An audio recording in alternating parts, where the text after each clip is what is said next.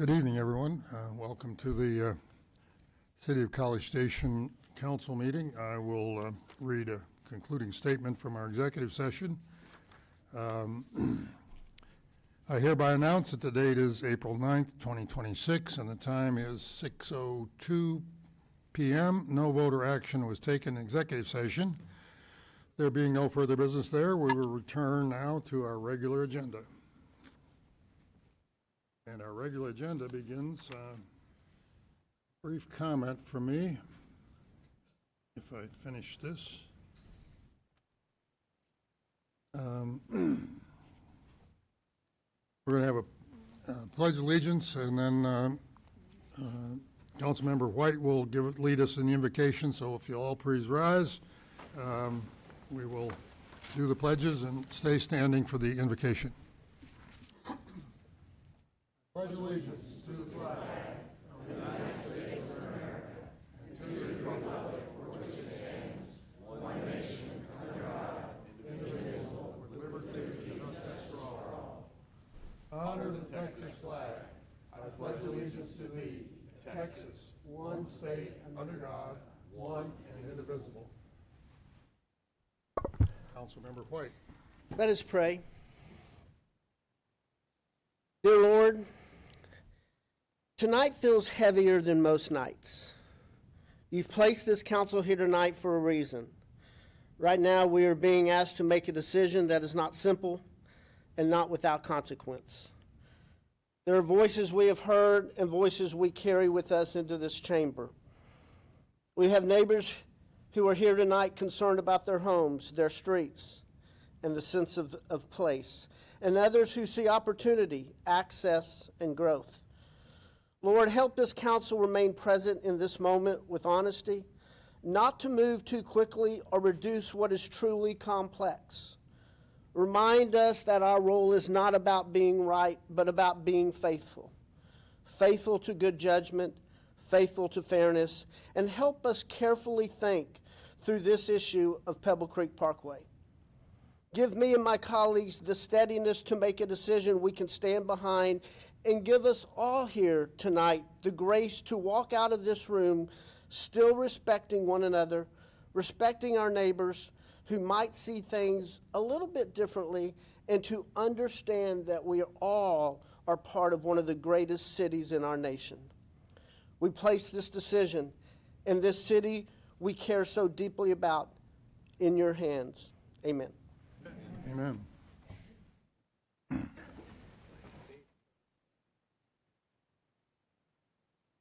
Thank you, Councilmember White. I appreciate the leadership in the invocation. Let's follow through the agenda packet, which everybody should have picked up outside or has probably seen online. I just take a moment to remind you that we do have a speaker protocol. We have a lot of people that want to speak tonight. There is a timer here. There are a number of groups of four that groups of five that will get 10 minutes. Others will have 3 minutes. So keep an eye on that timer. I have it up here as well. You'll find at the end of the 3 minutes your voice will go off because that's an automatic trigger that we have. And I'll get to say a little bit more when we get to the public hearing part. However, we have a couple of really interesting opportunities tonight as well. That's item 5 on the agenda, presentation, proclamations, awards, and recognitions. The first one, 5.1, is a presentation proclaiming April 7th as April 7th through 13th is a National Library Week, and I think you can tell by the fact that there's a stack of books up here that will have Ms. B. Saba and others from the Library Association joining me down in front. So I will move down there and complete that proclamation.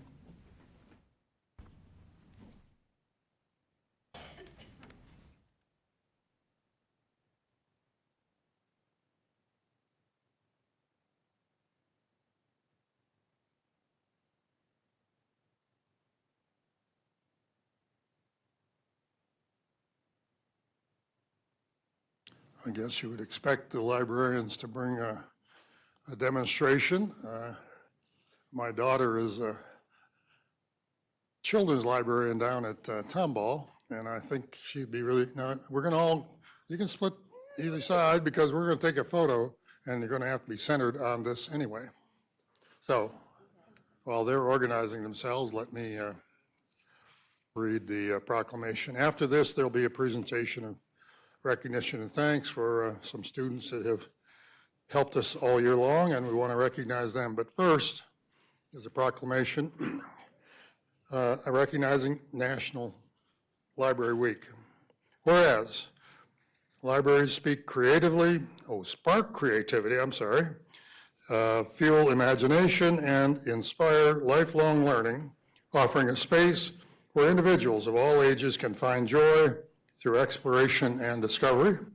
And whereas libraries serve as vibrant community hubs, connecting people with knowledge, technology, and resources while fostering civic engagement, critical thinking, and cultural enrichment. And whereas libraries provide the free access to books, digital tools, and innovative programming, ensuring all individuals have the support they need to learn, connect, and thrive. And whereas libraries empower job seekers, entrepreneurs, and lifelong learners by providing access to resources, training, and opportunities which support career growth and economic success. And whereas libraries nurture young minds through story time, STEAM programs, once called STEM, now called STEAM, and literacy initiatives, fostering curiosity and a love of learning. And whereas libraries protect the right to read, think, and explore without censorship, standing as the champions of intellectual freedom and free expression. And whereas dedicated librarians and library workers provide welcoming spaces which inspire discovery, collaboration, and creativity for all. And whereas libraries, librarians, and library workers across the country are joining together to celebrate National Library Week.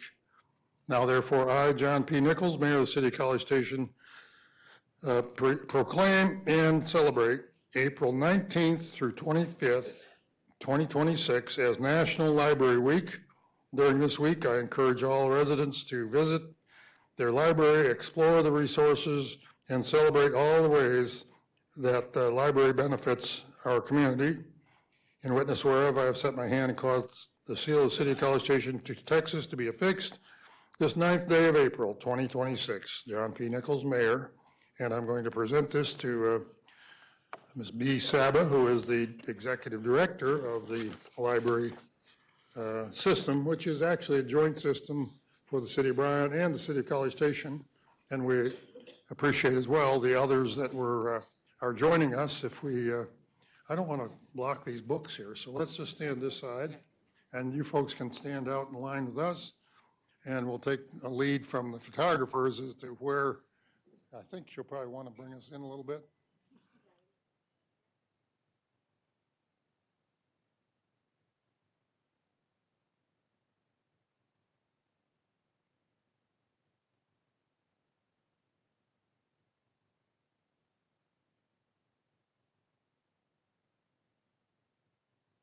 Thank you very much, and thank you all for being here.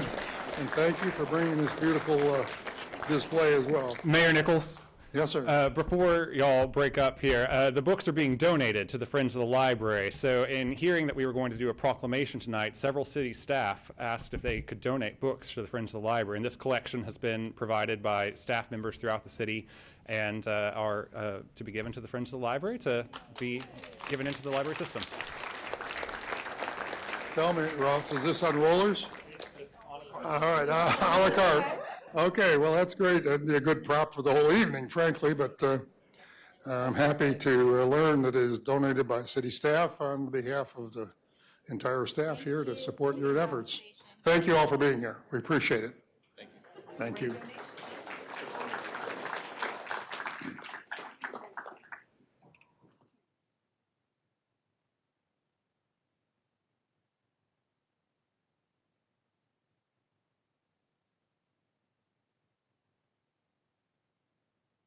Ross, before you get too far away, I think you're involved in this next presentation.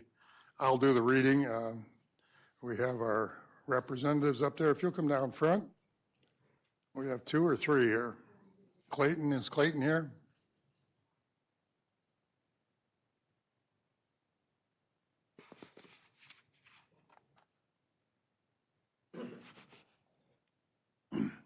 What we're doing this evening is recognizing a couple of students from student government and from the student senate who make regular duty to attend some of our meetings and represent the student body at Texas A&M, and they're free to speak to the council anytime they wish, but they also periodically give us advice in between meetings, and I want to recognize the efforts that they've made.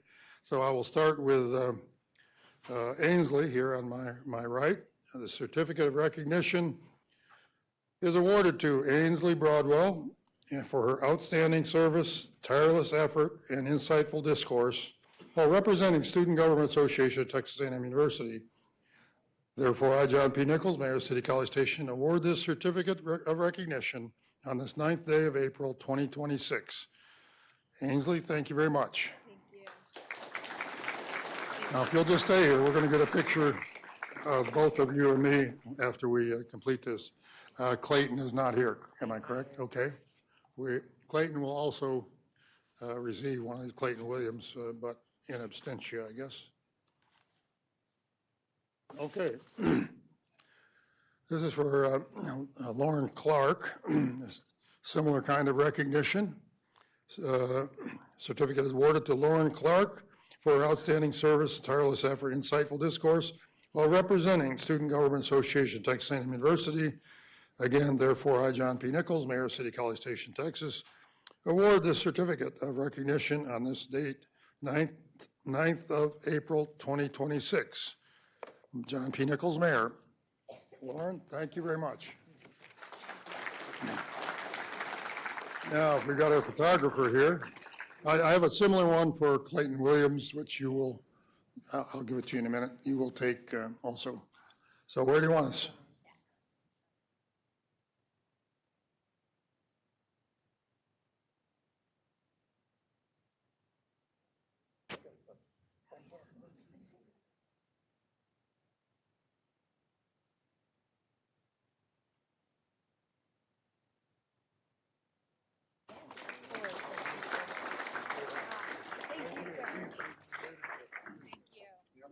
Thank you both. Oh, here, take Clayton's with you.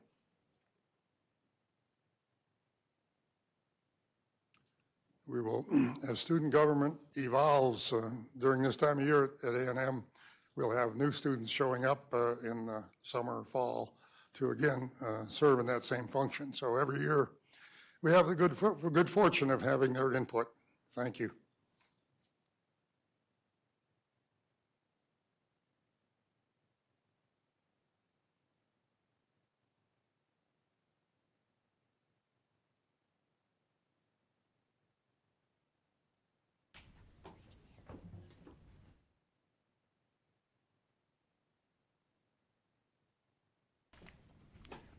Okay, thank you for your patience to handle those 2 recognition opportunities. We do have on our agenda section item 6 for here visitors. During this time, individuals may address the City Council on any item which does not appear on the posted agenda. I know many of you are here to speak on a later item, so we'll pay attention to the folks that wish to speak now. I have one individual, and then I have a group of several representing or will be supporting Mr. Charles Elliott. But let me start with the names I have here. Mr. James Hamilton, John Hamilton. You have 3 minutes.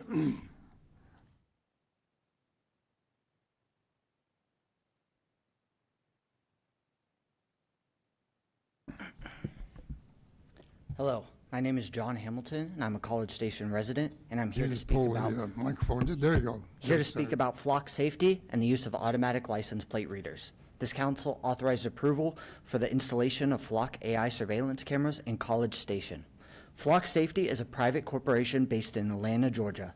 When their cameras go up, AI systems will automatically photograph and record every license plate of every vehicle that passes, tracking where you go, when you leave, when you return, and how often. Every trip to your doctor, your church, your attorney. If this camera sees you, you will be put on a database alongside every other law-abiding resident of this city. That data is then uploaded to Flock's private cloud server and made searchable by over 5,000 law enforcement agencies across this country, under other jurisdictions accountable to no one in the city. We'd be paying a private corporation to build a permanent record of where innocent people go. Going through every vulnerability that has been formally documented in Flock's hardware would take too much time. An independent security researcher documented 51 security flaws in Flock's devices. One of these findings, anyone who knows a simple button sequence on a camera can activate its Wi-Fi hotspot and gain full remote control of that camera without alerting Flock and without alerting the city. In November, a United States senator and congressman formally petitioned the FTC to investigate this company because stolen Flock police passwords were being sold on a Russian cybercrime forum with no mandatory multi-factor authentication protecting the network. In December, 60 Flock cameras were found to be broadcasting live on the internet with no password protection. And just this week, a few days ago, Jason Hunar of Dunwood County, Georgia, found through many open records requests that 8 employees of Flock Safety viewed their city's cameras over 530 times. This includes city council chambers, playgrounds, libraries, as well as private networks such as fitness studios, a pool, and gymnastics area where children play. Flock employees are accessing cameras for hours at a time, watching residents and children. Privacy is a form of power that increases control over your own destiny. A for-profit private company with endless security concerns infringing on that privacy should concern us all. Finally, 3 questions for the council. Will you task someone with investigating these security flaws? What measures will you put in place to protect our privacy? And will you allow the residents to vote on the use of automatic license plate readers in College Station, Texas? Thank you. Thank you, Mr. Hamilton. Next, I have Mr. Charles Elliott. There was a group of 6 or 7 people. If you'd stand up, the group that's supporting you, that Mr. Elliott will have, I think I see 5 or 6 people there. Mr. Elliott will have 10 minutes to make a presentation under Hear Visitors. The floor is yours. Thank you, Mayor, City Council members, and I might add city management and city staff for all your service and hard work you do. I'm speaking today as a member of the CSAN board who wants the same things as you do. Safe neighborhoods, responsible growth, infrastructure that works not just this year, but 10, 15, 100 years from now.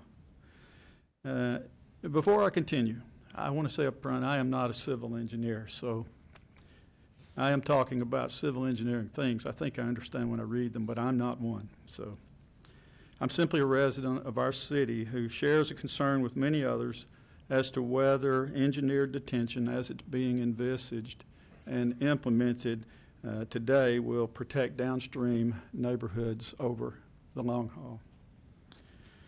Specifically, the neighborhoods that I'm talking about are Emerald Forest, Sandstone, Foxfire, Chadwick, Stonebridge, and there are others. Please go to slide 2. I want to start by being very clear about what I'm going to ask council to do. The slide here lists several things I'm going to ask you to consider, but I'm going to return to it in a few moments. But this is going to be about accepting realities we can't avoid and choosing the places where growth risk and infrastructure are best aligned. Next slide, please. This slide right here captures a central reality that shapes everything, I think, that follows. The Bee Creek Basin makes up about half of our entire city. And one would expect that when half of any city lies in one basin, then detention is potentially a city-wide scale problem. Impervious coverage exceptions are not a loophole. And in fact, they're essential if middle housing is going to reach the student density that the city has already signaled that it needs and wants. But we also have to acknowledge the flip side. Our drainage basins do not have unlimited capacity. The same exception that works in one place might not work in another. And that tension between where density is necessary and capacity is limited is what drives the recommendations I want to talk through here. We would ask the council to expand the Bee Creek Basin beyond its scope that it has now to include a more basin-wide hydrology study. Analyze more closely the cumulative impacts of impervious coverage exceptions. Oh, please go to the next slide. Thank you. To the greatest extent possible, engineer the detention all at once if possible, or to the extent possible, because in the long run, engineer detention up front, I think any engineer will probably tell you in the long haul is going to be cheaper than doing it piecemeal. The slide that's up now shows one example of what middle housing looks like on the ground today.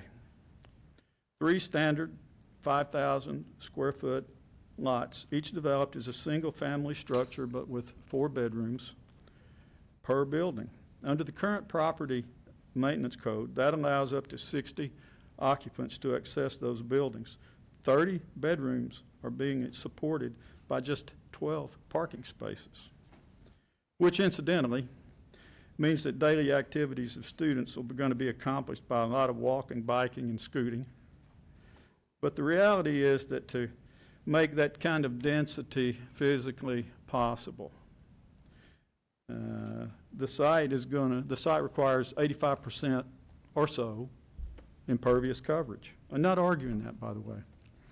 This is the scale of the impervious increases needed when we're talking about middle housing. Next slide, please. This slide hints at the complexity and uncertainty of mitigation as it's being implemented today. What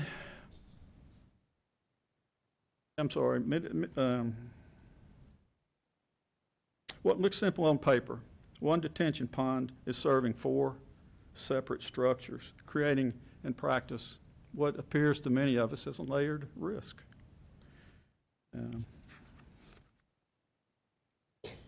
This creates a single point of failure.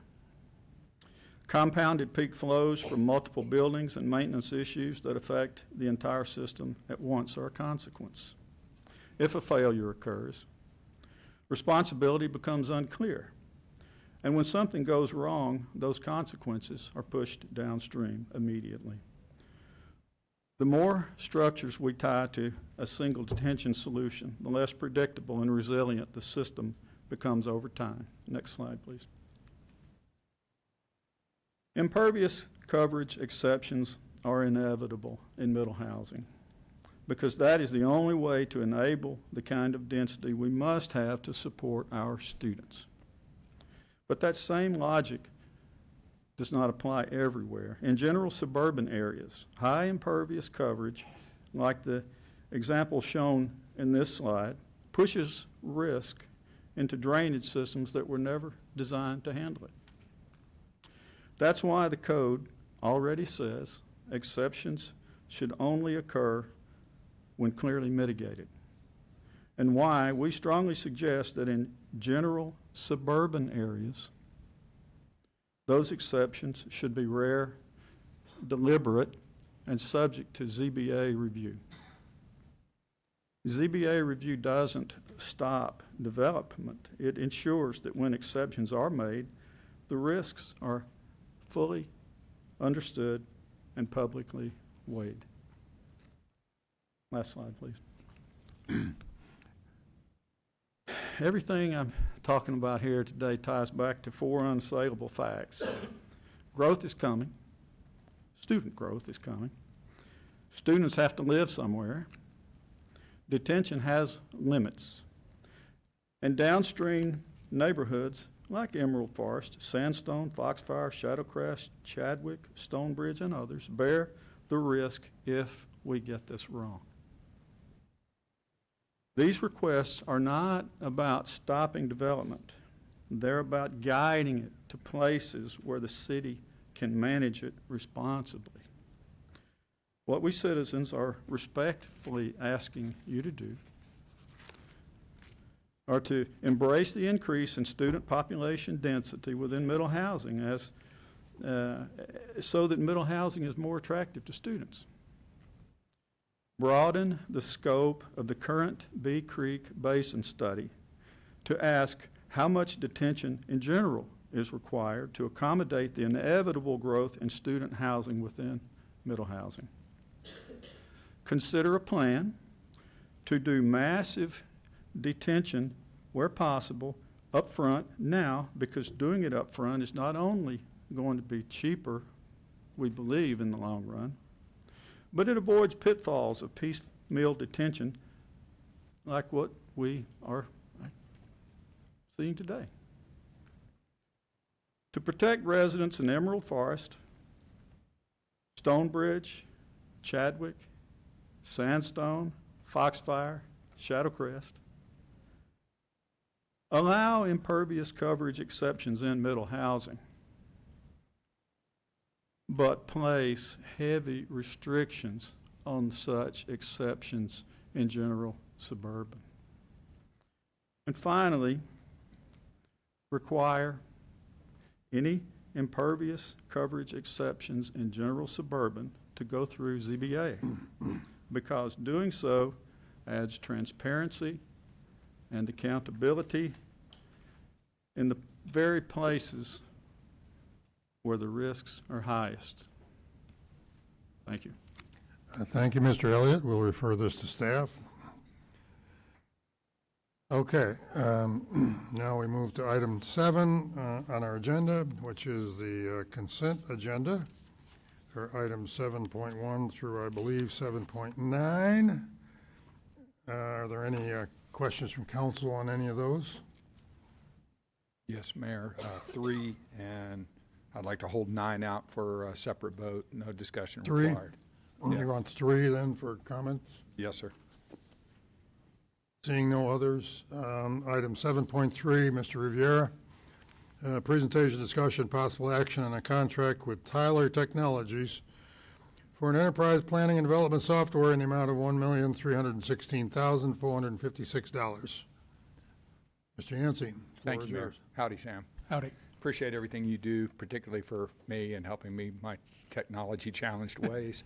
On this contract with Tyler, we're about to get an entirely new C-Click Fix program. Is that correct? This is not C-Click Fix, the mobile app that everybody reports. This is the planning and development software, the online permitting, and the system that's used internally within city departments. It does have an ability for people to apply for permits online, but this is separate from C-Click Okay, Fix. is C-Click Fix under another item and I pulled the wrong number? Or I thought it was associated with this software company. Is that incorrect?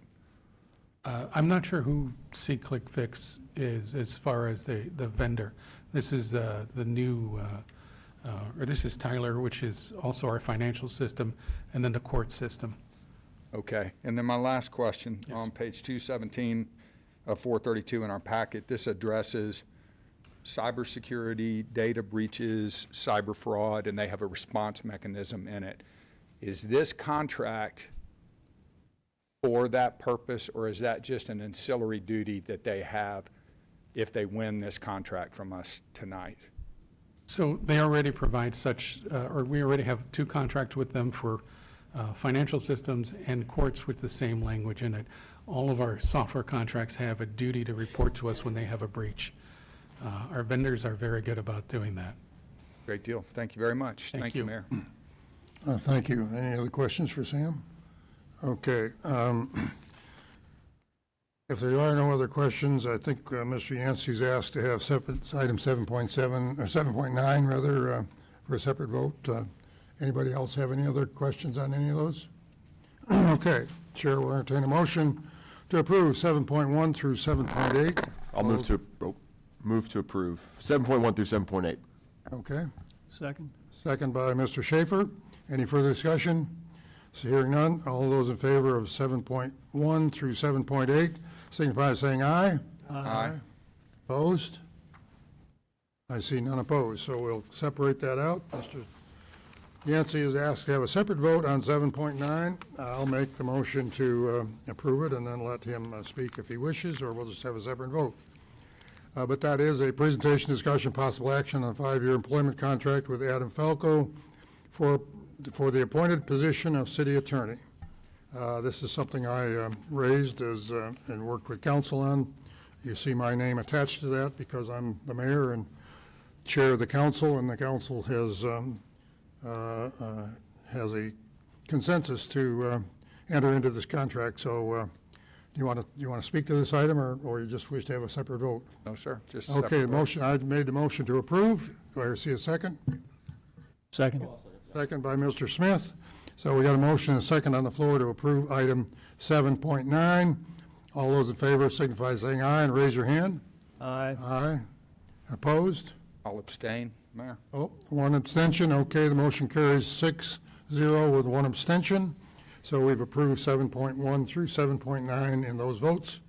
And we move to the only other public agenda item that we have tonight, other than, of course, some ending items, but this will take us quite a while. Item 8.1. I've got a very lengthy group of individuals that wish to speak to the council, and this will take us probably 2 to 2.5 hours after the presentation. I'll make another couple of comments at the beginning of that public hearing, but first we will hear from the staff to make a staff presentation. Mr. Anthony Armstrong will begin, and then I will ask Jason Cornelius from P&Z to come forward to brief us on their discussion of this item last week. Mr. Armstrong, the floor is yours. Thank you, Mayor, Council. Anthony Armstrong, Director of Plan and Development Services. So tonight's item is as requested by Council. This is for a comprehensive plan amendment as well as the Bicycle Pedestrian Greenways Master Plan for the removal of Pebble Creek Parkway extension between the end of its current terminus and the future of the Savannah Oaks subdivision. How we got around to this item, so back in July and August of 2025, the city went through what the comprehensive plan evaluation process. So every 5 years, the city evaluates the comprehensive plan. As part of that process, there's citizen engagement. During that engagement process, the item of Pebble Creek Parkway and then its extension was noticed by a group of citizens. They approached staff for some questions on that matter, ultimately raised that to the council. And then on August 14th, council requested a future agenda item as a workshop to hear about, kind of get the history and then discuss Pebble Creek Parkway, the extension specifically. That meeting was held on September 25th of last year in a workshop, which again means there's no action. From that, council directed staff to go back and present some options on what could be done and to come back with an amendment to not extend Pebble Creek Parkway. So that what that does is starts the thoroughfare plan amendment process, and I'll walk over what that process is here in a second. One thing I do want to point out with what happened at September 25th as well is on the regular agenda at that meeting, the CPEC evaluation report was also accepted by the council. So that was an action item council accepted. In that report, staff had recommended to council and council accepted taking the roadway of Pebble Creek Parkway from a 4-lane road to a 2-lane road. So the conversation about 4 lanes versus 2 lanes is already done and dusted. That's not a conversation we're having here today. It's already coming forward as a 2-lane road. That's not up for debate. That's already been approved by council and recommended by staff. What came after the September 25th meeting was the item specifically for removal of the extension. What happened there is we went out for a consultant to do a traffic demand model. I'll go over those results in a minute, as well as start the public engagement process. Took a little bit on the consultant side to get all of that wrapped up. It was over the holiday periods, things like that. Ultimately, a couple weeks ago, we had the public meeting on the item. So what that was, staff came out. We gave all the information that I'm about to give you here at this presentation. We presented that to a public meeting, answered a handful of questions, and then were stayed around and answered probably there was about 23 people at that meeting. Probably between the three of us, Chief Mann, myself, and Jason Schubert, talked to about 15 or so citizens of those 23 for additional questions, kind of one-on-one, for about an hour and a half or so that evening. So from that, we took that engagement forward. March 30th, the Bicycle Pedestrians and Greenways Board met. They meet and they have a recommendation on this item because there is a bike lane and a sidewalk associated, so they are on those relative master plans. As you can see in the bottom left, there's the current bike lanes on Pebble Creek Parkway in the Boulevard section, as well as there's a sidewalk. And then as we get further down to the current section, there's more of a shared use path that you can kind of see on the right-hand side.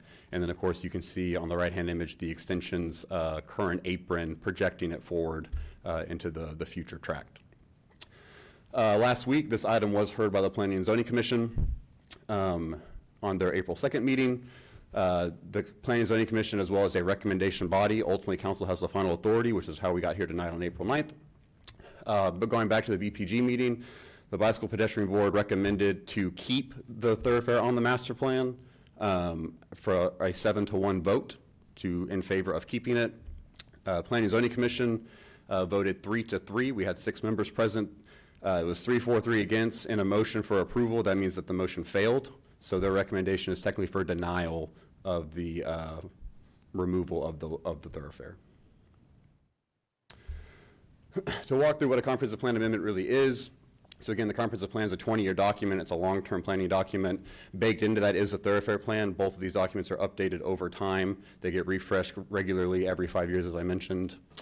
In the UDO, we talk about what a comp plan amendment is. We say that a comprehensive plan shall only be amended based on changes or changing conditions in a particular area of the city.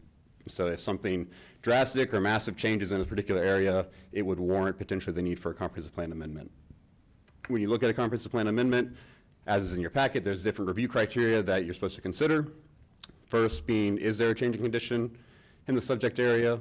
2, what is the compatibility with the existing uses, development patterns in the area, and character of the immediate area concerned, the general area and the city as a whole? What is the impact on environmentally sensitive and natural areas, impacts on infrastructure, and is it consistent with the goals set forth in the comp plan? Again, the answers to all of these are part of the staff report that we all provide to council and P&Z as well on how does the request meet these recommendations for these review criteria. Again, the item tonight is strictly just for the removal of what you see on the screen. It's that simple. It's does the road extend or not? And I'm going to walk through a little bit how the road got there to begin with. There was a lot of discussion at the September 25th meeting about what would happen if this was removed from the thoroughfare plan and what are some options. We'll walk through these a little bit more in detail over the course of the presentation, but there was a lot of discussion about an emergency vehicle access only route. There is not something in the code that allows us to require a developer to build an emergency access route in this location. There is no thoroughfare plan designation to say this is an emergency vehicle only route. Thoroughfares range from collectors to arterials to super streets or freeways. Not even a residential street can be required per the thoroughfare plan. That classification does not exist in the metric of a thoroughfare plan. So emergency vehicle access only. The only way to actually get that is not done at this level. If you remove it, you have to go in with the development agreement potentially with that developer of the adjacent tract. They would have to willingly enter that agreement and agree to construct that emergency vehicle access only, or the city could build it as a counter. However, that's about, just for reference, that's about almost half a mile of road and bridge that would have to be built to make that emergency access only. Another common suggestion is to build another fire station. And we'll talk about fire response here with Chief Mann in a little bit, but the construction of additional fire station could be an alternative to help alleviate response concerns associated with removing the roadway. Another would be a common thing we've heard is using Lakeway. The existing issue with Lakeway is there's about 1,500 feet of road that is not built, it's not constructed, it's not slated for construction, it's not even owned by the city as right-of-way. It's actually owned by Pebble Creek Development Company. And in order to build that section of road to connect it to the future development to the south, if that was the direction the city decided to take, that would take either the city purchasing or doing eminent domain to receive that tract of land, or doing a development agreement potentially with the owner of the tract, et cetera, for the construction of that roadway. So so acquisition as well as construction in order to help meet the needs of what's coming to the south. versus the connection of Pebble Creek that already terminuses without the need for city intervention. Additionally, let's say we come back in 20 years and we decide, this was not the right choice, and we want to make that connection in the future. That is solely the city's responsibility in the future. If we came back later down the road, the city would be responsible for all of the construction and payment, et cetera, of building this connection. Versus currently with the thoroughfare plan, it allows us to help the city evolve and subdivide in a sustainable manner. Also puts the cost of the burden of development on the owner of the property or the developer to match the thoroughfare plan. Additionally, as is discussed in the traffic analysis, there's additional needs if the extension is removed to monitor improvements along Lakeway Drive, as it does have an impact to Lakeway Drive with the extension being removed, and it recommends analyzing that corridor over time to see if additional improvements are necessary. So is that widening Lakeway to 4 lanes, intersection improvements, et cetera, would be something the city would need to monitor more closely. So talking about how Pebble Creek existed, or Pebble Creek Parkway got to its current configuration. Back when Pebble Creek first started, the city had what was called master plans. In 1992, Pebble Creek went through their master plan process. And as part of that, they had to do a traffic study, a little bit more in depth than actually your standard traffic impact analysis. They were essentially looking at how do they subdivide their entire tract out and distribute traffic throughout the development and for the future. In that study, it showed that there was a need for a road, a major road in between State Highway 6 and Rock Prairie. This is from that actual report. It states that the need for an arterial between State Highway 6 and Rock Prairie Road, which is at least 10,000 feet apart, would be needed. Talks about that it would be an alternative extending Pebble Creek Parkway down to Voss Drive, which is now called Pipeline, or you could curve it out and go over to Rock Prairie Road / Peach Creek as it kind of veers out and goes towards Highway 6 and converts from Rock Prairie into Peach Creek. Ultimately, what was decided from that traffic study was this layout for Pebble Creek. So this is the current master plan that's been on the books since before I was born in 1991. This is what Pebble Creek was designed to be laid out as. You can see the blue line going through Pebble Creek. This is the extension that's been part of even what the developer themselves presented to the city back in the day. You can also see that back then they projected that at full build out, including the thoroughfare, they'd be around 10,500 vehicles per day. This is the more familiar with some of you that have been on the Planning and Zoning Commission. This is more of a preliminary plan of the actual development.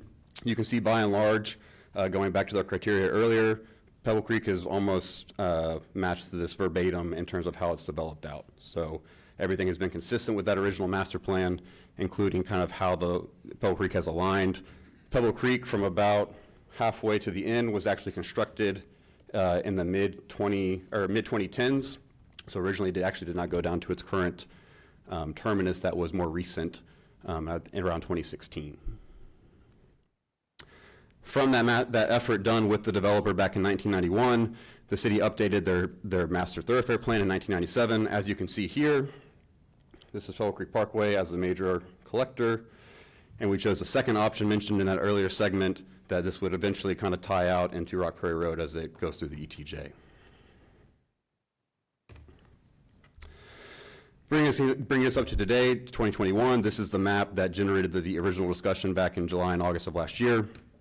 You can see that Pebble Creek is shown on our current map as a minor arterial. Talks about being 3 or 4 lanes.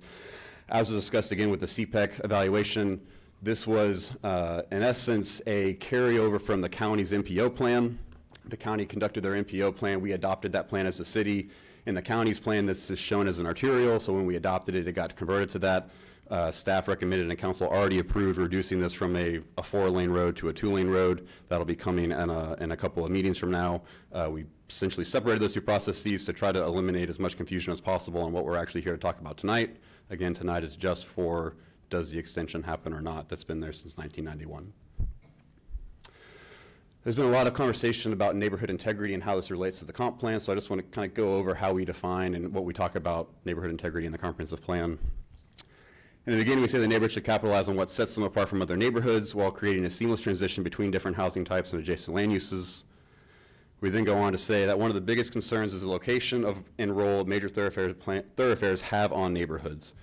We then go on to say that in older neighborhoods, there's a lot of porous interaction with the roadway network into the neighborhoods, and in modern neighborhoods, newer neighborhoods, it is very chopped up, cul-de-saced, and not proficient or efficient for the system.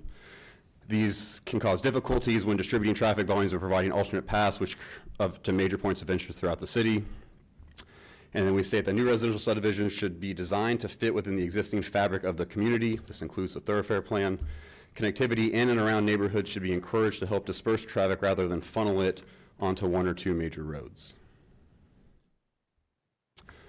I'll walk through again our analysis that we conducted, kind of focused on 4 major areas, and I'll go over those each individually, ending with Chief Mann to talk about the public safety component. The first is the common one that a lot of people have been talking about lately is the capacity study. So I'm going to go through a couple of different scenarios on the capacity study, and then move on to congestion. What the capacity study is we contracted that as staff. We don't typically actually put these into packets because they in essence it's a technical report given to a technical audience. My staff consists of professional, nationally acclaimed planners as well as professional engineers. We review these documents working back with consultants on these, ultimately put that into easier digestible information or language to present that in staff reports going forward. What we had them do is run 4 models. The first model is basically just taking Pebble Creek, what we've already agreed to, taking it from 4 lanes down to 2 lanes, and that was the only change. The second scenario that we ran is what you see here. This is basically what you would expect if the extension continued. One thing to note, you see that there's a couple of orange segments that are labeled as nearing congestion. These numbers are 0.67. There's one that's 0.6 or 0.73. The cutoff for going from green to orange is 0.67.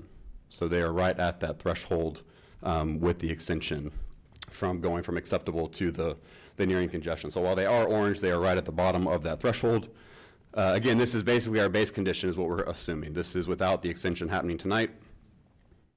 Going forward, this is a third scenario. This is assuming that you just remove the connection. Council will obviously be familiar with the conversations ongoing with the Southern Roots, not to be confused with Southern Savannah Oaks, but the Southern Roots baseball effort going on for the Midtown Business Park. As part of that, there is a thoroughfare through there. If we build a baseball park, you're not going to put a thoroughfare through the baseball park. So part of this process, since we had a consultant underway, we asked them to also analyze just taking that off on the opposite side so that it would allow for as council wants to move quickly on that item, it would allow us to continue to move quickly with required entitlements on that process. Obviously, the only really other main thing here was the removal of Pebble Creek Parkway. As you would expect, if you don't connect into a neighborhood, you're going to reduce traffic volumes if you don't add another car. And so there's, I think, a little bit of confusion on the report. In the summary that came out, it says that with the extension, it reduces traffic on the roadway in the area. It's talking about Pebble Creek Parkway. It's not talking about the surrounding area. There is increases on Lakeway. There's obviously decreases on Pebble Creek Parkway. This map is a comparison between those two scenarios. So with Pebble Creek extended, without Pebble Creek extended, and what we've highlighted here is the differences in a couple of major connections in and out of the area. So the 1,800 cars is an increase, so there would be 1,800 more cars with the extension gone on Burkdale. There'd be 3,400 more cars having to travel through the new road through Savannah Oaks to the south. We'll talk a little bit more about this 3,000 number out to Rock Prairie.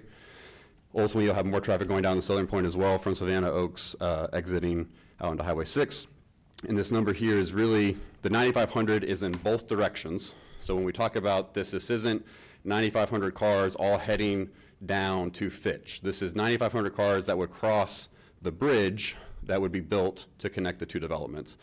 So in a perfect 50-50 split, that's about 4,200 cars and some change. If you actually look at these numbers down here at the intersection, that's essentially what you have a difference. So at the intersection of what gets down to Pebble Creek Parkway and actual William D. Fitch, it's about a 4,000 car difference with the connection versus not.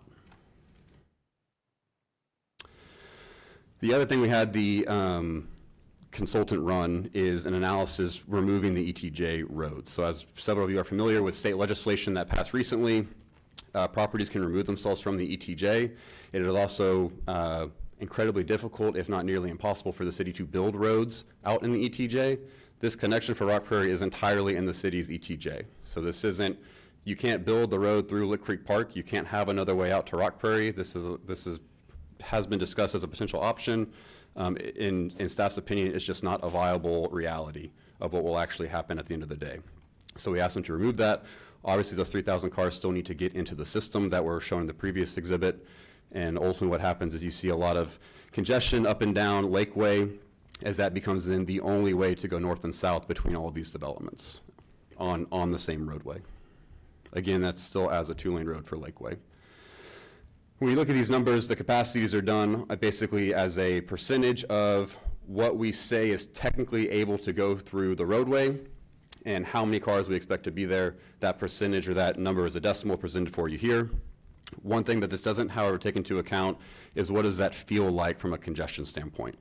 So when we start talking about these roads that turn red off of Lakeway, there are these segments, that is basically stating that you're almost in a gridlock situation on those roadways. As a reminder, Lakeway does have a school on it. This is in the peak hour and based on vehicles per day. Sorry, this is a vehicle per day analysis. This doesn't take into account there might be a significant increase on congestion during a peak hour scenario. This is just the total number of the cars in one day. Obviously, when we talk about congestion, again, this is a number between 1 and 100 on how much percentage of capacity is taken up. When we look across the city, a lot of our roadways, and as you saw on that map, for the rest of the city, a lot of them are green. If you ask the citizens of College Station, they will tell you traffic should be our highest priority, and we're doing a very, very bad job at managing congestion. So over the last several years, the city has done a number of statistically valid surveys where we're doing one again in 2028, where public communication goes out and they survey the population. This is from 2019. We asked, what would you say College Station's highest priority should be? We said traffic as a community. That was the overarching thing we should be prioritizing. When we talk about what's one thing that they could change, they say traffic. Traffic has since, well before any of us here, has always been the number one thing in any of our citizen surveys that people have concerns about, is traffic and traffic congestion. When we look at this study from 2025, they rate our quality as good or excellent. Only 21% think we're doing a good job at traffic congestion. But they rank, across the community, we rank it as 98% importance in 2025. Again, when we look at managing traffic congestion, the city as a whole says that it is the most important when asked to respond to that question. As you can see, this is across the entire city with no changes. This is Pebble Creek to Southwood Valley to Eastgate to Crescent Point to Castlegate and everywhere in between. Everyone thinks that we should be managing traffic congestion as our most importance. However, they also all say that we are below average on how well we are managing that congestion. The next thing I want to talk about is functional connectivity. This gets a little bit more into the nuts and bolts of the subdivision regulations. But when we talk about thoroughfare planning as a whole, we're looking at a macro level for the entire system. The general rule of thumbs are you're looking for a major arterial roadway every 1 mile, and every half mile in between that, you're looking for a collector type of roadway. At the micro level, think more your subdivisions. We have a block length requirement, so you shouldn't go more than 1,200 feet, or a little bit around 1/4 of a mile, without there being some sort of connection or turn out into another block. So that's not a cul-de-sac, that doesn't break your block. It's another through connection for you to drive a vehicle, turn around, walk and bike, things like that at a residential level. When we look at this southern block of Pebble Creek between State Highway 6 and Rock Prairie Road, that's almost a 2.5 mile stretch. And if you remove Pebble Creek, there is only one connection, and neither one of those connections actually exists today. So somewhere where we should be looking at 5, potentially even up to 10, if you take into account micro connections, there would be one connection over that 2.5 mile period to the south. Again, in the comp plan, in Chapter 6, we talk about connectivity. We say that poor street connectivity can degrade the overall efficiency of the mobility system as trips are funneled to fewer corridors and may result in the need for more substantial improvements. So think additional turn lanes, widening of roads, of existing roads, signals. As we have less and less connections between areas of the city, you create more bottlenecks.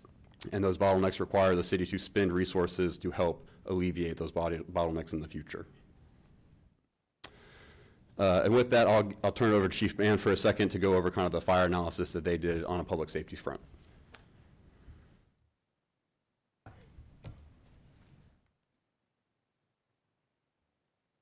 Good evening, Mayor, Council, Richard Mann, Fire Chief. As we've discussed before in previous presentations, in public safety, police, fire, and EMS response time is a critical component of the service that we provide. In terms of fire and EMS, that results in patient outcomes, victim survivability, and property loss. So the quicker we could get from point A to point B, the better the outcomes will be. In this particular case, we looked at what our capability was to respond with our existing resources, which is Station 5, to see how we could respond into the proposed area with and without the extension of Pebble Creek Parkway. To do that, we looked at 5 different potential response routes, one using Pebble Creek Parkway extension as it's been proposed. The second one was using the Lakeway Parkway extension as it's been discussed. The third was using existing roadways of the Highway 6 frontage road. The fourth alternative was the extension off of Rock Prairie, which Mr. Armstrong has indicated is really not a very good alternative and a probability. And then the fifth one is using St. Andrews and Burkdale potential extension that has also been proposed. So we looked at all 5 of those routes. The way that we did this modeling is using the same mathematical formula that's used by the Insurance Services Organization when they calculate response time. And again, just as a reminder, our response time goals are dictated by the National Fire Protection Association, so we use that model. The response time is actually composed of 3 parts, the first being the call processing time, and the second part being the turnout time. Both of those are irrelevant of travel distance. But the third part is, and that is travel time. That is from the time that the apparatus is rolling out the door until it arrives on scene.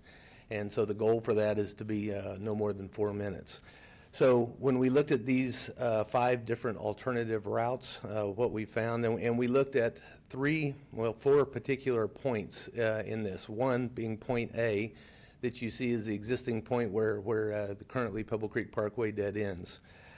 Point C, B, C, and D are within the proposed development of Savannah Oaks.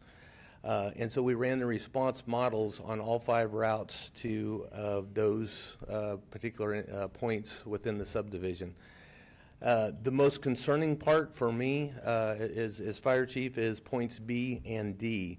And the reason for that is point C is proposed to be more multifamily and retail. Those by code will have to be sprinklered, and sprinklers buy us some additional time, certainly because of sprinkler requirements. We, by state law, cannot mandate sprinklers in residential properties, and point B and D constitute about 2,000 single-family residential homes. And so those are the points that I'm most concerned about our response time to be able to get to those areas. And as you can see from our analysis of time, in basically all cases, especially when we look at those points that we're most worried about, which is points B and D, it is clear that the Pebble Creek Parkway extension allows us to get to that point as quick as we can. There has been talk about a Station 8 being down there. That could potentially be an option, as we mentioned. However, I would also point that no one fire station serves one community. For example, Pebble Creek, we often think of Station 5 as being kind of Pebble Creek's fire station. When we analyzed the 2025 data, actually only 12% of the calls that they responded to last year were in Pebble Creek. 88% of the calls that Station 5 responded to were other than Pebble Creek. So even if we were to build a Station 8, we clearly see that interconnectivity between those neighborhoods is critical for us because no one fire station serves one area. So even if there were a Station 8 and Station 5 were unavailable because they were on another call, Station 8 would rely on that connectivity to provide the best response time to the community, and that's really what we want.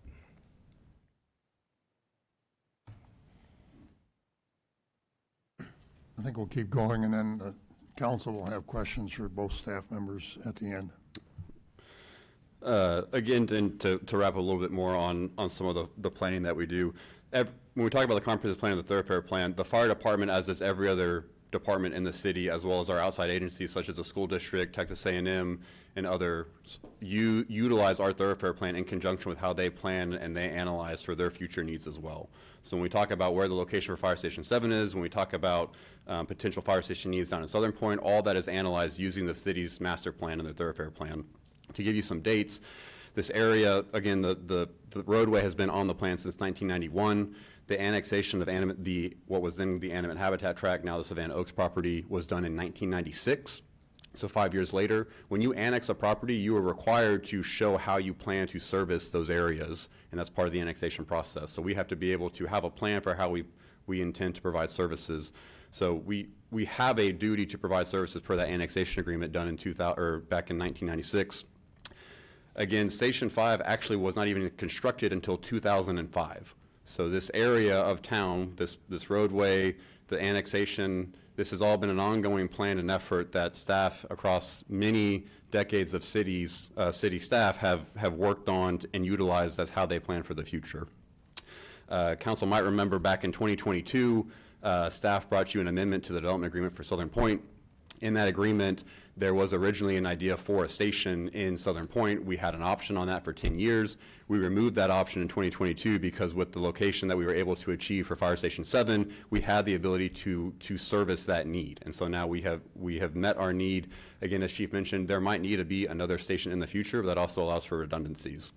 As he mentioned with his response calls, 25% of the calls that were in Pebble Creek were actually not done by Station 5. They were done by another station. So redundancy already plays a huge role in this area and in it being successful. Again, tonight, this is just a copy of the thing. I do want to point out one more thing. When we look across the city, there are 75 roads across the city that go into different neighborhoods across the community. When we look at roads that are minor or major collectors or above, or arterial roadways, which you can see on this map here in orange and green, that is the same classification as Pebble Creek or higher. So when you look across the city, there's 25 roads that meet that classification. You can see in yellow, those are the other collector roadways. Those are the same thing we're talking about here. Those are 2-lane roadways that go through essentially every single other neighborhood across the entire city of College Station. Pebble Creek is about 1,000 acres. 1,000 acres would be like taking all of Southwood Valley all the way from Longmire over to Welborn in between 2018 and Rock Prairie, and saying that there is only one connection or no connection to get you in between 2018 and Rock Prairie. It would be unheard of in our thoroughfare plan to have that. Again, when we look at how we assess these amendments, here's the criteria for you on what you should consider. Again, council can consider whatever options they want. That's the will of council. Again, when we talk about those different options, the Fire Station 8, the emergency vehicle only, building Lakeway, those are all things that don't have to happen tomorrow if council decides to take this road off of the thoroughfare plan, but they will be things that council will need to discuss heavily and potentially fund in the future if they do so. With that, I, Chief, and Jason are happy to answer any questions, and Jason Cornelius, as the mayor mentioned, is here to give a report on the Planning and Zoning Commission. Let's start with the council questions. Ms. McElhaney indicated she wanted to ask a question earlier, and so I'll start with her and move that direction, and then we'll come back to this side.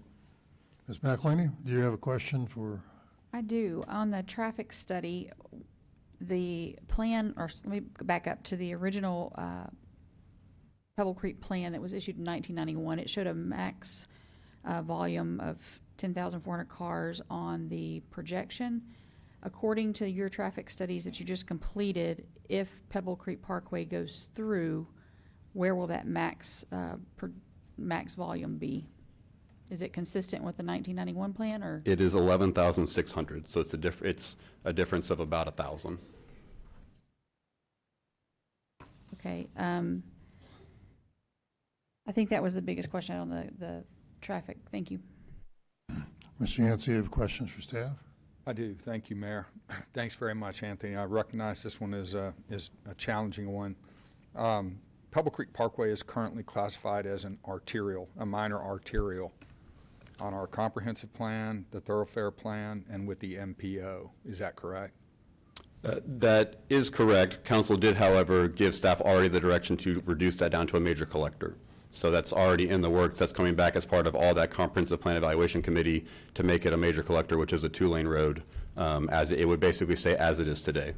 So again, the section, the cross-section of Pebble Creek is not up for debate. That's not being changed. It's the extension or not the extension. So it's not just, right, so it's not just, we're not just taking the 4-lane expansion off later.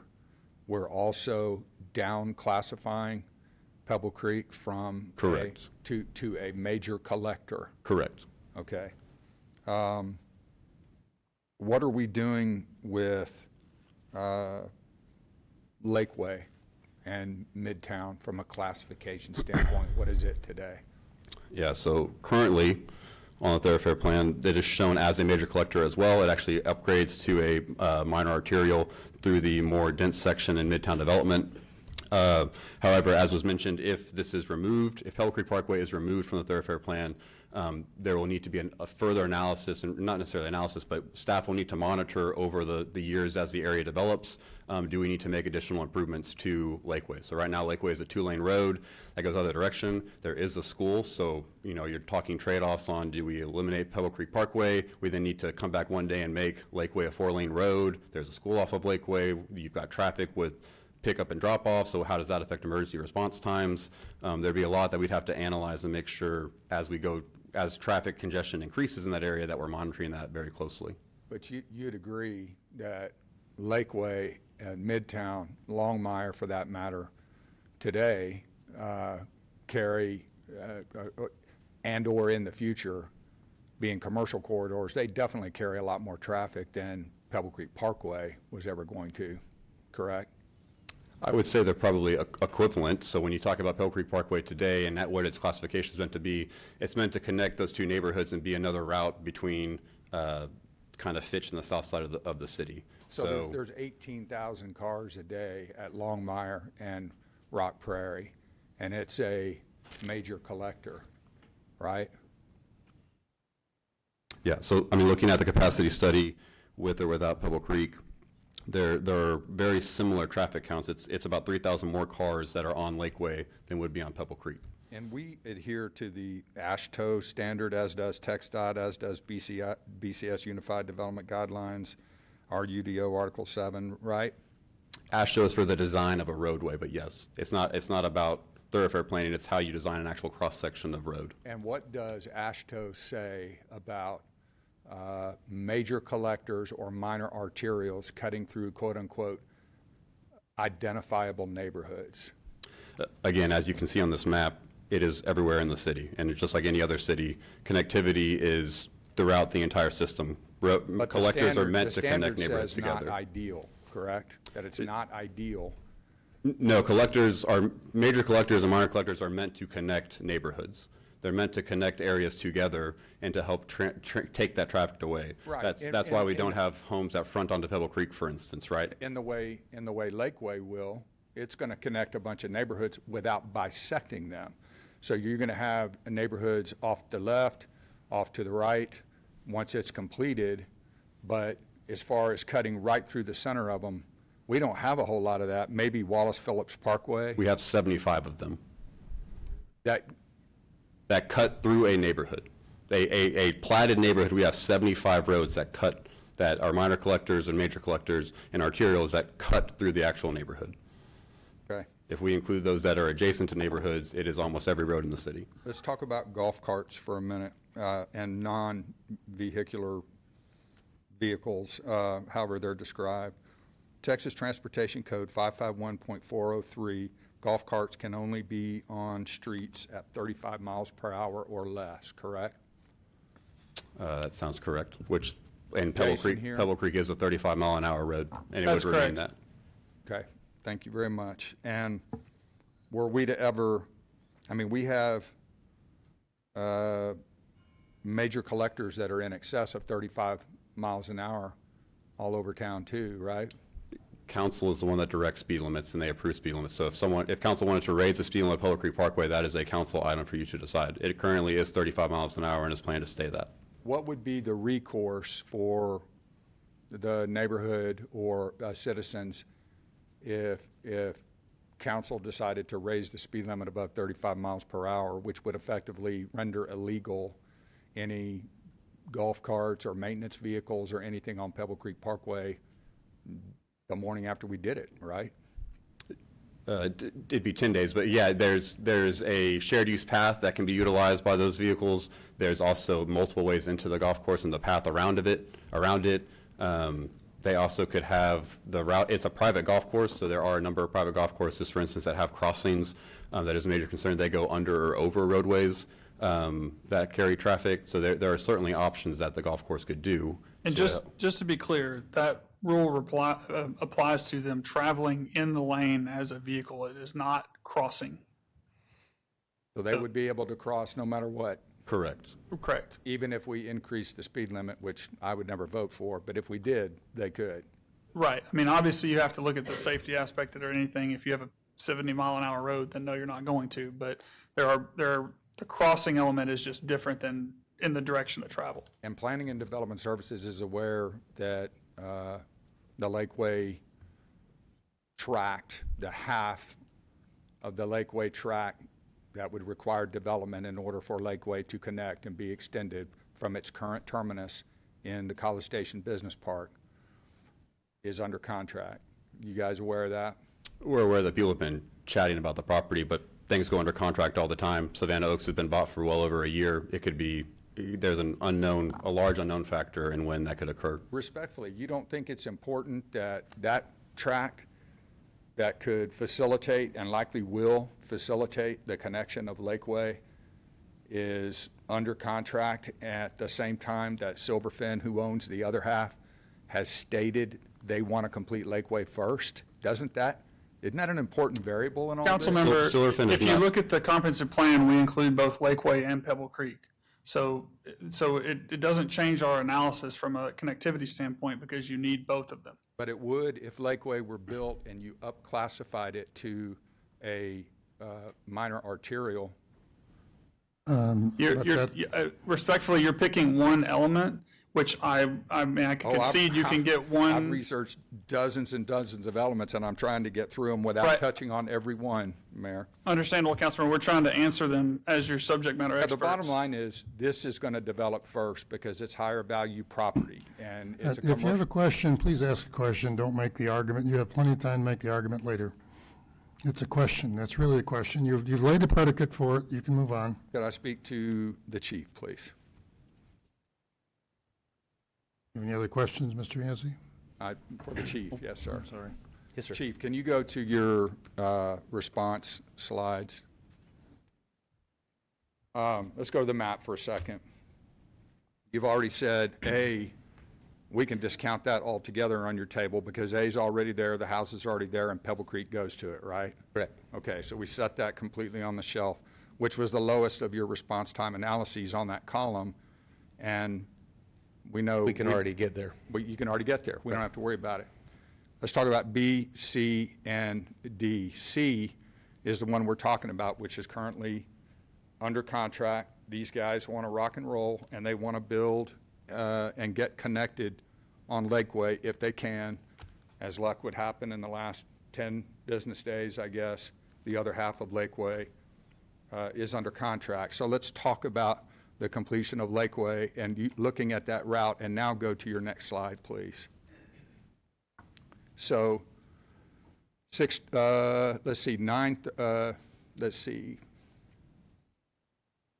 Lakeway. First, I want to focus on one going down Pebble Creek Parkway. How many of those times in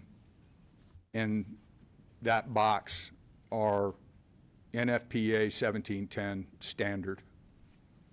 Our goal is 6.5 minutes. So all but, all three of them are beyond the NFPA 1710 total response time. So even if goal. Pebble Creek Parkway is extended, you're not inside what you most professionally and efficiently have gotten our response times down to, which is 6 minutes and? About 6:44. So none of these routes, even with the Pebble Creek extension, meet the chief man standard. You'd want to continue to do things going forward in order to ensure you could meet that standard, that very high standard that you have met. Sure. To your point, correct. But we would still rely on Station 5 and to your point, if we had a Station 8, certainly those response times would be better. But Station 8 would also rely on Pebble Creek Parkway to access the Pebble Creek area when they had to respond into that when Station 5 was unavailable. It's the interconnectivity that's important to us, So- the redundancy. In the report that you sent over to me, and thank you for doing that, I believe it was in CPSM 2020, Station 5 availability, kind of making your argument, but it's a two-sided coin. Only 57% of the calls in its own area did it respond to first, correct? That was a 2020 report? Yeah, Yeah, CPSM so 2020. looking, when we looked at last year's data for 2025, we specifically looked to see how often it responded into Pebble Creek, and about 12% of their calls were into Pebble Creek. And as Mr. Armstrong mentioned, I forgot to mention that 26% of the calls within Pebble Creek were responded to by a station other than Station 5 because they were out on the call and we had that redundancy. As you recall from the February meeting when I presented my yearly update, about 81% of the time that you see a fire truck on an emergency incident, there's another one going on somewhere else in the city. So we have that overlap of calls. I appreciate that color, but I'm trying to get through this before Mayor cuts me off. So the Station 5 is a strained resource, or at least it was before the construction of Station 7, which we'll cut the ribbon on in September, right? No, I would not call it a strained resource. When we look at how busy our stations are, it is not one of our busier stations. My analysis shows that it's and I hate this word, but that it's the worst performing of the 6 stations from a response time, first on site, and it's also the largest geographical area. Geographically, you're correct, yeah. So when you're talking about just their response time, because they do have a larger geographical area, some of their response times are longer. Quite honestly, that's the ambulance that predominantly responds into the county, so that's included in those analysis. So when that ambulance goes to the southern part of the county, that's part of Station 5's response time. So I appreciate you trying to end run me on the redundancy argument, and it's a good argument. But I guess where I'm going with this is, it's not a matter of if we get a Station 8. It's a matter of when. We are going to have a Station 8. True or false? Well, it's not quite as easy as true or false on that one. One of the reasons that we looked for the location that we are currently building Station 7 was, again, looking at the comp plan. One of the routes that you'll see on the 2021 comp plan is an extension of W.S. Phillips Parkway into Mesa Drive. The response analysis on that from Station 7 is about a 4-minute travel time to the entryway of basically Southern Point. So we use that, again, as a potential route to create a path for emergency response, maybe without rebuilding Station 8 until we have that neighborhood and we see what the call volume is there and what the response times actually are.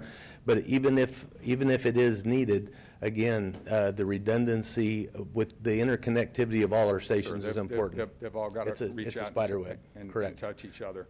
So I purchased at my own expense a modeler for this, and it loves Station 8 somewhere in the vicinity of Lakeway on the northern edge of Southern Point.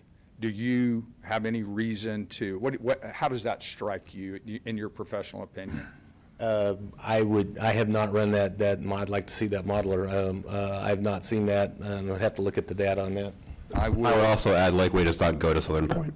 I'm sorry? Lakeway does not go to Southern Point on the thoroughfare plan. No, just north of Southern Point, it hooks a right-hand turn and it goes into the highway, correct? It hooks into the highway around where Savannah Oaks is having their main entrance. Almost- It's closer to Nantucket, not closer to Southern Point. But right on top of Area C. It's right near that storage unit. No, not on top of Area C. It's well before that. It's not, no chief could get there in 90 seconds from, could he not? And then just to wrap up, and then I'll hush. So we had, and you mentioned it in your presentation, we had a place for Fire Station 8 a stone's throw, a couple of drivers, whatever you want to call it if you're a long ball hitter, from this general vicinity that would have allowed for all connectivity to every single one of these. Not the redundancy, admittedly, but you would definitely have the fastest response time, right? And he's clearing his throat. He's about to shut me down. Is that right? Is that right? Well, Was there, Yeah, I'll answer it. We had an option on property, which it would have, at the time, been Station 7, but we utilized Station 7 in an area that was a better location. But it could have been Station 8, just like Station 7 could be Station 8 or wherever you want to put it. But we elected not to buy that property. We had a right of first refusal. so right of first refusal, somebody else came along. We Gas had- station. Yeah, and we kind of tossed away the annexation, made it a voluntary deal, and we tossed away. That was, no, that was, that same agreement was what allowed for right of first refusal. Right, exactly, which we modified on December 9th, 2021, item 7.15 on the consent agenda, and we said, city no longer desires to place a fire station in the district and has chosen not to exercise this option to purchase a 2-acre fire station site located within the district.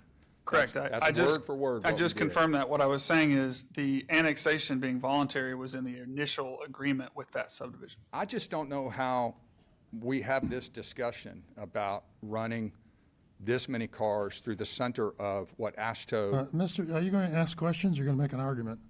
If you're asking questions, fine. We have plenty of time for arguments later. I will not prevent you from making your arguments. You're laying predicate here. I understand that, so try to stay within that. I mean, be fair to the rest of the council members and the citizens that haven't even spoken yet.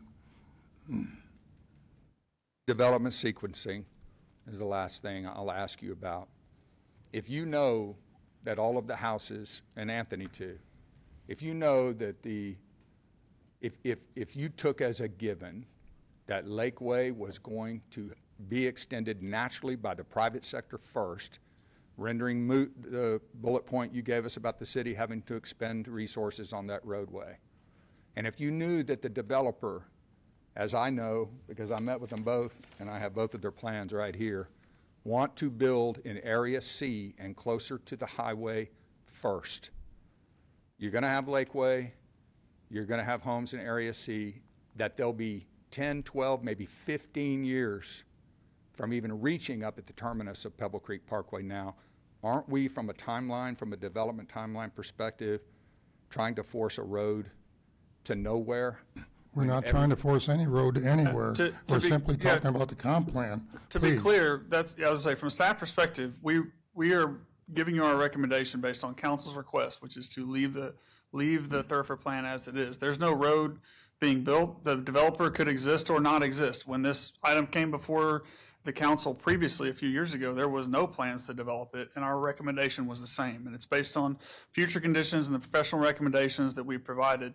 So we don't, if you are asking a question saying a sequence is in place that could drive the need for the road locally, then we would answer that question, but that's not the case. We don't know if that developer will ever develop.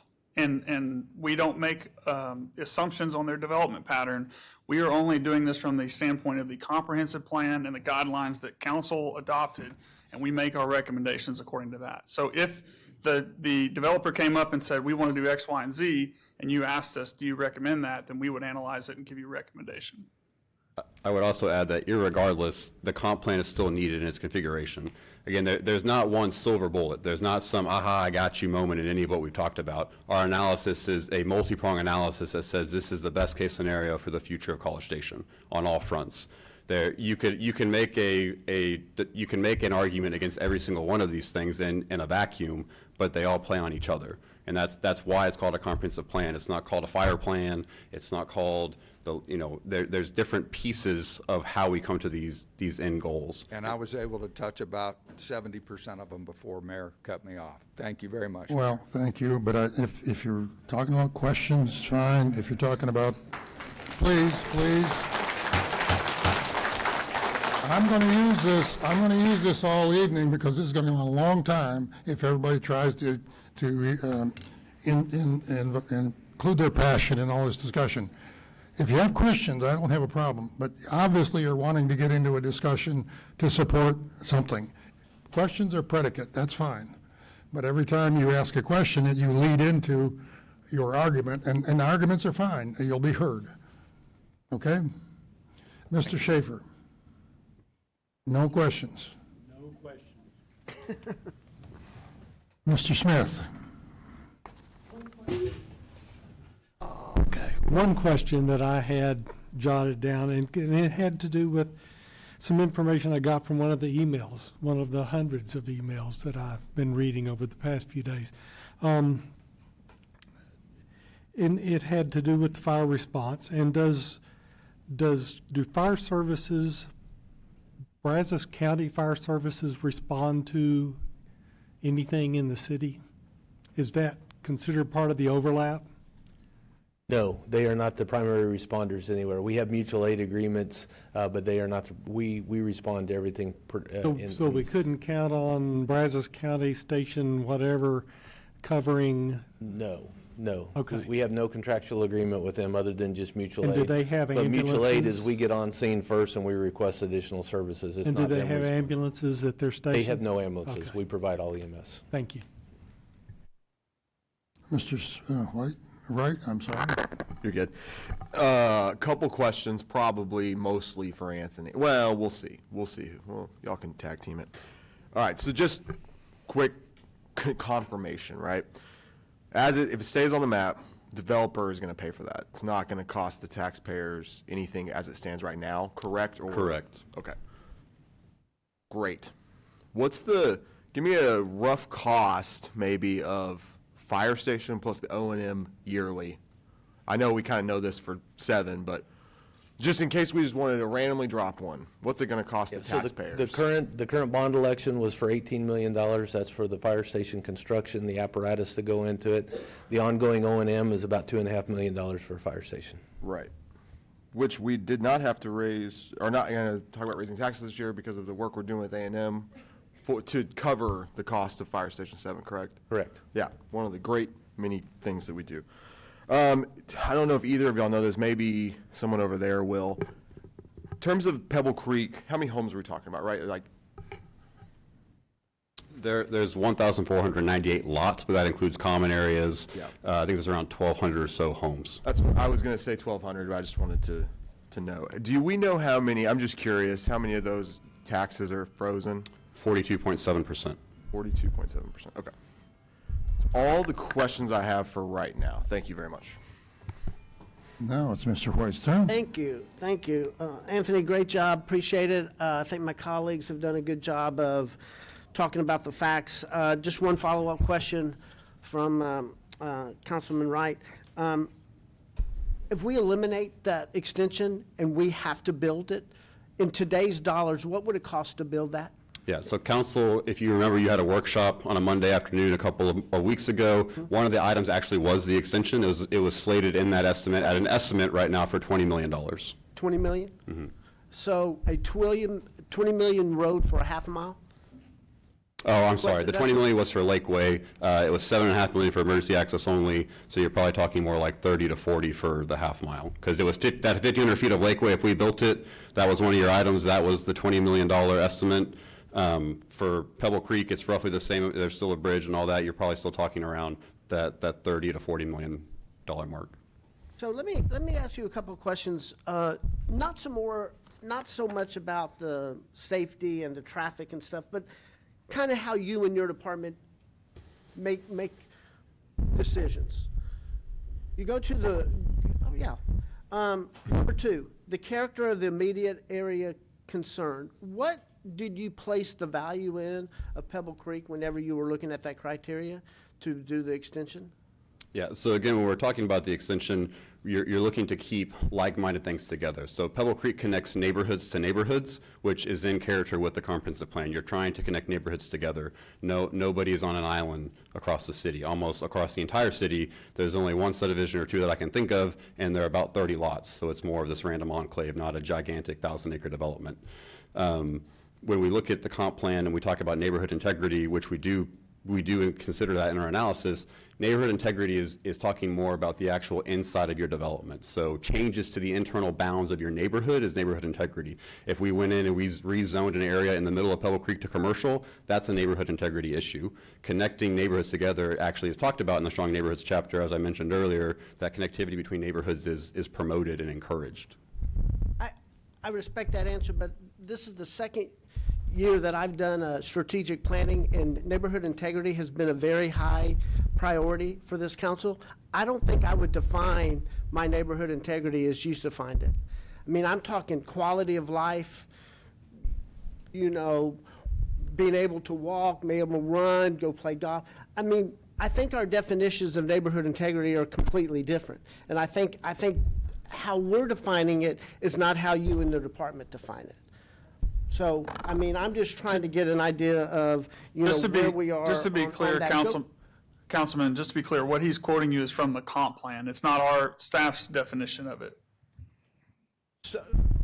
Okay. It's what but- council's directed staff to carry out. It's the comprehensive plan. So anything that's in that plan and how we interpret it, that is based on council direction. The comp plan's a policy document. It directs on how we are supposed to conduct policy. So how do we have staff carry out strategic plan when we have neighborhood integrity on the strategic plan? I mean, I think so. Go back to your word cloud real quick. You talk about traffic being a big issue with word cloud, right? Is that specifically for Pebble Creek? It's for the whole city. For the whole city. So Yeah. but you're making it specific just for Pebble Creek because it's an important thing. Look at neighborhood. Look at family. Both of those are not the highest, but they're still rated pretty high when it comes to importance, right? That's where I think that neighborhood integrity and stuff like that comes in as well. Have we ever gone against what has been on a thoroughfare plan or has been on any traffic plan in your knowledge? We have certainly changed it over time, yes. We have changed it over time. And what were the outcomes when we made those changes? Because if it was on the thoroughfare plan, that was kind of the model, if you will, for connectivity. What happened when we changed those? Yeah, we've only really made a handful of changes, but one of the major ones I can think of is Appomattox is a common example of a roadway that was supposed to connect north-south, be a parallel road to Highway 6, and that connection is gone. And if you ask many of the residents who live there today, they kind of wish it would be there. And so at the time, we were talking about a small neighborhood. We're talking about, again, 20 acres of neighborhoods connected to each other, not 1,000 acres. This would, again, like you're taking all of Southwood Valley and you have no connection out of it to get to Rock Prairie Road. I mean, this is a very different You're saying they scale. wish they did have that connectivity? How do we know that? How do I know that that's actually what the citizens in that area want? I mean, Yeah, is that your observation? I mean, That's or our does that have to observation do- from talking to citizens across all the different plan efforts we do as professionals. So I can give some historical context on that. The reason that we as a city know that over time is because as that connection was removed, that thoroughfare was removed, those pieces have been put back on by future councils, and those connections have been piecemeal made to connect those neighborhoods over time at the request of the citizens, because what happened at those times was that you had families coming to the city, to the council to say, hey, my kid, to get to their friend's neighborhood that is literally next door, has to get out onto the frontage road, go out on the frontage road in the opposite direction, and get into their friend's neighborhood. And you're talking, at the time, it was Raintree and Emerald Forest and Foxfire and Wood Creek. And those connections over time, over about a period of 20 years, were made so that those neighborhoods now connect, even though that thoroughfare was taken off of the thoroughfare plan. Perfect segue, but we can't use that as a blanket policy for the whole thing. So is it not true that if tonight this council decides to remove that extension, in 7-10 years, a council can put that extension back on? Okay. It can. So the argument is, well, why don't we just keep it on and then the council in 10 years can take it off? Why don't we do it the reverse? Why don't we just take it off and then let the council in 10 years put it back on? Is that an option as well? So, that is an option, but again, the thoroughfare plan is used by the city as well as developers that come in. There was a letter provided from the developer that they've planned their entire development over having this connection. It's been on the thoroughfare plan for 35 years. They have no reason to think they shouldn't have that connection to their development. So when we talk about planning for the city as a whole, you can remove it, and if you just add it back in the day as a piecemeal solution, you're gonna have additional issues. You're gonna have issues through that. You're gonna have to pay for it from city funds versus having the developer be able to build what they need for their development. That's why we have the comprehensive plan, is to help everybody in the community in College Station grow in a succinct manner.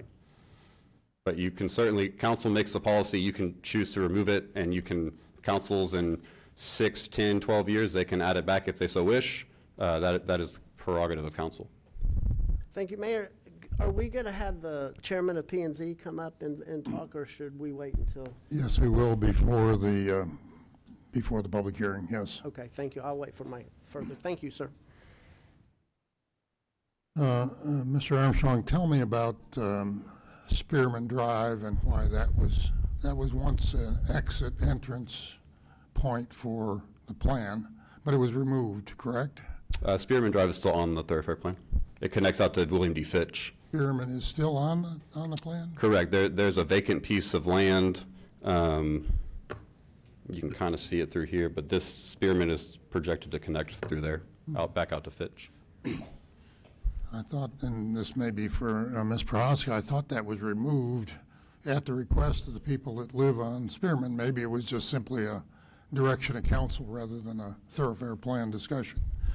Can you help me on that? I do not recall. Okay, I recall it goes back to when I think I was on P&Z, and maybe it was the rezoning of the property in front of it that had been changed, but I clearly remember, and I supported the idea that Spearman should not be extended. I don't know what the audience believes in terms of an additional exit point. I think you might be referring, so on that original master plan, I believe Spearman was a road called out that went out to Lakeway, and eventually that turned into a curved road and now goes out to Fitch, but it's still on the thoroughfare. It was the end that you now see. If you turn left off of that drive into there, you come down to basically a stub out. And I thought it was taken off the thoroughfare plan, but I guess it must have been mistaken. I thought that was deliberately done because the people on Spearman didn't want that, and Pebble Creek people didn't want it, and I thought that was what we did. But I'm surprised that it's still on the thoroughfare plan, so I suppose that we could, again, it's not been developed, it's just like Lakeway. That could add another exit point, but it's not really going to improve the timing from Fire Station 5, which is one of the things I'm most concerned about. Okay, thank you. Would you just repeat, way back at the beginning, you said that planning and zoning voted 3-3, basically not adopting any change, correct? But you said something about bike ped and greenways committee. The Bicycle Pedestrian Board, they voted 7-1 to remove it. And then P&Z made a motion to remove that failed at a vote of 3-3. Okay, it was the 7-1 to remove. Okay. Correct. Thank you. I don't have any other questions. Any other Sorry, questions? BPG was to keep, I don't know what I just said. Pardon? BPG was to keep the roadway 7-1. There was only one person who wanted the roadway gone on BPG. Oh, okay. Well, you're, Mr. Schaefer, chairman of that committee, so it's 7-1 to keep it on the thoroughfare plan, correct? Correct. Okay. Are there 8 members on that board? There are. Good. I guess I should count more carefully. Okay, thank you for the correction and their clarification, I guess. If there aren't any other questions from the dais, before I open the public hearing. We could have Jason come in. Yeah, I'm going to ask Mr. Cornelius to come forward, Chairman of the Planning and Zoning Commission, who heard this issue last week, and all I'm asking him to do is characterize the discussion and the outcome from that group. Good evening, Mr. Mayor, Council. Jason Cornelius, Chairman, Planning and Zoning. Yes, we heard this item last week. It was a 3-3 tie, and which did deny the motion to pass it, and which then kept it as a removal for us. In my best estimation, to speak on behalf of the commission, I think there was a difference in interpretation of what the next plans were or the next steps were for that. We had some that felt like taking removing it from the thoroughfare plan would give council more of a chance to make different decisions, and then we had some that thought that keeping it on there would also give council an opportunity to make different decisions. which is why we got to a 3-3 spot. If anybody in the dais, any council member who has a question, not to create an argument, Mr. Wright? Not argument, Yes, sir. but clarification. It was a 3-3 tie. Yes. The motion was motion- to remove it, therefore it failed, Yes, therefore sir. P and Z's Our recommendation. so the official recommendation based on that vote was to keep it on the plan. Just want to make yes. sure that was clear. Yes. Thank you. Mr. White? So let me ask a little bit more clarification. So you mentioned that the members of P and Z did not want to make a recommendation to council because they just wanted to punt it back to council and let us decide? I would say no. With the amount of people, so we did have a quorum, but we only had 6 members there. Okay. So the difference of opinions of the 6 members that were there present was split down the middle. And so based on the rules of how that vote went, that is how our recommendation has to come forward to you. So your commission pretty much sets the tone for neighborhood integrity. I mean, I would basically say by the different zonings that you approve and stuff.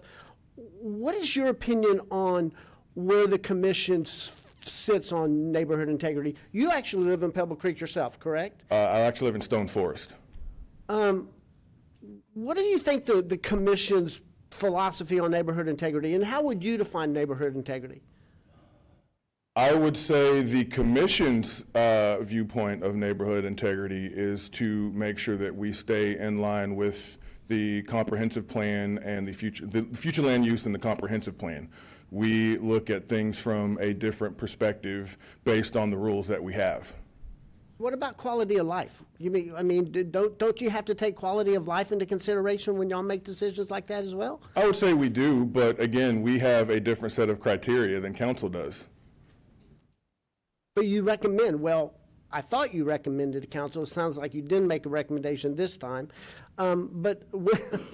Excuse me, they did make a recommendation, yes. but you can characterize it any way you wish, but they were required to make a legal recommendation, that's all. You can ignore the recommendation. Don't try to tell them that they didn't make a recommendation, because he just said they did.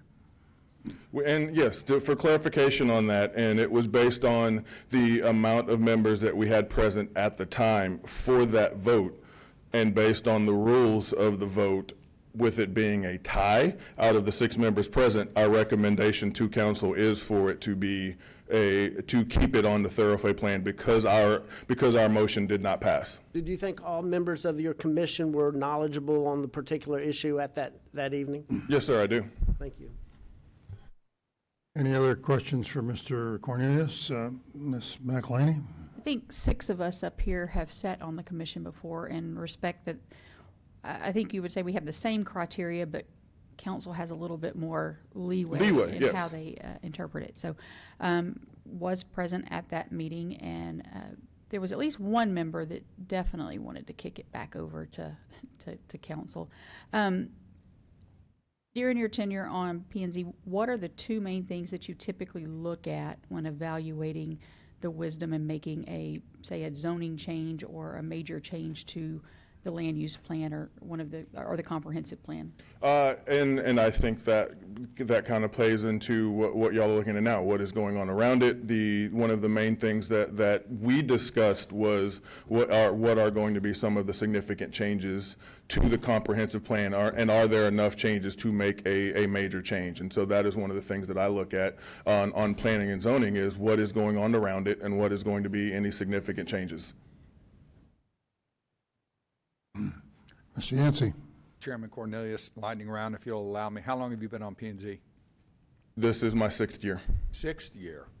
In all those 6 years, did you hear anything in and around or related to Station 7 come before the commission?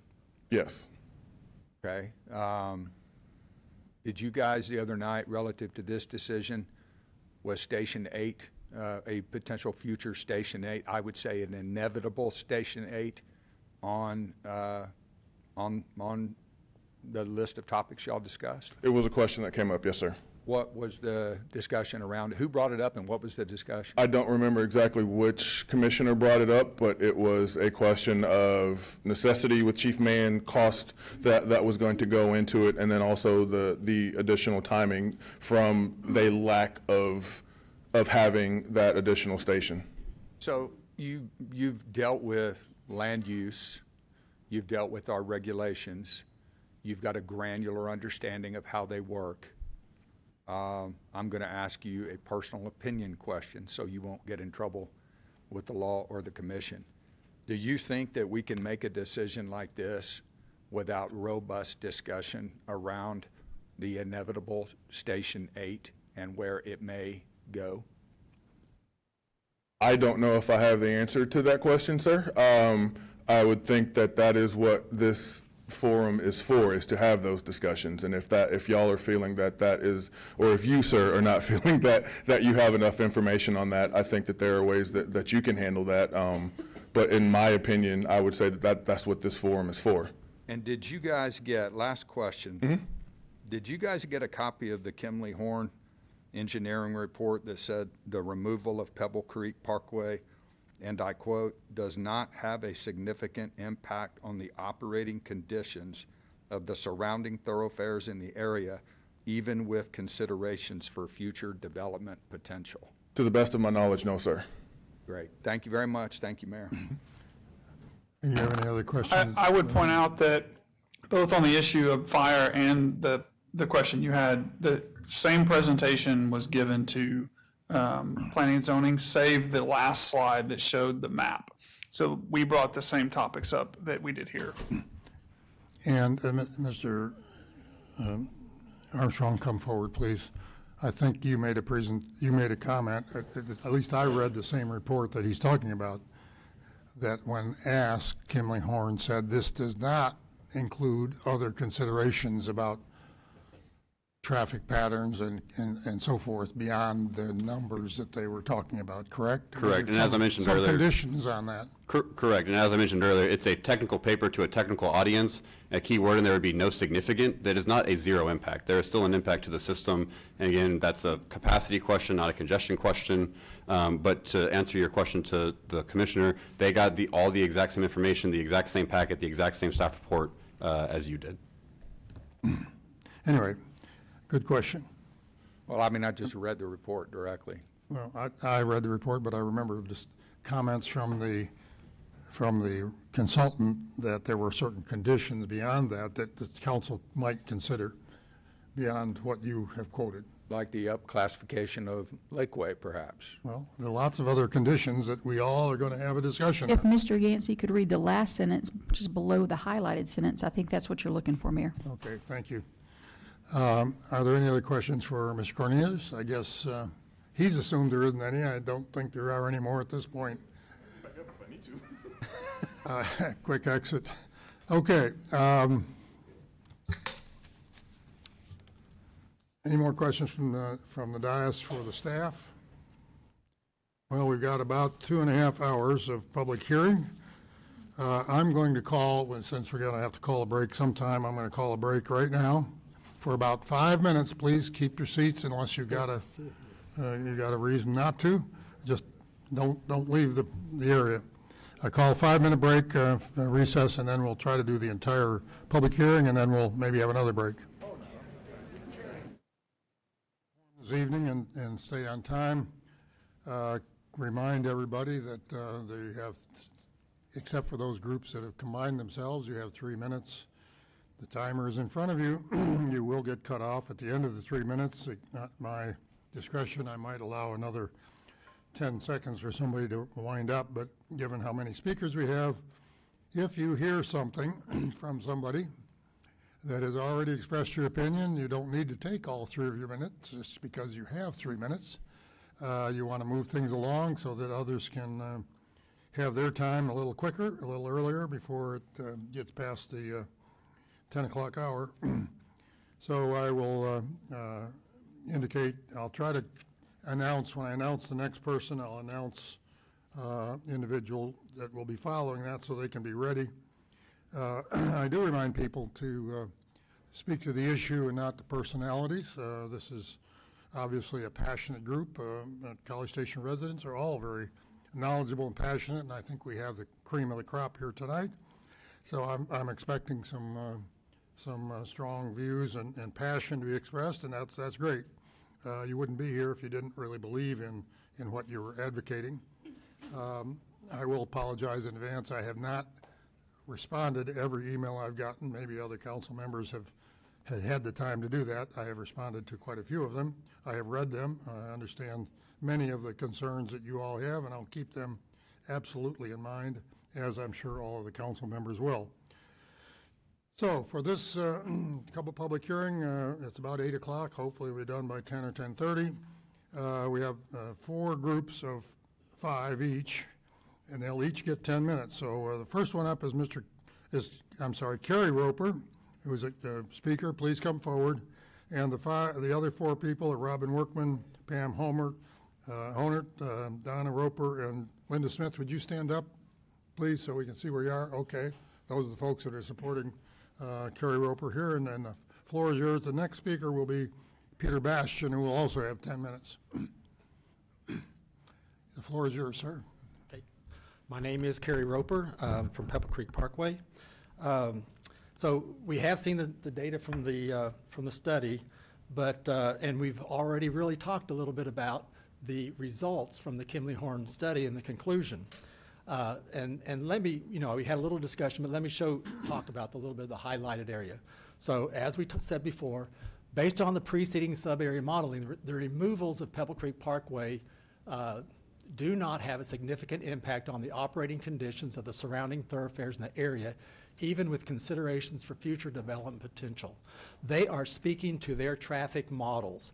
If you read the next paragraph, that's where they say the model results should be only a part of the decision-making process.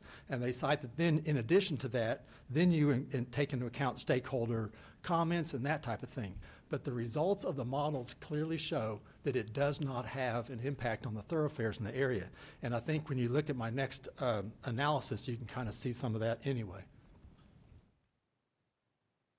So this chart shows vehicles per day at various points along Pebble Creek Parkway and Lakeway based on the study. And the study does show that Lakeway extension will need to happen. So column 1 is with the extension, and the second column represents without. And note that column 1 is not the worst case scenario in the study. The worst case scenario actually shows almost 21,000 vehicles per day as compared to the 12,000 here. Let's pray that that doesn't happen.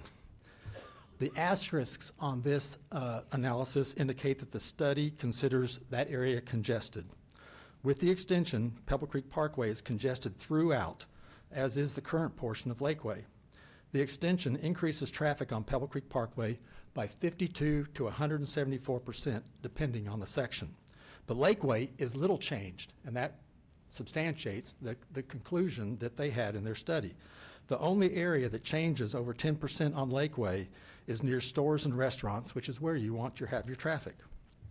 Now, the last 2 columns on this schedule shows how many seconds there are between vehicles on average at those traffic volumes. The first of these columns shows the average over 24 hours, but there's little traffic at night, so the second column is looking at the daytime statistics. For the area nearest Fitch, which is where the golf course crossings are, it shows vehicles every 5 seconds. That's almost continuous, and it would be worse during peak times.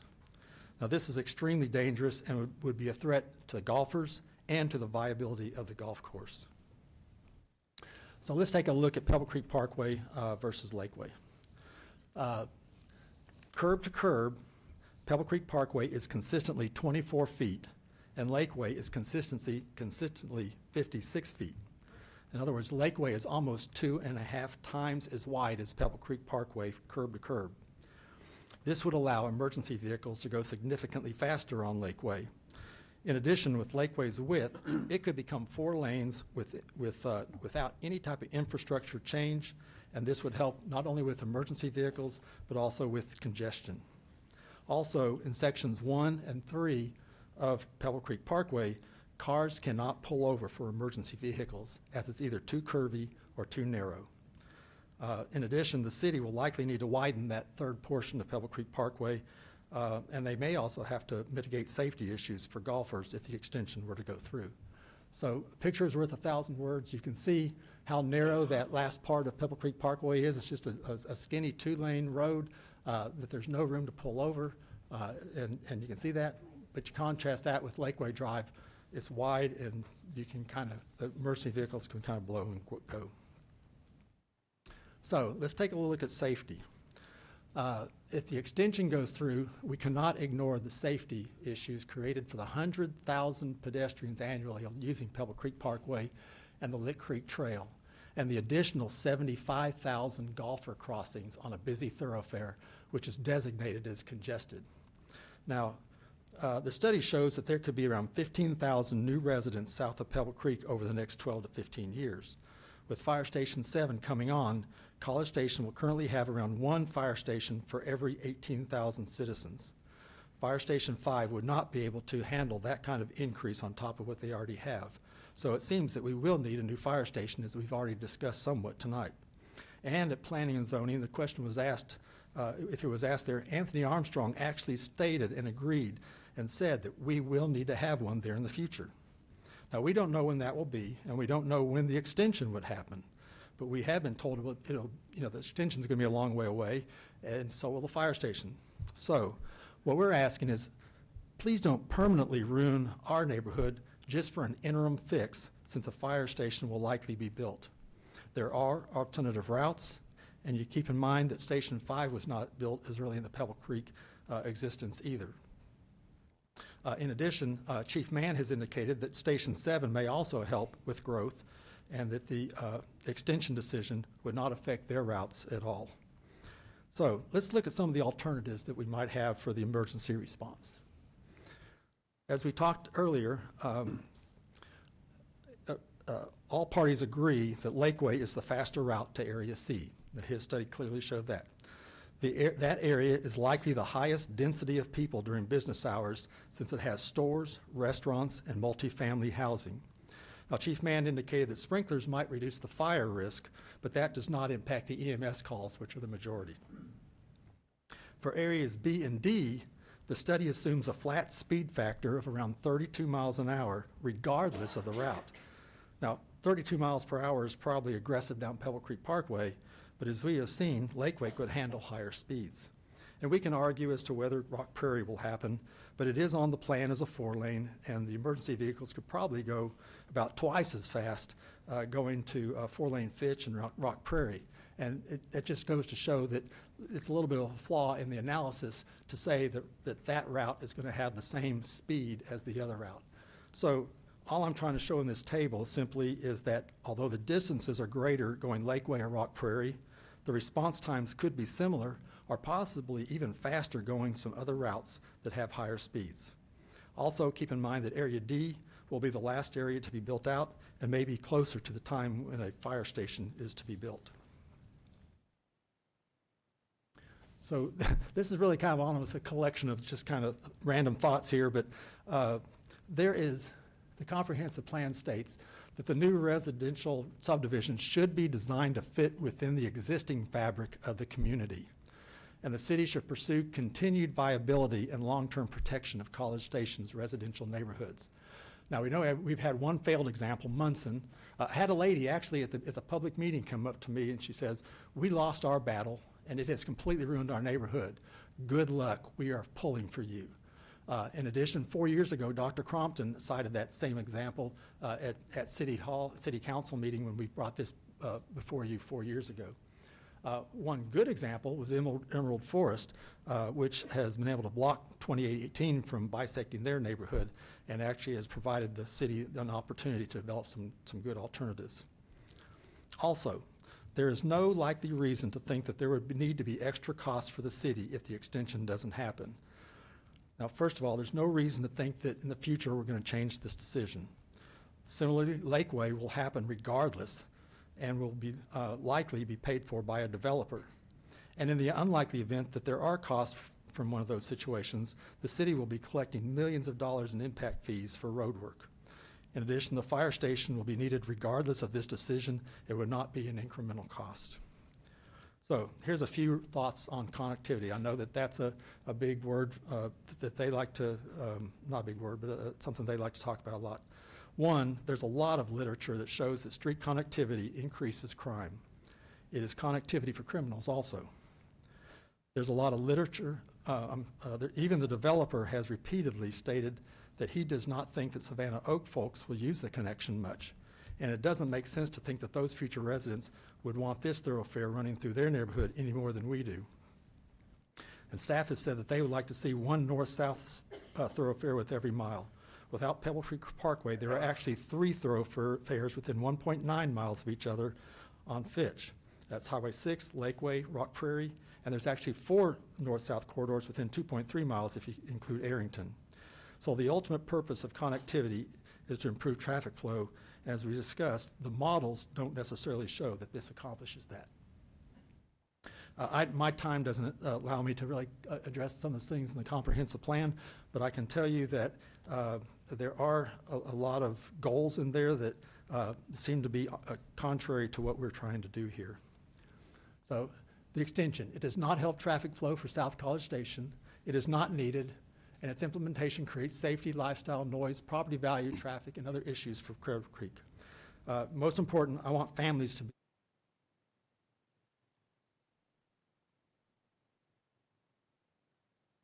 Thank you very much, Mr. Roper. Appreciate your presentation. Thank you very much. I think I must say, we have a large packet up here of presentation materials, so we have received a lot of this from individuals, and it's available to council members right at the dais. As I indicated earlier, Mr. Peter Bastian will be supported by Lloyd Davis, Cheryl Bastian, Charles Elliott, Shelby Bain. Please stand up. Looks like we got the group here. We're supposed to have 4 people if you're doing the presentation. I see Charles in the back. You have a Okay. lobby full of people out there, Mayor. Yeah, I'm sure. We'll proceed. The next one up after Mr. Bastian will be Bradley Trocha.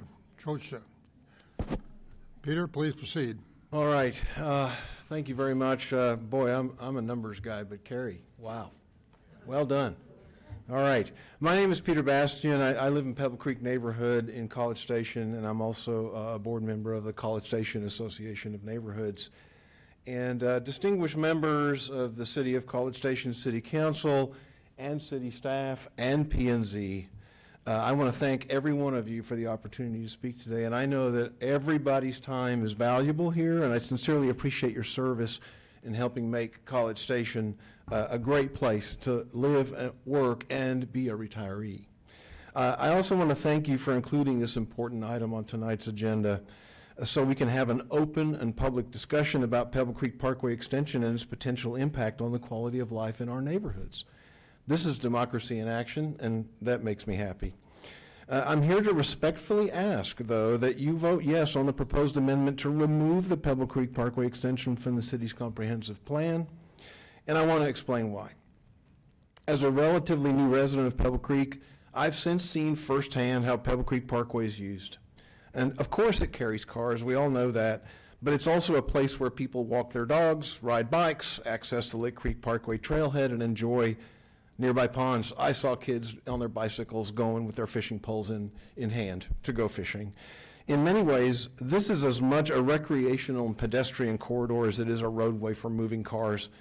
And while the comp plan provides long-term guidance, that's what it's supposed to be there for, it's also a living document. This is per the City of College Station's website, one that should evolve as our community grows. I certainly expect that we would be considering changes to this plan.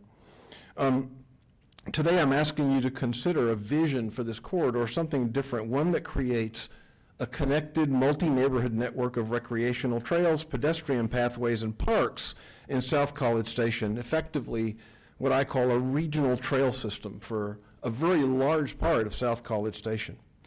Now, keeping the Parkway extension on the comp plan prioritizes vehicular connectivity. I get that. But it comes at a meaningful cost, and I think a lot of people in the audience today would see that. You would fundamentally change the character of our neighborhood, reducing its appeal and safety for the everyday recreational uses that define it today. Pebble Creek is a 30-year-old community built on the enclave model of urban planning. Similarly, Savannah Oaks, a future development, follows that same design approach with cul-de-sacs and loop streets. There's a reason developers continue to choose enclave designs. They offer reduced traffic, lower noise, and increased safety, qualities that residents and new buyers and new residents value deeply. Pebble Creek is a successful neighborhood. We can look back at its 30-year history precisely because of these very characteristics. Extending the parkway would disrupt that enclave design of not just one, but two neighborhoods now, Pebble Creek and Savannah Oaks, and diminishing the very qualities that make them desirable to people that want to come live here and who already live here. This is not a win-win scenario in my mind. While connectivity for cars might increase, it comes at the expense of neighborhood integrity and quality of life for both current and future residents. Last week, I attended the College Station Zoning Planning Commission meeting where this same item was discussed, as we've already heard from Chairman Cornelius. In a 3-3 tie vote, 3 commissioners supported removing the extension and aligning with strong public input. Commissioner Higdon noted that a previous regional master plan once proposed extending 2818 through Emerald Forest via Emerald Parkway. And I think it's worth considering how that might have impacted an established neighborhood like Emerald Forest. Traffic, noise, and property values would all have been affected for sure. Commissioner Finch also cited the negative impact of through traffic in his own neighborhood as a key reason for his support to remove the extension. Commissioner Watson voted to keep the extension, okay, but expressed interest in seeing viable alternatives, and that's exactly what we are here to discuss today. Now, across the country, communities have transformed underutilized corridors into vibrant public spaces.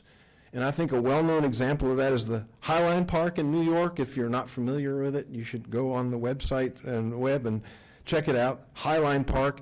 It was once an abandoned railway that was scheduled for demolition in 1999, and today it's a thriving park that attracts, I think, 7 to 8 million visitors a year. While our scale is completely different, the principle is the same. With community input and creative thinking, infrastructure can be reimagined to enhance quality of life. Removing the Pebble Creek Parkway extension from the comp plan creates space for new ideas, and Commissioner Higdon mentioned this. It wasn't until they removed the 2818 extension that it allowed for consideration of alternatives. As long as the extension is on the comp plan, nobody's going to think about anything else.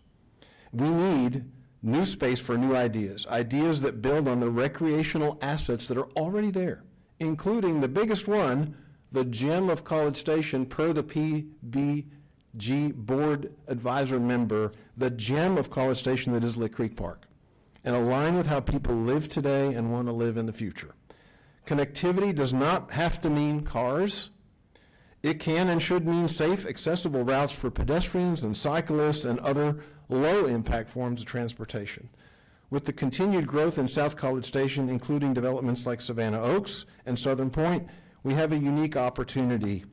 Instead of extending the roadway, we can create a regional pedestrian and recreational trail system like you see here. Savannah Oaks, these lines in red, those are all planned trails in their development. Southern Point's website cites the same thing. Look at the connectivity to Lick Creek. Look at the connectivity to the larger bike path system. And that little yellow thing in there is our little strip of land that we're talking about here. This approach enhances our quality of life across the area and encourages future development that complements and connects this shared amenity. Other developers are going to come into this area. We got the entire ETJ going on. It becomes a feature that attracts residents, we all want that, supports healthy lifestyles, and strengthens community bonds. In this scenario, everyone benefits, and I see that as a win-win. Now, importantly, there's already a more suitable option for vehicular connectivity, and that's Lakeway Drive. You see that in blue here. Now, as you've already heard, it's 2.5 times as wide as Pebble Creek. It's designed for higher traffic, and it already functions as a commercial corridor. And Councilor Yancey has mentioned today that maybe even the issue with the eminent domain and land acquisition may be solved. It's simply a better fit for accommodating a vehicle traffic between these two developments. This presents a clear and balanced approach. Use Lakeway Drive for vehicles and preserve the Pebble Creek corridor as a unique recreational asset for current and future generations. If emergency access is a concern, this also presents an opportunity to start thinking about Fire Station number 8, and man, am I glad to see that conversation today. As the area continues to grow, and you see that here, including the likely annexation of Southern Point and further residential development in the ETJ, strategically locating emergency services nearby would enhance safety and attract residents while supporting continued long-term development of the area. It seems likely that Fire Station 8 could well be only the beginning. In closing, I respectfully ask again that you consider voting yes on the amendment to remove the Pebble Creek Parkway extension from the comp plan. This is an opportunity to think creatively and build something that adds lasting value, not just for Pebble Creek, but for Savannah Oaks and Southern Point and all the other potential broader community developments that might take place. Let's choose a vision that strengthens connections, enhances quality of life, preserves neighborhood integrity, and creates a shared space that future generations can appreciate. I hope we can take inspiration from President Kennedy's 1962 speech at Rice University about going to the moon. Let's start over and pursue a different solution, not because it's the easiest path, but precisely because it challenges us to think deeper and do better. Thank you very much for your time and consideration. Thank you, Mr. Bastian. Next speaker is Bradley Trochta. Bradley Trochta, and will be supported by 5 people. Would they stand up, please? Lloyd Davis, Coulter Marriott, Bill Coates, Tom Zachary, Diane and Martin Boosie are all here, somewhere back there? Yes, sir. That's good. Thank you. The floor is yours, sir. All right. Good evening, council. My name is Brad Trochta, and I am a resident of Pebble Creek. Shocker. I'm a developer myself, and primarily I've been focused on travel centers, truck stops, convenience stores, things of that lately. And much of our larger sites today are places such as Travel Centers of America and Pilots. And with that experience, I'm fairly well versed in the development of these sites from a traffic standpoint. Some of our sites generate over 500 trips in peak hours. Many of the larger ones have over 4,000 vehicles in and out in a day, a lot of those 18-wheelers.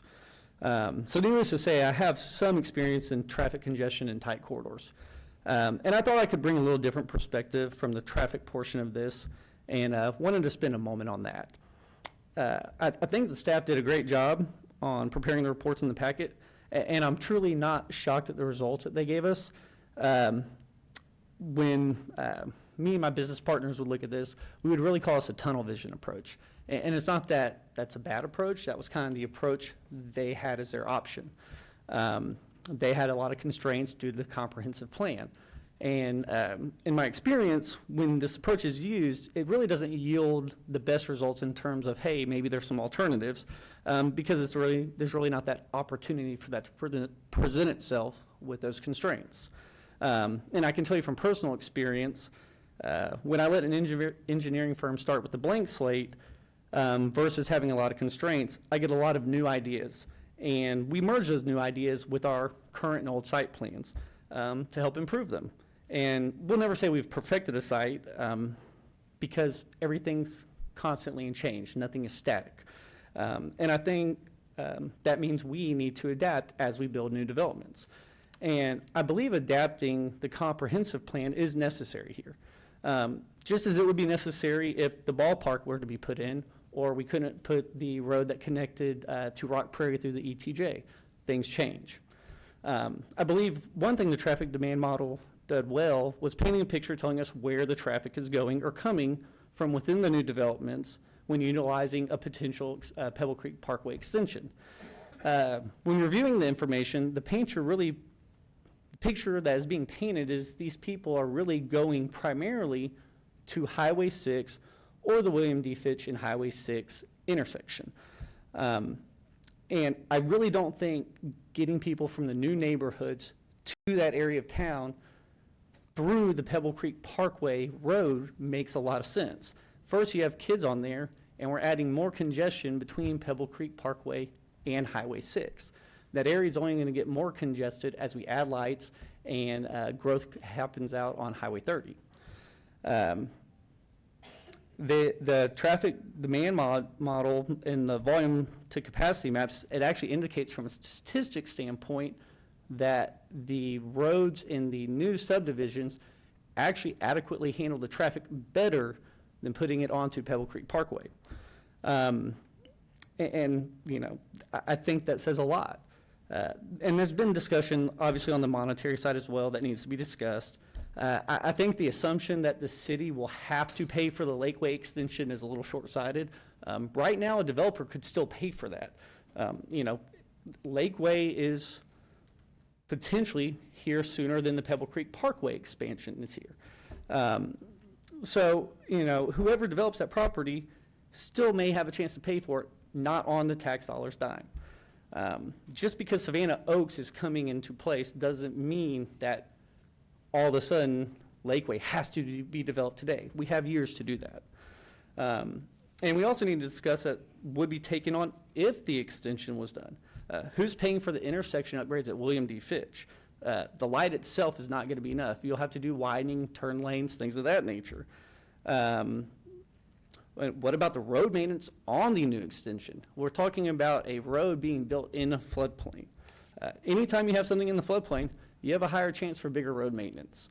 And then the golf course itself, you know, these crossings to get to and from, we have to keep those safe. I imagine it's going to be either underground or above ground. Who's paying for that? You know, if it's the city or TxDOT, it's still coming out of our tax dollars. If it's the developer, well, we're just adding additional costs that must be recouped when selling the lots. That directly contradicts our goals of more affordable housing. You know, in the past, I've worked with developments similar to Savannah Oaks, and the developer donated the land in the floodplain to the city to be used as a park. The city got more green space for the citizens to use, and the developer got a very nice tax write-off. Maybe that is a route we could look at. I imagine the city would be able to do something pretty awesome to incorporate that into Lick Creek. For emergency services, you know, the report does show roughly a 1 mile increase in travel distances to the applicable areas via Lakeway. However, I don't think we are considering obstacles that Pebble Creek Parkway will present over Lakeway Drive that would effectively lower the speed at which emergency services could respond. The primary being golf carts and pedestrian traffic, along with a wider corridor on Lakeway that will allow vehicles to pull over safely and more easily. And I also think it's a bit short-sighted to not predict the potential for a future fire station. You know, we're saying we can predict traffic 20 years into the future. I think we could predict fire station needs 20 years into the future as well. You know, we've increased our fire station count 75% in the last 21 years. And I believe that's a relevant point to this. I think more than anything, it's a timing issue if a new fire station is built a little earlier because of this. Lastly, and most importantly, I really want to talk about why I decided to speak tonight. And it's not for me, and it's not for most of the people in this room. There are a few. But it's for those that are at home right now doing their homework, getting ready for bed. It's the kids. It's for all the children that haven't even been born yet that will one day live in these communities. We continue to hear that getting kids outside to play is one of the most beneficial things you can do for their physical and mental health. Too much screen time is a bad thing. I like to think a lot of us can remember riding our bikes through our neighborhoods, exploring the areas and playing in our backyards. Speaking of backyards, the average backyard size has decreased over 50% since 1990. We've already taken a great amount of outdoor space away from children just with that. Now we're proposing putting down more concrete in a floodplain that is next to a park for neighborhood connectivity. It seems like we're trying to defy what nature is telling us what to do in this area. We should enhance it and make greater green spaces for our children to enjoy. This isn't just a benefit for Pebble Creek. This is an enhancement for Pebble Creek, Southern Point, Savannah Oaks, all of College Station. In my opinion, it is more beneficial to the kids of the new subdivisions because these are the areas that lack the green space the most. They will even have multifamily development in these areas with very little green space relative to the number of residences. We need to create areas for these kids to play outdoors. Putting this roadway in takes away from that. Earlier this week, I heard someone make a statement that if answers were black and white, it'd be easy. But that isn't always the case. And I understand we don't have an easy answer here. However, I do think it's shaded enough in one direction to lead us to the answer. First, we have a bunch of local support that wants the extension removed. I think the crowd makes that pretty apparent.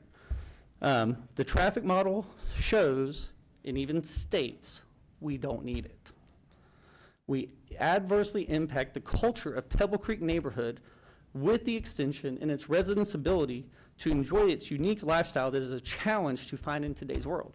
In fact, it's the only golf course community in College Station. We adversely impact the golf course that provides services to many residents of College Station outside of the Pebble Creek neighborhood and provides a place for our local schools to play and charities to host events. We can't financially predict what will happen one way or another because there are too many unknowns and variables.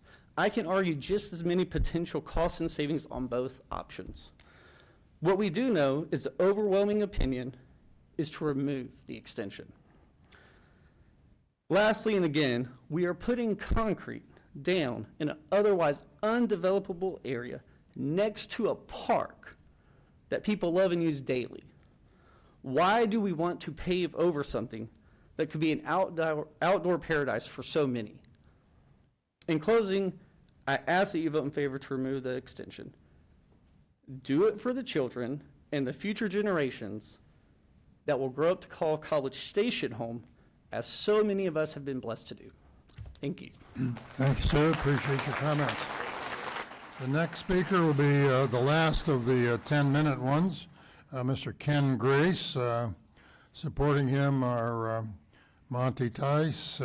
Please stand if you indicate where you are. Thank you. And Connie Cochran-Wormuth. Yes. And Aaron Eden and Donna Grace. Thank you all for being here. And next speaker will be Lorraine Eden for 3 minutes. Welcome, Great. sir. All right. Well, thank you very much, Mr. Mayor. Thank you, council members, for the opportunity to speak tonight. And as everyone has said, thank all of you and our city staff for all you do to make College Station a wonderful place to live. We want to keep it that way. I've brought you're going to hear a little repetition here, but I'm going to keep it to a minimum, and I'm going to keep it pretty simple. I brought the take-home message first, I guess. In our view, just as the prior speakers, PC Parkway Extension is not needed, and we ask you to please vote to remove it. I think you've seen from some of these earlier presentations, and we'll do a little more with that, the extension really brings no real benefit to the residents outside of Pebble Creek, and that is a concern. But it does bring permanent damage to a well-established and hopefully valued neighborhood. Just worth mentioning again that the P&Z Commission did split 3-3 on this issue. The 3 members who voted for removing the extension agreed that undoubtedly other options did exist that could be explored. They did feel they might not be explored as long as the extension was the way to go and was present on the plan.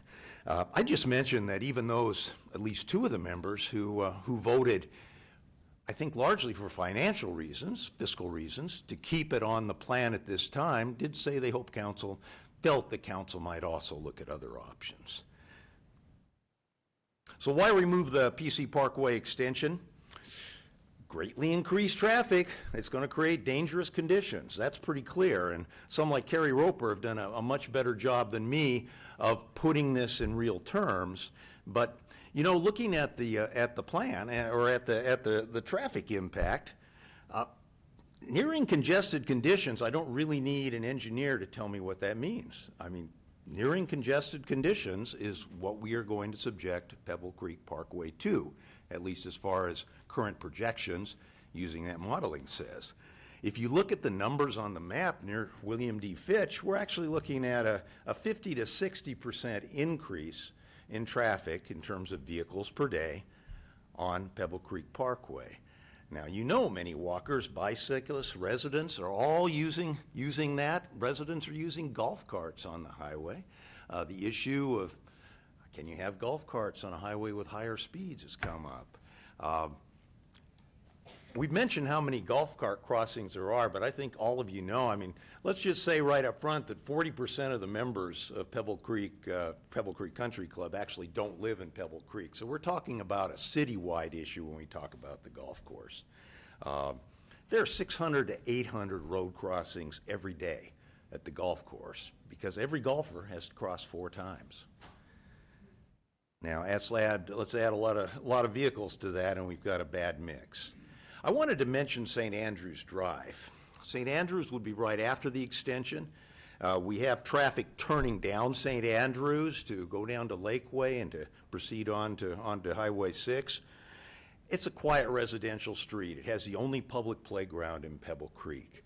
So the extension, in my view, will add more of a burden of traffic to that road as well and be pretty undesirable. What about the construction impact? 3,000 new homes? Well, that's going to require 15 to 30 truckloads of materials per home. That's 90,000 trucks, 180,000 back and forth trips using PC Parkway. And that really doesn't include the trucks, the equipment that are needed to build this extension. Not only is that going to be one heck of a lot of traffic through Pebble Creek during the period that construction's going on, but it's also going to do a fair amount of damage to the road, isn't it? So that's actually going to be a burden on the city at that point.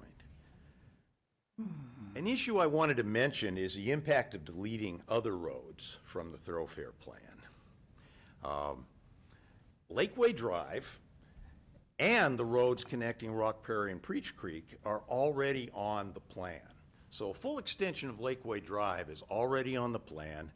All of the city traffic projections have been based on having Lakeway fully extended. It's on every map you've seen. There's some suggestion that the Lakeway extension and the new roads, and I understand the issue about the ETJ, but that those extensions may be impractical, maybe the city really doesn't want to do them. Well, my goodness, if Lakeway isn't extended, but PC Parkway is, that's going to push all the traffic on PC Parkway. We're not going to be nearly congested, folks. It's going to be gridlock. I mean, you're going to have an awful lot of traffic, and none of that was modeled. Removing Lakeway was not modeled by the consultants. But here's the good news. On the other hand, extending Lakeway and removing Pebble Creek Parkway's extension doesn't have that impact. We're not going to have that impact. We're only going to see good things from that. Greatly increased traffic is going to negatively impact residents' quality of life and property values. I mean, there's no way around that in Pebble Creek. The staff have identified traffic justifiably as a really major concern to College Station residents. Well, that includes Pebble Creek residents. I mean, they're concerned about traffic too, just like everybody else.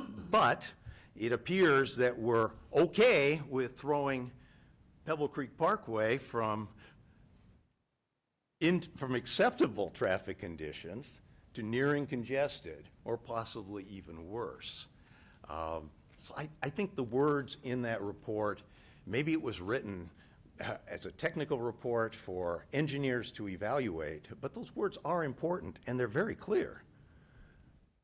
Noise pollution. No homes may front on PC Parkway, but in Pebble Creek, backyards are generally shorter than front yards, and noise from constant traffic is certainly going to impact property owners. Property value decreases. You'll hear more about this later from someone more qualified than me to talk about it, but many studies have found that increased traffic and noise decrease residential property values. One figure I found that was commonly mentioned was that a 10 decibel increase in traffic noise was equivalent to a 6% decrease in home prices. Crime increases with connectivity. Certainly it has benefits, but as a previous speaker said, there's a good reason why neighborhoods are being built the way they are, with cul-de-sacs, with curves. That limits crime. It limits access and it limits crime. So extending Lakeway is a better alternative. As mentioned, it's commercial, largely commercial, intended to be largely commercial, doesn't bisect a quiet residential neighborhood, and it's a wider road. That's a typo. It's not 1.5 times wider, it's 2.5 times wider than Pebble Creek Parkway, and there's space to pull over for emergency vehicles. Again, faster travel. Hey, it isn't just standard speed. You can't say 35 miles an hour is how fast all the fire trucks will always go and all the ambulances. Road conditions will determine that. And speed on Lakeway is going to be faster. It's wide and straight. And I think most importantly, and neighborhood integrity is being debated tonight, but it maintains the integrity of a well-established neighborhood. And Lakeway really will not be too congested without the PC Parkway extension. If there are areas of congestion, we should address them with Lakeway-centered centered fixes here. You've heard the quote here, so I won't read the no significant impact once again, but that's what it says. And again, it pushes Pebble Creek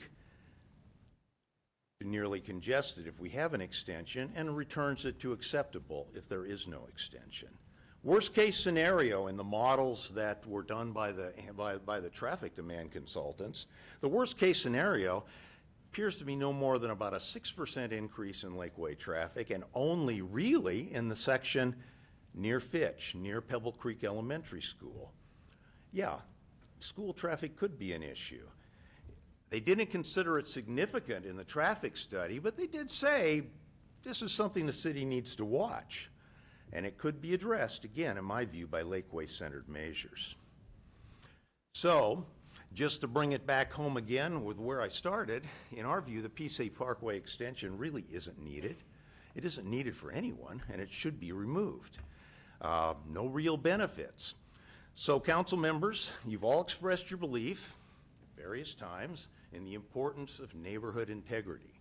And I think some of you, in fact, I'd say all of you, have a pretty clear idea about what that means. So I would ask you tonight to please show us that's true by your vote to remove the Pebble Creek Parkway extension from the thoroughfare plan. Thank you very much. Thank you, sir. Next speaker will be Lorraine Eden for 3 minutes, followed by Commissioner Fred Brown for 3. From here on out, we're doing 3 minutes, and I got about 30 or so names. So, welcome, Ms. Eden. Thank you. Thank you. Mayor and council members, thank you for the opportunity to speak. My name's Lorraine Eden Herman. I'm married to Charles Herman, and we live at 1019 Muirfield Village in Pebble Creek. We're here tonight to talk about the status quo. Status quo is Pebble Creek Parkway is in the thoroughfare plan as an extension and a 4-lane road. We want it changed. I think the majority of people here in the room are here because we think the status quo is a bad idea. The Parkway and the Thoroughfare Committee meeting, which I was at last week, split 3-3, had a vote for the status quo. Why do I think the status quo is a bad idea? Why do I think we need to get rid of the extension to Pebble Creek, and we need to make Pebble Creek a 2-lane road, not a 4-lane road? It has to change in the thoroughfare plan. Here's my reasons. Number one, I'm an economist, so I cared about the economic costs, and I went out to do some modeling. So I went out and collected a bunch of data, and what I learned is I wanted to find out how house prices were going to be affected. My analysis using the city's traffic projections shows nearby homes lose significant value. A home along the Pebble Creek Parkway will lose 11% of its value. That's about $74,000. There's about 260 homes, if you think 1, 2, 3 out from Pebble Creek Parkway. You add that value together, it's nearly $10 million. That's a permanent loss just to the 3 rows of houses on either side of Pebble Creek if you follow up and leave it in the thoroughfare plan, and what happens is it gets extended and it gets widened. The harm is higher if the parkway is used for Savannah Oaks construction. We haven't talked about that. If you extend Pebble Creek Parkway and it goes into Savannah Oaks, you could run trucks on Pebble Creek Parkway. 34 to 67 heavy trucks a day, noise equivalent to 950 to 1,900 additional cars for the 5 to 10 years it's going to take to build Savannah Oaks could travel on the Parkway. A home on the Parkway, if it went up for sale in that window, that 5 or 10 year window, would lose an additional 3 to 5% of its value. Its drop in market value goes from $74,000 to $109,000. That's the drop in market value goes from 11% to 16%. All right, this does not include, which was already mentioned, the damage on the road of running all those trucks on the Pebble Creek Parkway or the accidents that could happen. There are real risks to the Pebble Creek Golf Course and to public safety. The Parkway does bisect the golf course. We live close. You got 30 seconds, finish up. Okay, that point I'll make. I think the emergency vehicles only is a Trojan horse. The fire chief's own numbers show we don't need it. I've heard very much tonight we need the new fire station. The only real protection for Pebble Creek is no southern extension at all. Combined with the removal of the Parkway, we've got to remove it from the Thoroughfare plan. So I think the choice is clear for you. You have a 4-lane designation city staff said was never intended. An extension your own consultant said wasn't needed. House prices along the Parkway will fall between 11% and 16% if you allow Savannah Oaks Please wrap it trucks. up, Ms. Harriman. And so thank you. Thank you very much. I want to remind everyone that we've already decided that this is not going to be a 4-lane road. I think Mr. Armstrong has already assured us that that's coming back to us. It'll be a 2-lane road, no matter whether it's extended or not extended. So you can kind of drop that out of a presentation. Commissioner Fred Brown, welcome, sir. Thank you, sir. Thank you, Mayor. Chingalinga, I think I'm watching that movie Groundhog Day. If y'all remember that, you know, where everything kept happening over and over and over again. Well, it's an important topic, just like Commissioner's Court. Absolutely, absolutely. You know, in 1999, when I was first elected to the Texas House of Representatives for Brazos County, the Speaker of the House, Pete Laney, came over to me and he said, "Fred," he said, "I want you to listen to this and remember it for as long as you're here." He said, "Always vote your district and always vote for the people that put you in office." And that served me well for 7 terms. As you all know, over these last few weeks, I've been inundated with phone calls, emails, just because I showed up last time. Was it September of last year we did this? So I've been inundated with phone calls and emails, and there was 2 common threads throughout all the emails and some of the phone calls. One of them was, why does the city council pander to the city manager and the staff instead of taking care of the citizens of College Station? That was something I heard over and over and over and over again. And the other was, why would the city council go after a neighborhood like Pebble Creek, which is one of the most influential voting blocks in College Station? I didn't answer any of those because I don't know. But when you hear that over and over and over again, it brings to question, what's the deal? So I know over the next probably 2 or 3, 4 hours, you're going to hear the same stuff from a lot of different people. So I'm not going to go into that. All I'm going to ask is that tonight you reach deep into your soul and do what's best for the citizens of Pebble Creek. And I want to say something to the audience too, because this is real important. All these people that sit up here, they put in a lot of time and a lot of effort for the good of College Station, and they don't need to be beat up or disrespected. So please, please be good to these people. Thank you. Thank you, Ms. Brown.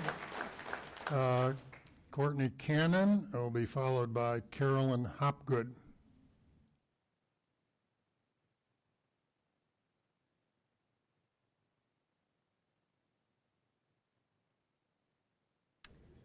Welcome. Thank you. Good evening. Thank you for the opportunity to speak. My name is Courtney Cannon, and I have lived in Pebble Creek for 12 years. We have loved Pebble Creek so much that we chose to move into the neighborhood, within the neighborhood 6 years ago. This is a common practice for Pebble Creek homeowners because the neighborhood is that treasured. I brought 2 of my children with me tonight because they are the ones who will be most impacted by your decision. They are 2 of my 4 children under the age of 10. For my family, Pebble Creek Parkway isn't just a line on a map or a thoroughfare. It is our driveway, our sidewalk, and our primary safety corridor. Our neighborhood has evolved into a unique, active community. We don't just drive SUVs here, we're a low-speed vehicle community. We use our golf cart to get to the school, to the country club, and to Lick Creek Park. My kids ride their bikes to and from school, as you can see in this photo. In the 1990s, when this extension was first put on paper, no one envisioned a neighborhood this vibrant, this dense, or this reliant on golf carts and bicycles. To follow a 30-year plan now is to ignore the reality of how we live in 2026. I personally was 2 years old when this plan was created. We've updated our phones, our cars, and our safety standards since 1991.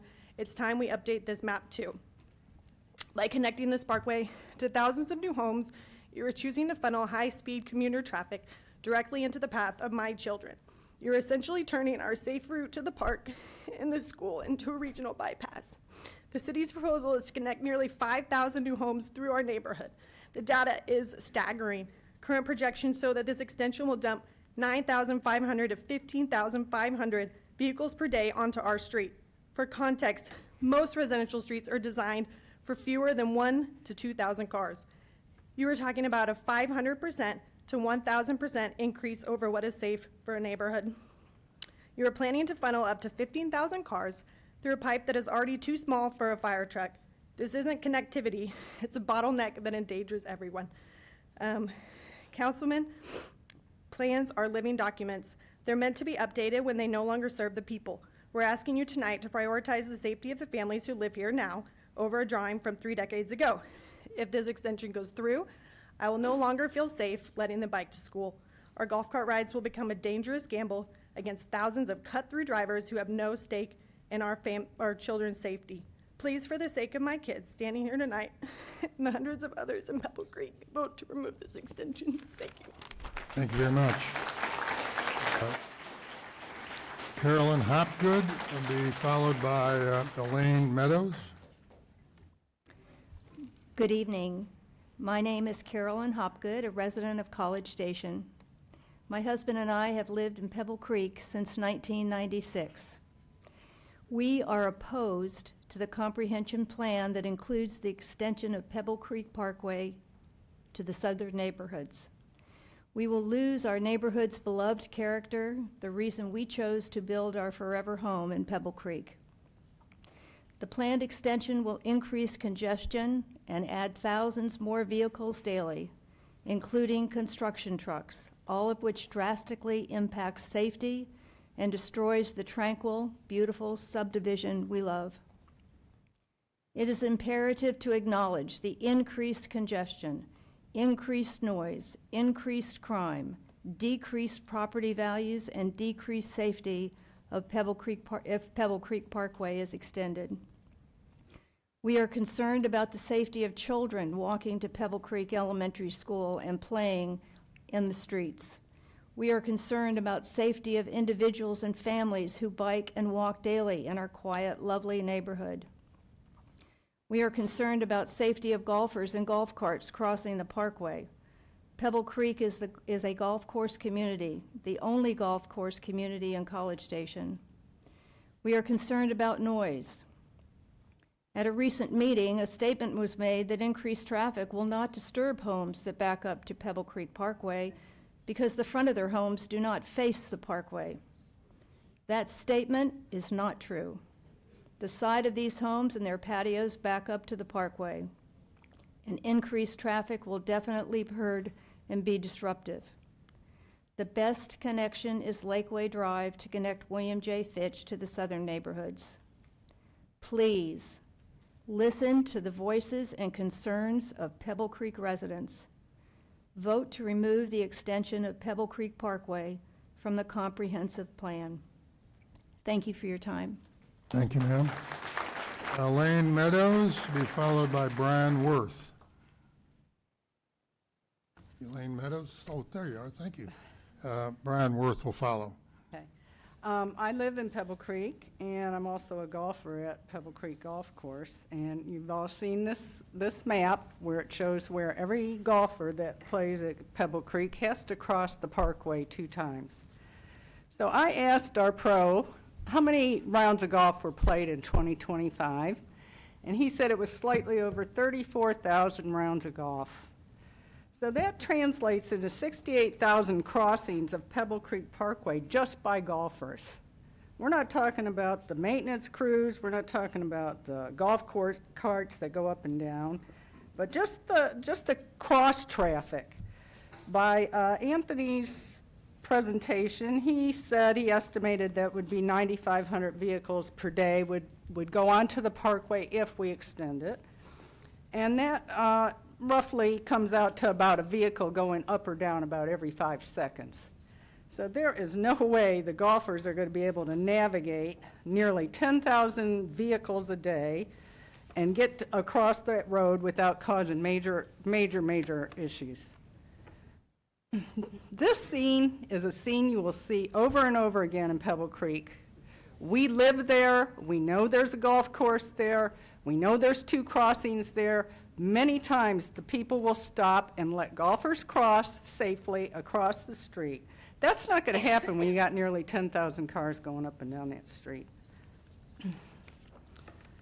It is, and it's been said several times, it's the only golf course of its kind in Pebble Creek, in College Station.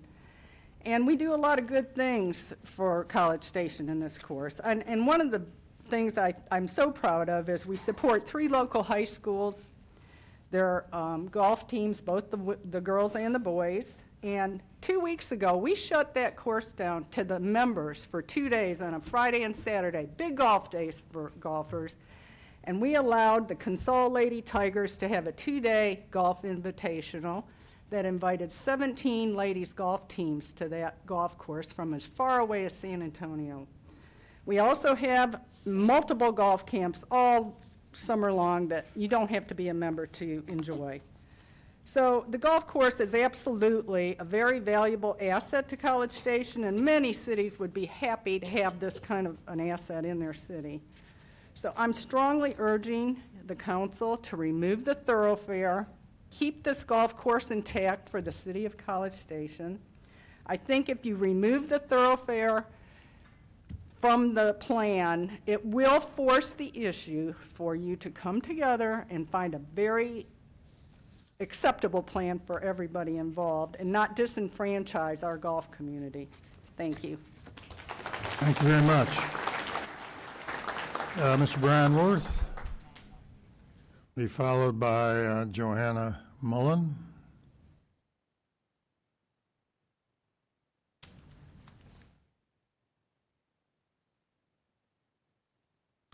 Good evening, I'm Brian Worth, and I live in Pebble Creek. The last time I spoke to the city council was the night you voted to direct the planners to study limiting the extension of Pebble Creek Parkway to a limited access, emergency vehicle only road, and the impact limiting traffic on Parkway would have on the overall traffic problems. Apparently, the planners told you that planning rules don't include an option for this type of road, so they could not build it.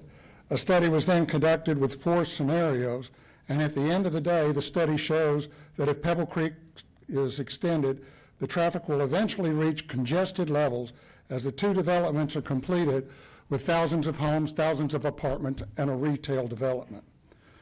I had a real estate company do an evaluation of the market value of the homes in Pebble Creek that are just there now. Their evaluation came out to a $1 billion number. That's a lot of money. They have invested in their homes and the neighborhood, which is one of the most sought-after areas, where new and other current residents of College Station seek to buy a home. The neighborhood as it stands today is a huge asset to our city as new business and people consider moving into College Station and where to live. Why do you want to add more traffic congestion and the problems it will bring with safety and changes to the lifestyle of an established neighborhood? Pebble Creek contributes substantial tax revenue for the city, which will be negatively impacted by degradation of the neighborhood. State law now limits a city's ability to annex new areas. So why is the city approving high-density developments on land in the city area, which will cause traffic congestion problems in the future? Common sense dictates a plan should resolve current and identified future problems, not build a problem into the plan for future resolution by someone else. This extension will help traffic now for a new development that has not begun and until it is completed, while creating major issues in one of the premier neighborhoods currently established and thriving in the city, and kick the can down the road on future traffic congestion problems it creates for someone else to solve. Just because the federal government kicks the can down the road in difficult problems like our national debt does not mean the city should kick the problems down on, or kick this issue down for someone else to resolve. Sometimes doing the right thing now is hard, while passing a problem to someone else in the future is easy. I request you do the right thing for now and for the future, and remove the Pebble Creek Parkway Road extension from all city plans. Thank you. Thank you, sir. I'll move to Johanna Mullen, will be followed by Thomas Jackson. Howdy. Mullen, welcome. My name's Johanna Mullen. I'm a Pebble Creek resident, and I have been for 6 years. And I moved here actually after visiting my sister and seeing the quality of life in Pebble Creek. And what I'd like to speak about is that the idea that the Pebble Creek Parkway extension will bring crime into our neighborhood is not theoretical. Let me tell you about the quiet neighborhood on the northeast side of San Antonio where I grew up. A Walmart was put in right next to it about 10 years ago. We thought this would be great, super convenient. Little did we know, people discovered our little neighborhood and started using it as a cut-through, and it brought crime. Anything my father put outside the house was stolen. Any decorations, to and including the planter pot my late mother had for 30 years by the mailbox. They were that petty. All gone. On top of that, my father got a large package one day in his name to our address.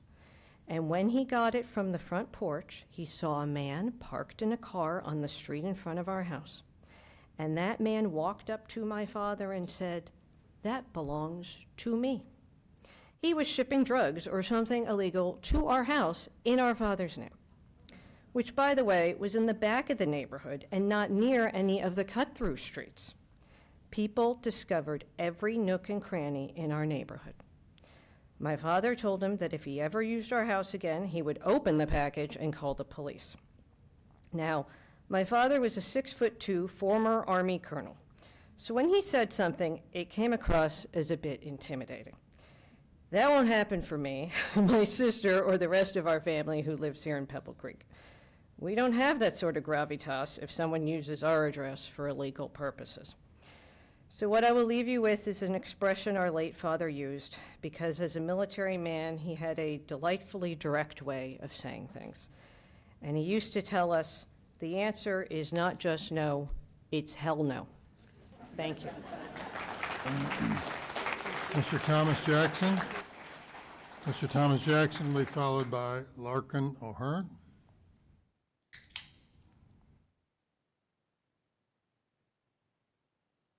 Welcome, Mr. Jackson.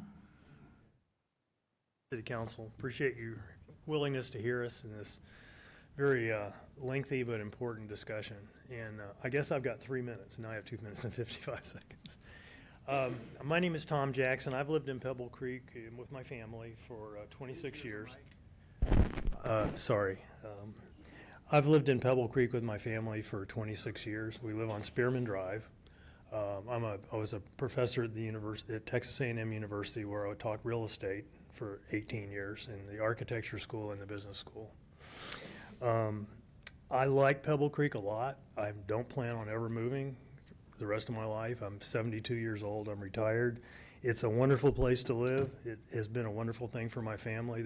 My boys went to Pebble Creek Elementary. They went to A&M Consolidated and ultimately to Texas A&M. It's where I want to be, and I enjoy it a lot. We've moved around a lot in my life. We lived in Phoenix. We were from Florida, And this is the place where we're making our stand. And we've been there 26 years, or 24 years. Time flies. So I'd like to talk about 3 issues, and most all of them have been mentioned, so I'll be brief. The first is neighborhood integrity. Neighborhoods to planners are sacrosanct. Neighborhoods are what we protect and encourage. We try to get people in the neighborhoods to be cohesive and work together. It's the building block for our city. You can say the family was the building block, then the neighborhood, then the community. We have to protect our neighborhoods. If you allow the neighborhood fabric to be destroyed, you're going to lose a lot of the cohesion and safety issues and a whole bunch of other stuff in your communities, and it will not benefit the city. So Pebble Creek, in my opinion, is coherent, strong, and should be protected. And by golly, I'm going to do my best to make that happen if I can. I mentioned I was an economist and a real estate appraiser. I've done a lot of testimony. Noise impacts property values. And I did a little survey. I think you guys got my handout. I looked at 11 studies of this topic. And there's a lot of different statistics mentioned. One that I saw 3 times, and it was mentioned earlier tonight, was a 6% increase, or 10 decibel increase in road noise will decrease property values by 6%. So you don't want that to happen. That equates roughly, and again, I haven't done the analysis in detail, but about a 24% reduction in property values. We heard how valuable the properties are in Pebble Creek. What you're kind of doing, and I don't mean this in a bad way, there's costs. There's private costs to this. We'll lose value in our homes. That's a cost.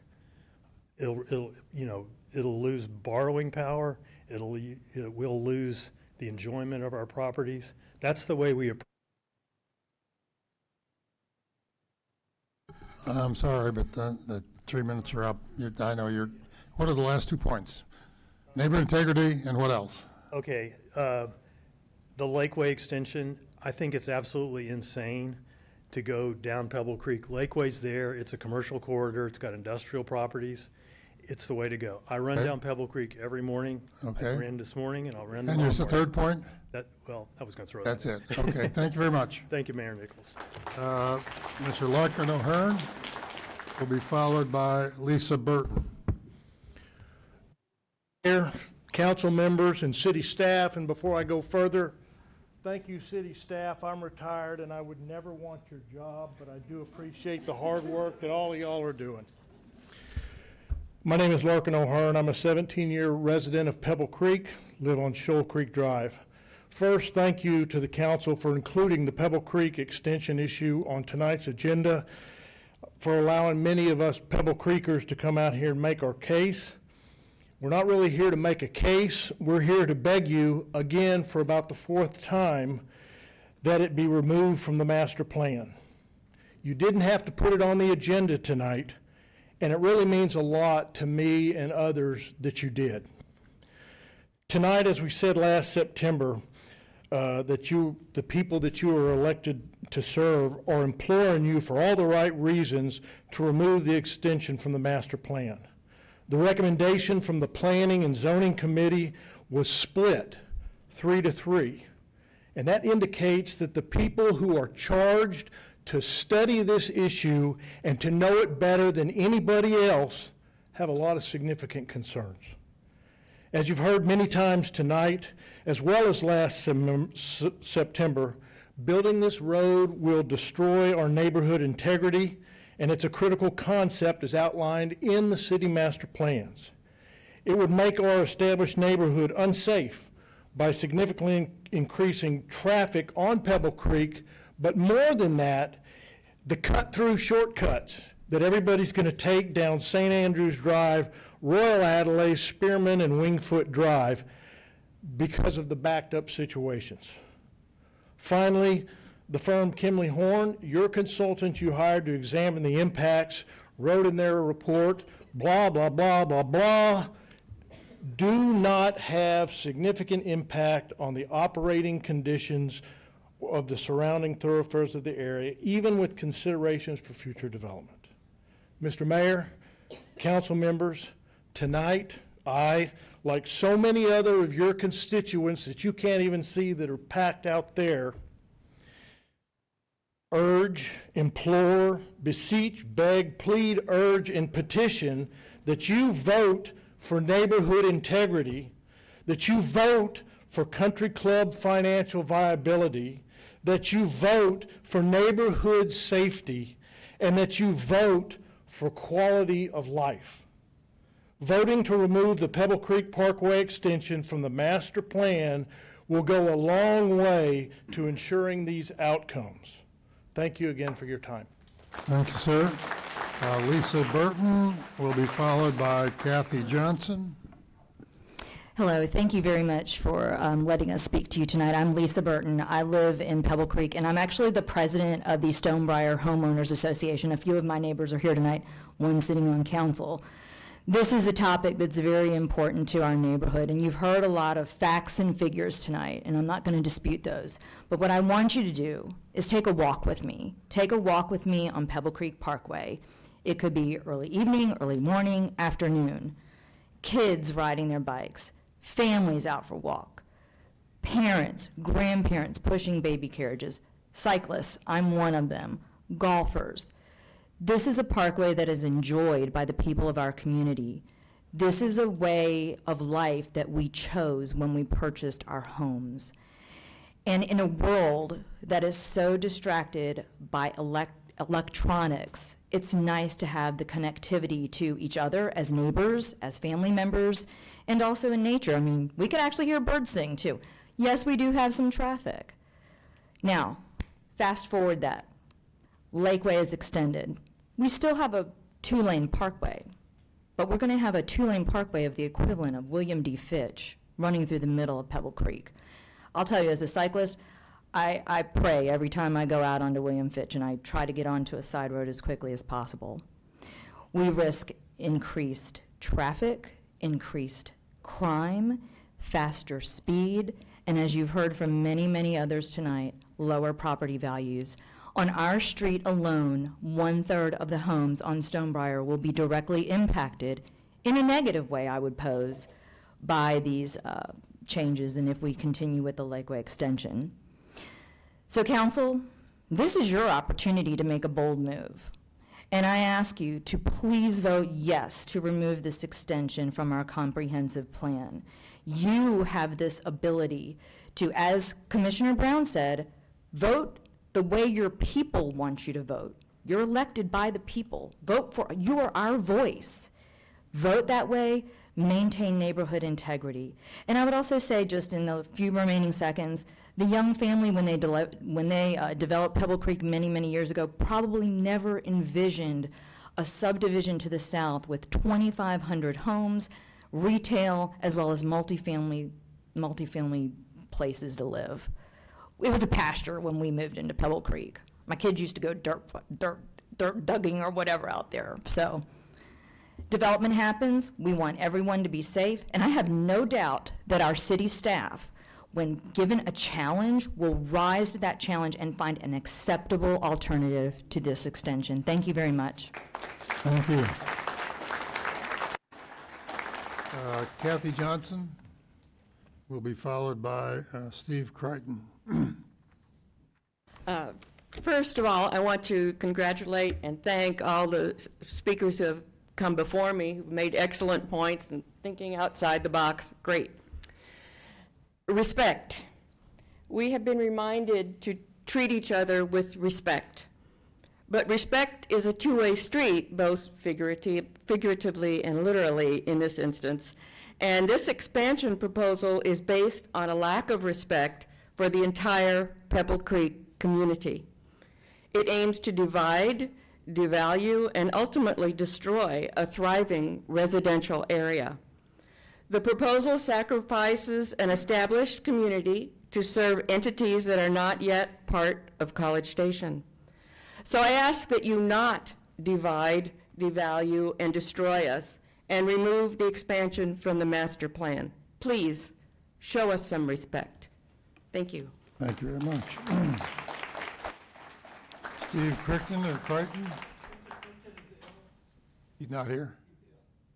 All right, we'll move on to Nikki McDonald. Nikki McDonald will be followed by Megan Jackson.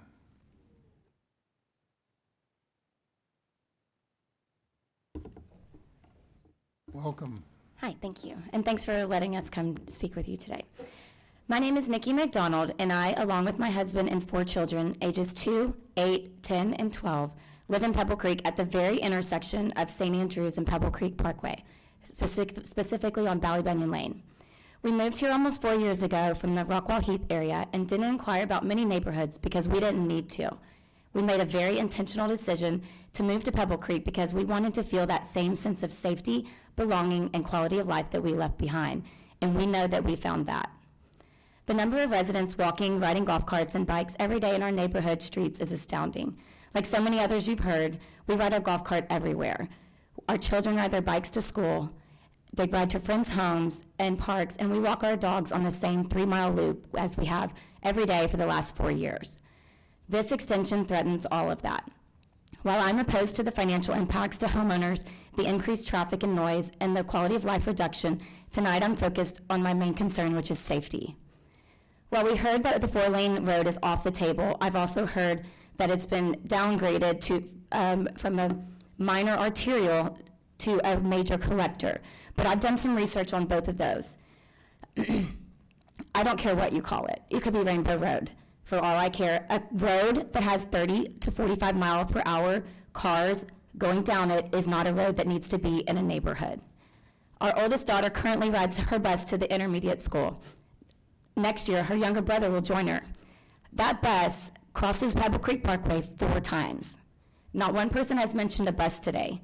We have multiple buses in our neighborhood that cross Pebble Creek Parkway full of children, up to 75 children in every bus. So you're asking them in one course of a year to cross over 745 times in one school year. Based on a study from 2022, minor arterials attributed to 23% of pedestrian deaths. And I think we can all agree that even one death due to this roadway would be too many. I had more written about the emergency response plan, but I don't think I need to touch on that because we've already discussed it, but it's unsafe. It is unsafe for us to walk. If this is extended, it's unsafe for us to drive, it's unsafe for us to ride a bike, and it's unsafe for us to enjoy all of the wonderful day-to-day activities that we get to do today. Please vote to remove the extension. Thank you, Ms. McDonald. Megan Jackson will be followed by Janine Smith. Hi, good evening. Welcome. And I want you to know I took a big risk today coming here. My name is Megan Jackson. I've lived here for 13 years, specifically Pebble Creek. I am currently the president of the Pebble Creek Homeowners Association, so I've probably fined about half the people in this room. So now they all know my face. I'm here this evening representing more than the 1,500 properties and neighbors who have entrusted me with helping protect the safety, character, and financial stability of our community, and ultimately their investments. You have already heard many compelling reasons from residents and voters as to why the Pebble Creek Parkway extension should be removed from the comprehensive plan. I won't repeat them all, but I do want to emphasize what matters most to us. This is about safety. Every day, hundreds of walkers, cyclists, children, and golfers use the parkway. Expanding or extending it would introduce increased traffic noise and cut through congestion into what is currently a quiet residential neighborhood. That change would not only compromise safety, it would erode the quality of life that defines our neighborhood. And with that comes a very real impact on property values. Opening our community to through traffic will diminish the very qualities that make Pebble Creek a desirable place to live. Let me be clear, we are not opposed to growth or development. In fact, we recognize and appreciate the exceptional quality of life that College Station offers.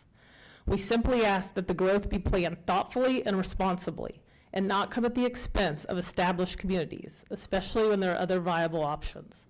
There are alternatives. So we hope you can give serious consideration to solutions that support growth without negatively impacting our community. I urge you to think carefully about the long-term effects of this decision. Changes to a neighborhood, especially negative ones, create ripple effects that extend beyond its borders, impacting nearby businesses, schools, and the broader community. Thank you. Thank you very much. Janine Smith will be followed by Noel Bradford. Thank you, Megan. I think I talked her into speaking, so I appreciate that. You can pull the microphone down a little. Thank you. Good evening. I'm Janine Smith. Let me get this. It won't go down any You farther. just bended it right at the end. There yeah, you go. Got it. There you go. Okay. Chuck Beege and I live on Firestone at the corner of Pebble Creek Parkway. So we're some of the ones that'll be most affected by this. My mother and all of her friends, a bunch of them, live on Stonebriar Circle, where Lisa does, but my mother and her friends back up to Pebble Creek Parkway. So a lot of folks I'm intimately connected with are very affected by this. So one of the many things I learned as when I earned my engineering degree from Texas A&M and my professional engineering license from the state of Texas is to gather facts and draw conclusions. Now, civil engineering is not my specialty, my area of expertise, but I taught decision analysis to teams that were tasked with multi-billion-dollar developments. Okay, so I have a little bit of experience. Now, shocker, I'm against the extension to Pebble Creek Parkway. Now, this is new information, probably to the folks in the audience, hopefully not to you guys. Here is the Phase 1 map for Savannah Oaks. Let's see, I'm not sure I know how to use this, but this is Lakeway Drive, I believe, right here. Oh, I don't, that's okay.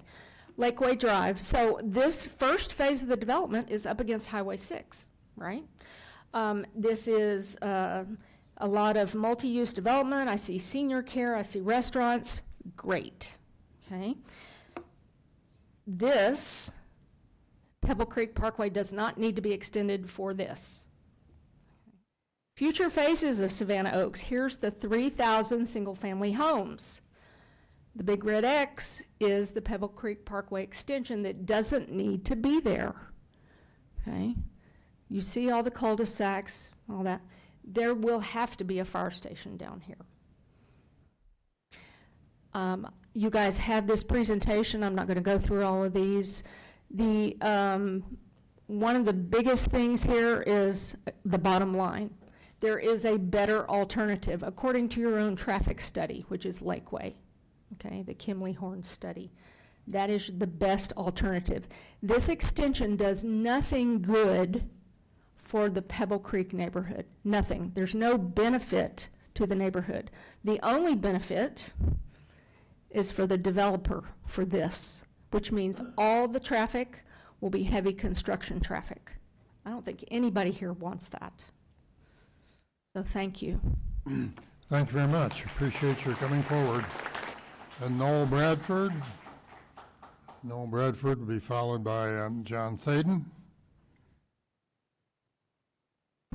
Mayor, City Council. Noel Bradford, live in Pebble Creek. So what's really on the table tonight, you've heard it a few times already, it's not about the road, it's about the destruction of our neighborhood. After living around the world for 26 years in the Air Force, my family and I chose our forever home in town very carefully. We chose College Station because we knew it is different. If we moved to Houston or Dallas or San Antonio or Austin, nobody would really care about us. But in College Station, our neighbors, our church, our elected officials would care about us and our neighborhood and our well-being and give us the sense of community that we had in the military. So we've had, my next point, I was going to talk about home values, but you've heard that over and over again. I'm just going to say one point, that if the extension goes through, it's not about if, it's going to be when the golf course closes. That's going to impact the home values greater than just noise on the road.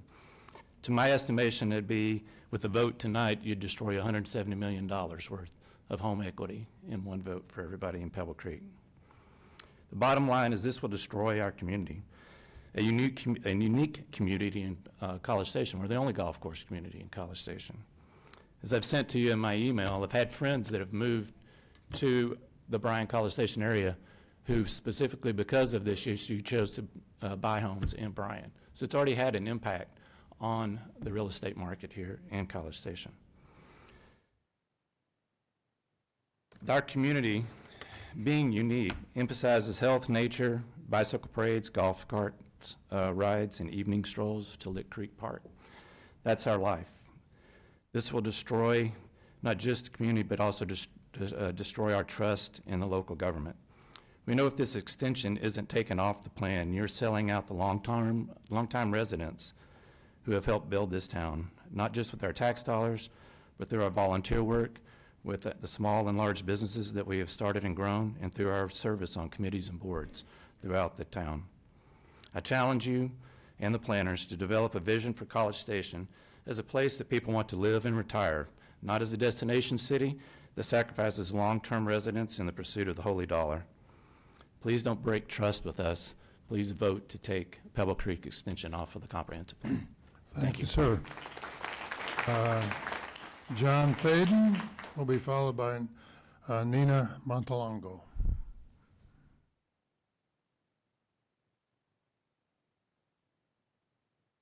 Hello, John Thaden. I live on St. Andrews Drive, the little stub of it that's up near Winged Foot, and thus very close to the Pebble Creek. This is maybe a little hard to read, especially for the folks out front, but I'm really going to comment a little bit on the process here, and I just was bothered by a little bit of how this, first of all, I will say that there's a lot of heroes in this room, both sitting up there and behind me, and I have ultimate respect for them and the staff. But the top thing is the minutes from the September 25 meeting, and that was a motion that was passed by the majority of council, and it directed staff to return with options to the thoroughfare plan with a condition that Pebble Creek Parkway not extend to the south of Pebble Creek subdivision, and then the addition except to allow for emergency vehicles. Now, luckily, because I learned that the parkway will be downgraded and specified forever as a 2-lane highway. I don't need to talk about the parts that have the double green or the double red X's down here, so we'll be focusing just on that. Now, on the right is from the first page of this item 8.1 on the agenda. It's 396, paragraph 3, if you care to look, is what's called the summary, but it's really a background of where things stood before this meeting, and it's very accurate. It's quite good. And notice that the blue part at the bottom essentially reprises that top part there, saying the majority of council directed staff to do this, but with the condition that it not extend to the south except to allow emergency vehicles. Anthony's, Mr. Armstrong's presentation at the top said that this we must dismiss or not think about because it turns out that there's not a street designation for one of these thoroughfare plans that allows for this to happen. That strikes me as, and forgive me, I'm not trying to be personal here, it strikes me as being closing off a lot of creative thinking that can happen here. So why am I interested in this when obviously everybody is suggesting we simply remove that extension? Well, think about the process of where this proposal or this it went. The first thing it did is it went to the committee on the Greenways group, and they voted 1-7 to essentially reject this idea of removing it. Why? Well, the extension, yes, it's 2 lanes, maybe 4, but now it's 2 lanes, but it also has a great sidewalk, great pedestrian, great bicycle path through there, great connectivity for that purpose. That's gone. So it doesn't surprise me they voted against it. Then the second thing, it was proposed to the P&Z committee, and I was there for that one. And they voted 3-3, and a good question was asked of the head of the committee. why it was 3 and 3. And I'll give you my opinion. Please based wrap on- it up. I've held the time, so you're way past the time. Based on questions asked, I think it was cost. I think it was the load on the city to drop this. So my suggestion to you is either remand the study back, because the study did not satisfy the directive of council. And so Okay. either remand it back or simply vote now to have a 1-lane or 2-lane emergency Sir, only with lift gates on both sides, and then to have the paths for the Sir, walking. sir, Thank we you very follow much. your point. It was explained earlier that we're operating under state law regarding comprehensive plans and thoroughfare plans, and we cannot include that discussion in this discussion. If we decide, whatever way we move on, we can always come back and have another discussion about what we'll do, which is what everybody's asking us to do. Think about other creative solutions, including the one you're talking about. But we cannot incorporate that in this discussion because of the state regulations about comprehensive plans and thoroughfare plans. That's as simple as it is. Thank you very much. I'm a little confused by that.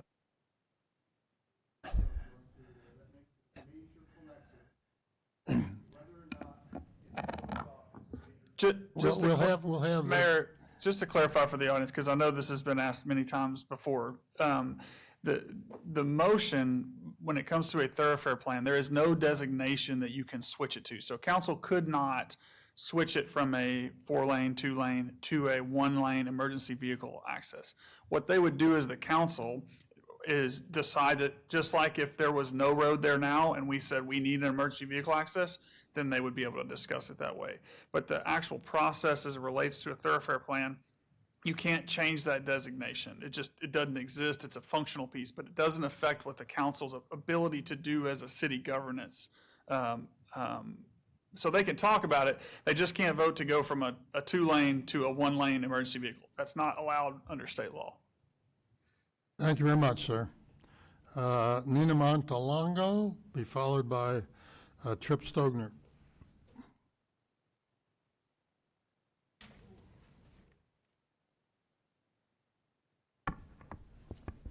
Good evening, Mayor and council members. I prepared a speech on this just in case it came up, because Appomattox seems to always come up. The thing about it is, we've heard many times that you regret Appomattox not being extended and think it was a mistake by the city. We've been told that Wynwood would be better if it had happened. However, for some reason, nobody ever seems to mention Munson. The city did extend that one, and Councilman Crompton has spoken time and time again on how that ruined the neighborhood, based on actual events, not just what someone thought could have happened. Nevertheless, the city staff wants to experiment with Pebble Creek to show a thoroughfare may work here. But Wynwood is a grid pattern. Pebble Creek is and has always been an enclave. If you extend Pebble Creek Parkway, Pebble Creek still won't be a grid. It will just be a broken enclave. But research says grids are better, right? Actually, no, that's not correct. The older data pointed to that way, mainly based on cities in the Northeast, not small suburban areas like College Station. Even there, you've probably not read the research by Walter Kulash, or surely the city would have mentioned it out of fairness.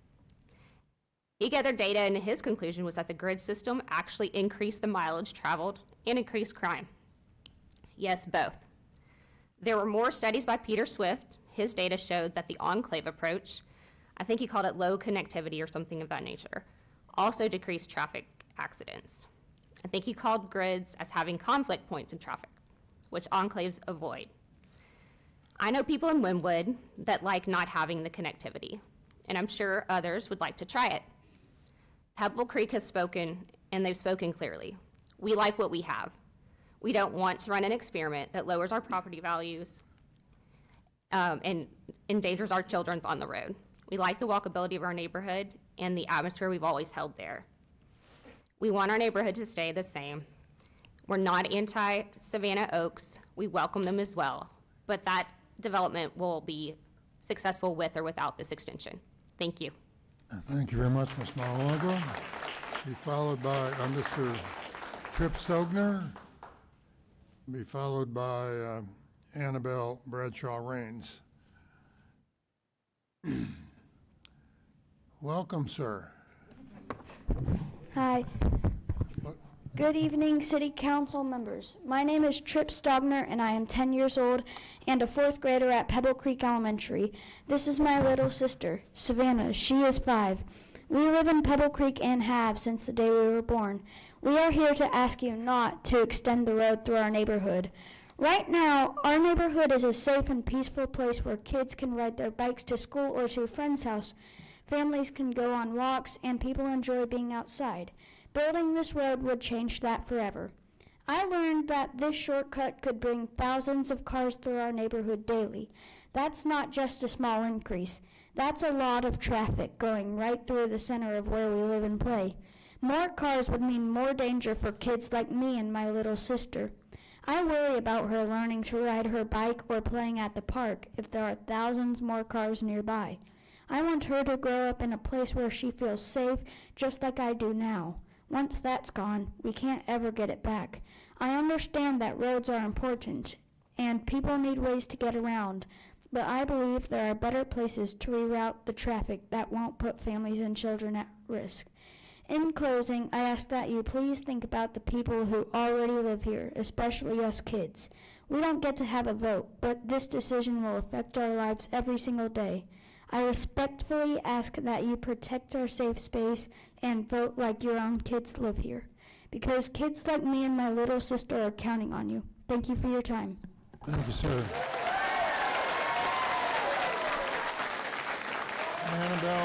Annabelle Bradshaw, please. Annabelle Bradshaw will be followed by Steve Turley. Annabelle Bradshaw, followed by Steve Turley. Good evening. Thank you for allowing us to have this forum with you today. I'm hoping you can hear me. My name is Annabelle Bradshaw Rains, and I have lived in Pebble Creek for 6 years. I've been a real estate developer since the 1990s, and I've encountered some of the most bizarre things you could never imagine, but worked with mayors and city planning, school districts, you name it, from worrying about Burt Rock mittens and all the traffic impact studies. I understand that Silverfin Development is not planning on putting any commercial in our pathway. It's going to be more towards the Lakeway area. But I am concerned about the daily trip estimates that apply to residential, and that standard number is between 6 and 10. So with 2,500 residential houses, if you go to the extreme of 10, that's 25,000 cars that would be driving up and down Pebble Creek on those trips. So it's to and from school, work, going home for lunch, walking your dog, leaving your company. And I really hope that you'll vote against any extension. I'm also concerned about, by the way, these 2,500 homes, they don't include the apartments, the townhomes, the elderly. I'm just talking about when it's fully developed in 2045. So please vote against it for us. We need your help, and I'm asking for your help. Thank you. Thank you very much. Mr. Steve Turley. Steve Turley be followed by Mark Spadaro. Good evening, Mayor and City Council. Thank you so much for the opportunity to come and talk to you. Thank you, city staff. Appreciate all the hard work you do. And thank you to all of the folks who are here who have brought up so many great points that have cut my speech down significantly, so I will give you a lot of time back here. Good, good. Yeah. I'm sure they appreciate it too. I'm Thank you. sure everybody will appreciate that. I did just want to touch back on a couple of points that were made. One thing is that the cut-throughs, if we have the Parkway through, all the way through, and we have people cutting through, whether they're on St. Andrews or Spearman, they will all empty out by the school. And I believe that was one of the arguments against going through Lakeway was, we'll pass traffic by the school. It doesn't matter. Either way, they're going by the school if they're cutting through. All the other points we've made about the increased emergency response time, if my math is correct, 56% of the proposed Savannah Oaks will actually see increased response time from the existing fire station.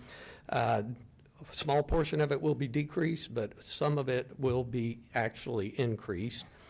And the last thing I want to do is just mention our city manager, Brian Woods, who just left conveniently, told us that he is often asked how to make a council-proof decision. That's air quotes for anybody who is taking notes. His reply was, do what makes sense. And that's all we're asking. Please do what makes sense. We pray that you would vote in favor of removing the Pebble Creek extension. Thank you very much. Thank you, Mr. Turley. Mark Spadaro will be followed by, there we go, but followed by Jerry Nickerson.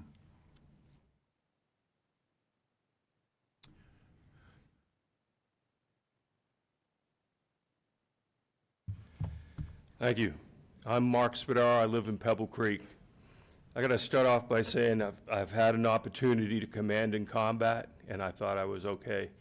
But when I was in grade school, I never got up in front of the city council and spoke. I don't know what you're putting in the water here, but it's working at Pebble Creek. So look, I had this whole thing prepared. I'm going to brevity a bit. I got to tell you, I live in the corner of St. Andrews and Royal Adelaide. I tell you what, you think that's a safe street? I lost my school bus stop in front of there because they said it was too dangerous. People were rocking and rolling through the neighborhood. St. Andrews Street, come sit in my driveway sometime and listen to what my neighborhood sounds like. You want to add more traffic coming down Pebble Creek Parkway? They're going to cut through Royal Adelaide, and they're going to make it even worse. I just don't think it's a good idea. Go down Lakeway. It works out better. The other part is you're going to make an avenue for crime. We think Pebble Creek is a safe neighborhood.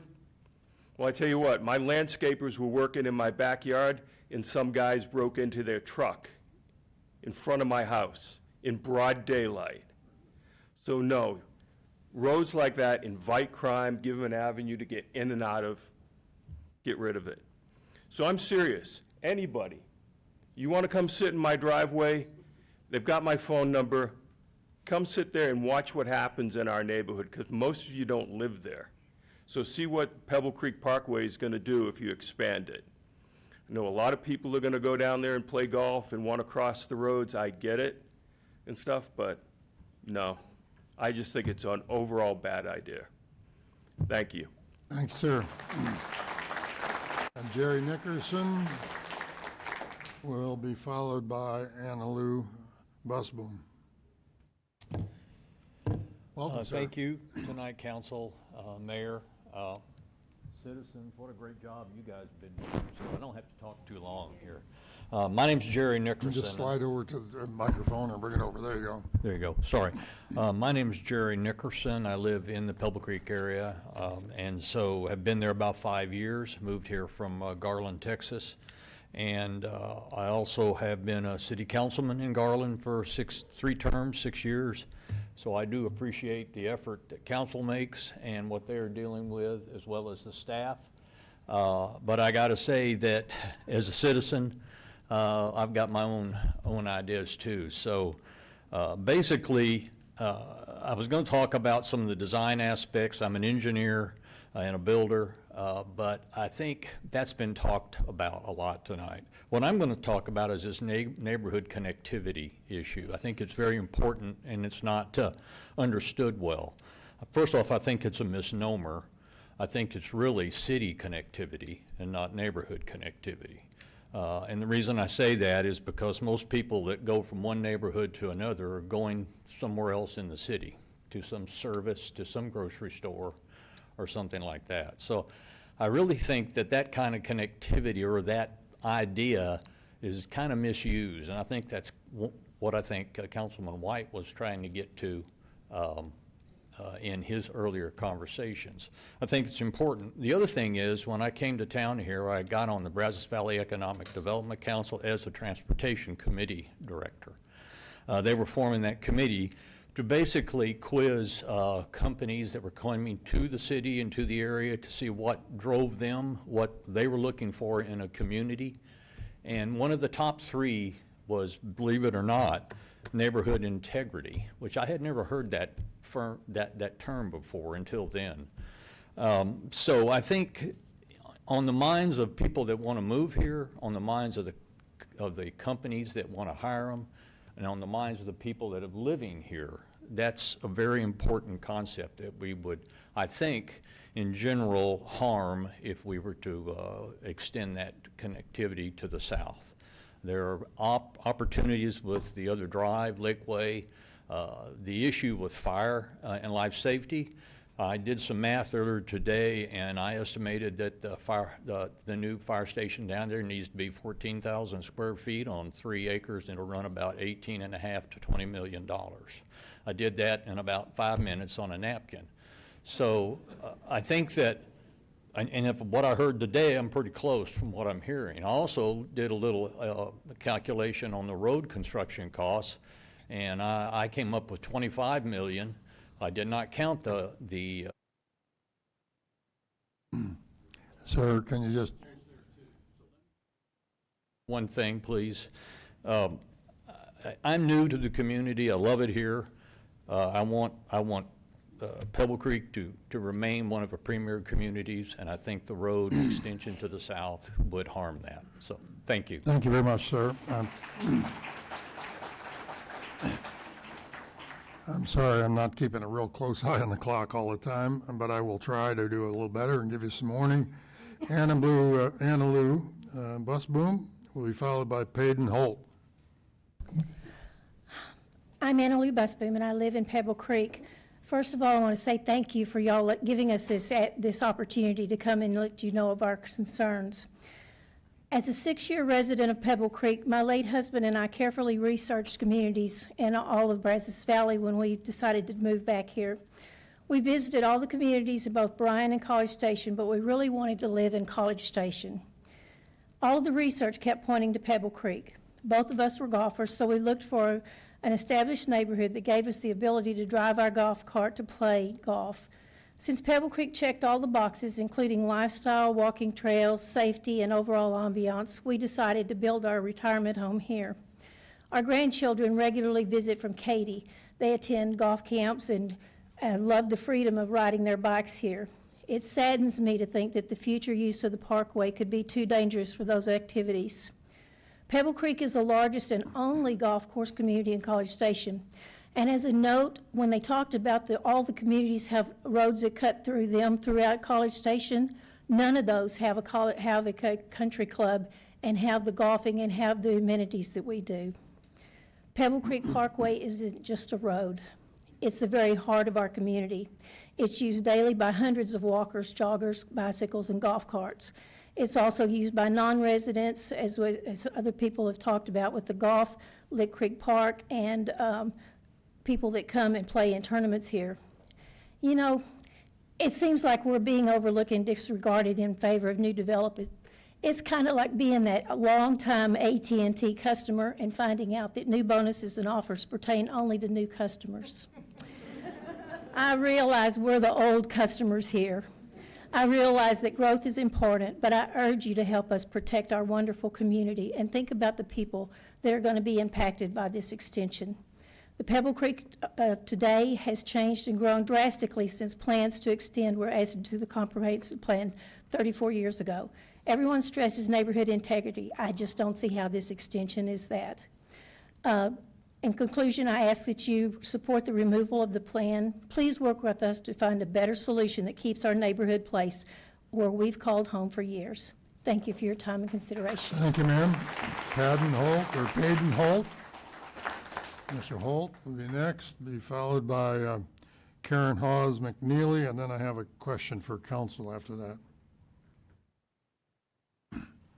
Mr. Holt, welcome. Thank you. Again, for the third time in this last month, which was not something I had on my bingo card for this year. My name's Payden Holt. I live at 1011 Wingfoot Drive, which is one of the first houses on Pebble Creek Parkway. I'm a father to 3 young kids, a husband to a wife who enjoys our neighborhood. And so I'll save us all the safety and community integrity points that my friends here have raised. They're all great points, and I agree with them. I'm also the new learner that that city staff is recommending that my net worth drop by about $100,000 with their recommendation, which was new for me. But nevertheless, being in front of you today and having been in front of you in the past, you know 2 things before I even start. One, my presentation is going to be a little bit more fiery than some of the ones that have been presented to you. I hope you know from my last presentations that is because I'm a zealous advocate for the advancement of all things, a comprehensive development of our community in all of its different facets. Presently, or previous, it was the Business Development Center. And so I'll start with that point, because if I was in a court of law, you know I'm an attorney, if I was in a court of law, you kind of been presented with 2 separate, for lack of a better term, opinion testimonies from experts today. The city staff with their own recommendation, and then the citizens of Pebble Creek with ours. The problem is, and the disconnect here, is that one is more biased in a deceitful way, and one is outright, we know, we're the Pebble Creek community, you know that we don't want this. But here's the problem. The city staff is coming under the cloak of, we are the champions of the comprehensive plan, we're just trying to steward the comprehensive plan. But at the March 23rd meeting, when we had where there was an amendment to amend the comprehensive plan to do a rezoning for the Business Development Center, they talked to 16 people and they said, please amend the comprehensive plan. No problem, this is what's best for the city. So there's disingenuousness in that. Also, as we continue, you know, there's a duty to serve. Here's another disingenuous portion of their expert report. And nothing in the city's presentation today that I've seen talks about impact fees, which, as y'all know, the government code says the sole purpose of the impact fees is to share the proportionate cost of the infrastructure to the developers. But they presented their recommendation saying, hey, we have a duty as a city, and if we don't do this, we're going to have to spend more money. What's the purpose of the impact fees in that regard? And finally, lastly, I'll say this, and I'm sure Captain Mann is a great great fire captain and the like, but if this was a courtroom and he's and I'm cross-examining him on an expert opinion, I'm eating his opinion alive. It's short-sighted, it lacks data sets, it is the definition of confirmation bias. So with that being said, and again,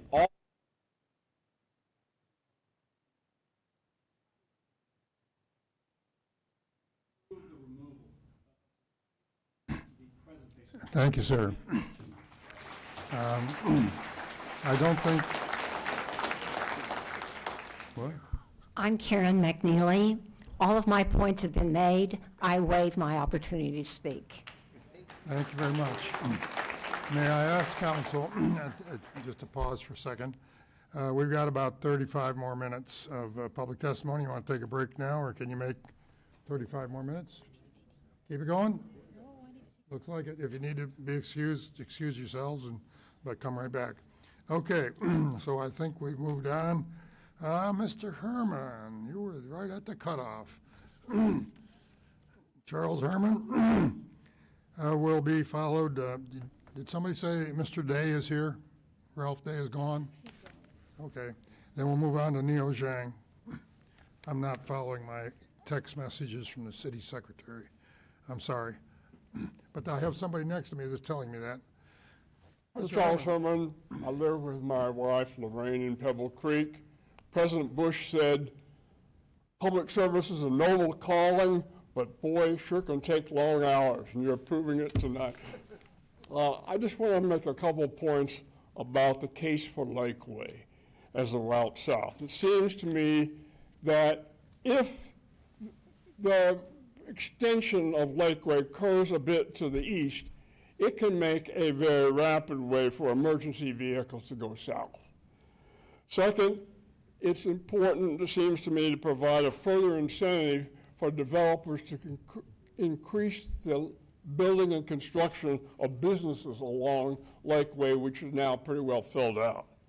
And fourth, Lakeway provides a route for the new subdivisions to the closest hospitals, to existing retail, and the city's planned new baseball park.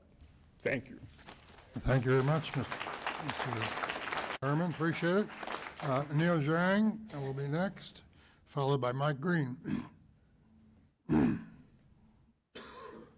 While you're coming up, thank you, and thank you for your service on city committees. Thank you. Thank you, Mayor and Council. Thank you for your time. My name is Neil Zhang from the Edelweiss Estates neighborhood, not from Pebble Creek. And I volunteer for the Bicycle Pedestrian Greenways Advisory Board, and I voted that no. We just heard from the staff's presentation outlining the technical requirements for emergency access to Savannah Oaks. Tonight, it feels like we're being forced to make an impossible choice. Either build a road that funnels thousands of cars per day through a peaceful residential neighborhood, or let the homes burn down. But that is a false choice.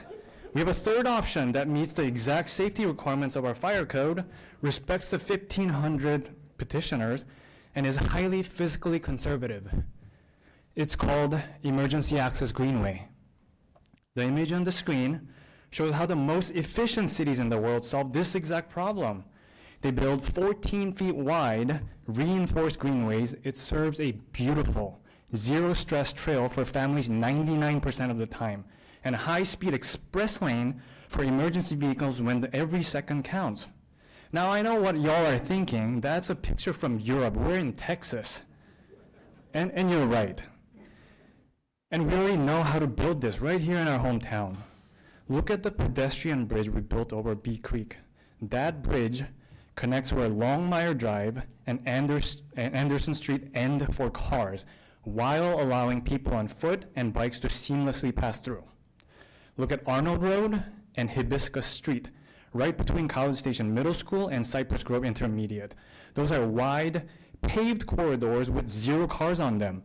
They are fiercely loved by the surrounding neighborhood and serve as a safe highway for over 1,200 students for both campuses, all without creating a massive, unfunded maintenance liability.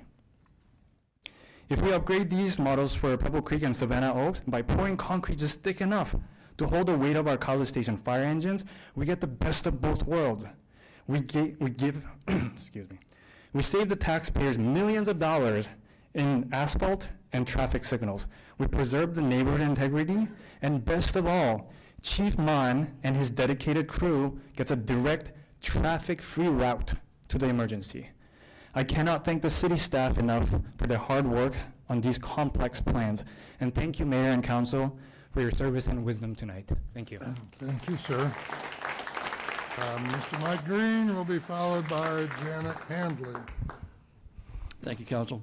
My name is Mike Green. I've lived at 824 Pine Valley in Pebble Creek with my wife Pam for 23 years. I'm also a local realtor. I'm also representing 4 family friends who are out of town today, but I'll only use my 3 minutes. Tom and Amy Kenny, who own Napa Flats Restaurants, have purchased 3 houses in Pebble Creek, and their current home at 4910 Augusta Circle backs up to Pebble Creek Parkway, and needless to say, they are very concerned about this issue. Be glad Tom is not here tonight. I'm also representing James and Chris Abalis on Hawk Ridge, Cindy and Sean O'Donovan on Quaker Ridge, and John and Deborah Parks on Bay Oaks, who are unfortunately all out of town. Combined, these 5 families have lived in Pebble Creek for 109 years. I will put my Pebble Creek resident hat on first. All 5 of these families have the choice and means to live just about anywhere in this community they want. All 5 chose College Station and chose Pebble Creek for a reason. It is just different. It is one of the best designed subdivisions I've ever seen. It's an inclusive community. We have homes that cover a wide range of price points from $400,000 to $2 million, and that is unique. Subdivision is designed for young couples with homes near the elementary school, to gated areas for older retirees, to multi-million-dollar homes. You see lots of people outside on a daily basis walking their pets, jogging, biking, riding, and playing in our park, things you rarely see in other neighborhoods. We have the one and only country club and golf course in College Station, and it's extremely popular. If you pass this vote, all that goes away. Our lifestyle is at risk. Now I'm going to put my realtor hat on. I can tell you the number one result of this proposal, if accepted, is a decrease in property values of the largest and most successful subdivision in Pebble Creek, no questions asked. I have current friends and clients like Tom Kenny calling me very concerned over the value of their number one asset. I have a client who's been considering moving to Pebble Creek, but now is going to wait and see what our council will do before they decide where to move. This issue is already affecting Pebble Creek. I'm getting questions like, how much do you think it's going to affect my property value? Should I list my home now or wait till after their decision? If this passes, where do you suggest I move to? Which golf course community do you prefer, in Bryan, Traditions, or Miramont? If they're in a golf course community, they're going to Bryan if they leave here. I've owned a couple of successful businesses while living here. The number one questions I always asked myself when I had a tough decision was, does it help or hurt my employees? I always understood that my employees were the reason for my success. That philosophy helped me sleep very well at night. I urge you to do the same. This is not about you. Vote for what is best for the people, the citizens, the people here tonight, and you will sleep very well tonight. Please vote yes. Thank you, Mr. Green. Janet Handley, be followed by Debbie Roper. Janet Handley. I'm going to pass Okay. because everything's been covered. Thank you very much. Well, note that you're here. Miss Debbie Roper, be followed by Adam Kolinsky. I'm sorry. Go ahead, please. Hi, thank you for allowing us to share. My name is Debbie Roper, and I live on Hawks Ridge. More importantly to us, our son, daughter-in-law, and 2 grandchildren now have recently moved to Pebble Creek. Our grandchildren are 4 months old and almost 3 years old. While this issue may not affect them today, as they grow and begin riding bikes, visiting us and simply being children would not be what it is today if the road was put through. Almost 5 years ago, we moved from Houston after living in a neighborhood that only had one entrance and a dead end at the back, very similar to Pebble Creek. Ours and another large subdivision were separated by a main road that was never connected. In fact, the road was only about 100 yards from being joined. Connecting the road would have been more convenient for both neighborhoods, cutting travel times and improving access to major highways, schools, and shopping. But after living there, we completely understood why residents from both subdivisions fought so strongly against it. It was obvious that a planned thoroughfare had intentionally been changed in favor of quality of life, and that decision preserves something you can't measure in traffic studies: the safety, the quiet, the sense of community, and the integrity or the feel of a neighborhood. It's why we stayed in that neighborhood for 30 years.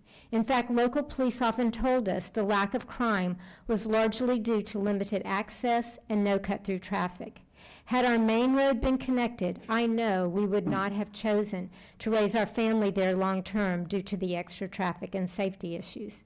I understand that this decision is complex, involving data, studies, and long-term planning, but I ask you to consider what cannot be measured: the safety of families and golfers, the character of a neighborhood, and the kind of place families are proud to call home. Putting Pebble Creek Parkway through would divide our neighborhood and destroy its sense of cohesion. I also think it might be presumptuous to assume that Savannah Oaks would want this connection any more than we do. It may seem logical on paper, but the long-term impact on Pebble Creek, and likely to Savannah Oaks as well, would be lasting and irreversible, and I feel detrimental to both neighborhoods. As a mother and grandmother, I respectfully ask you to preserve the safety, culture, and integrity of this community so that my children will want to stay and raise our grandchildren there for 30 years. Thank you for your service and all you do to protect us in so many ways. Thank you very much, Ms. Roper. Adam Kolizinski. Adam Kolizinski be followed by John Magruder. Go Do I see Adam here? I didn't have a note that he's not here, but we'll move on. Mr. Magruder, John Magruder.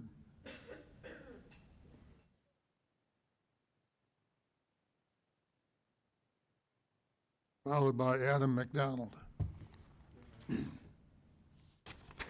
All right, going quick. I never thought I would say this, but I think we have a European solution. So thanks for the gentleman from Edelweiss, and also staff and everybody that has young families here. Thank you all for being here. Real quick, we impose impact fees in the name of protecting existing citizens from the cost of new development. We do not curb and gutter the south side in the name of protecting trees, property values, and aesthetics. We work to limit stealth dorms, unrelated tenants in the name of protecting a way of life. Pebble Creek is a way of life. I think you've heard that over and over again. So that's what we're asking is to help us protect it in the same name.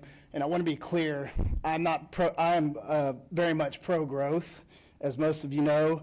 My livelihood absolutely depends on it. I just think there's a much more common sense way of getting this traffic through our neighborhood. Thank you, Mr. Magruder. Adam McDonald, be followed by Nathan Bruner.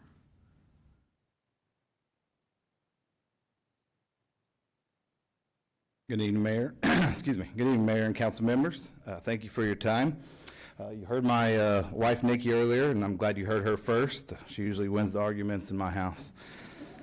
My name is Adam McDonald, and I live at the very southern end of Pebble Creek Parkway with my wife and 4 young children, Anna, Drew, Allie, Callaway. I went to school at A&M about 20 years ago and been blessed to be able to move my family back here from the Dallas area in the summer of 2022. We have owned our home there for a little over 3 years.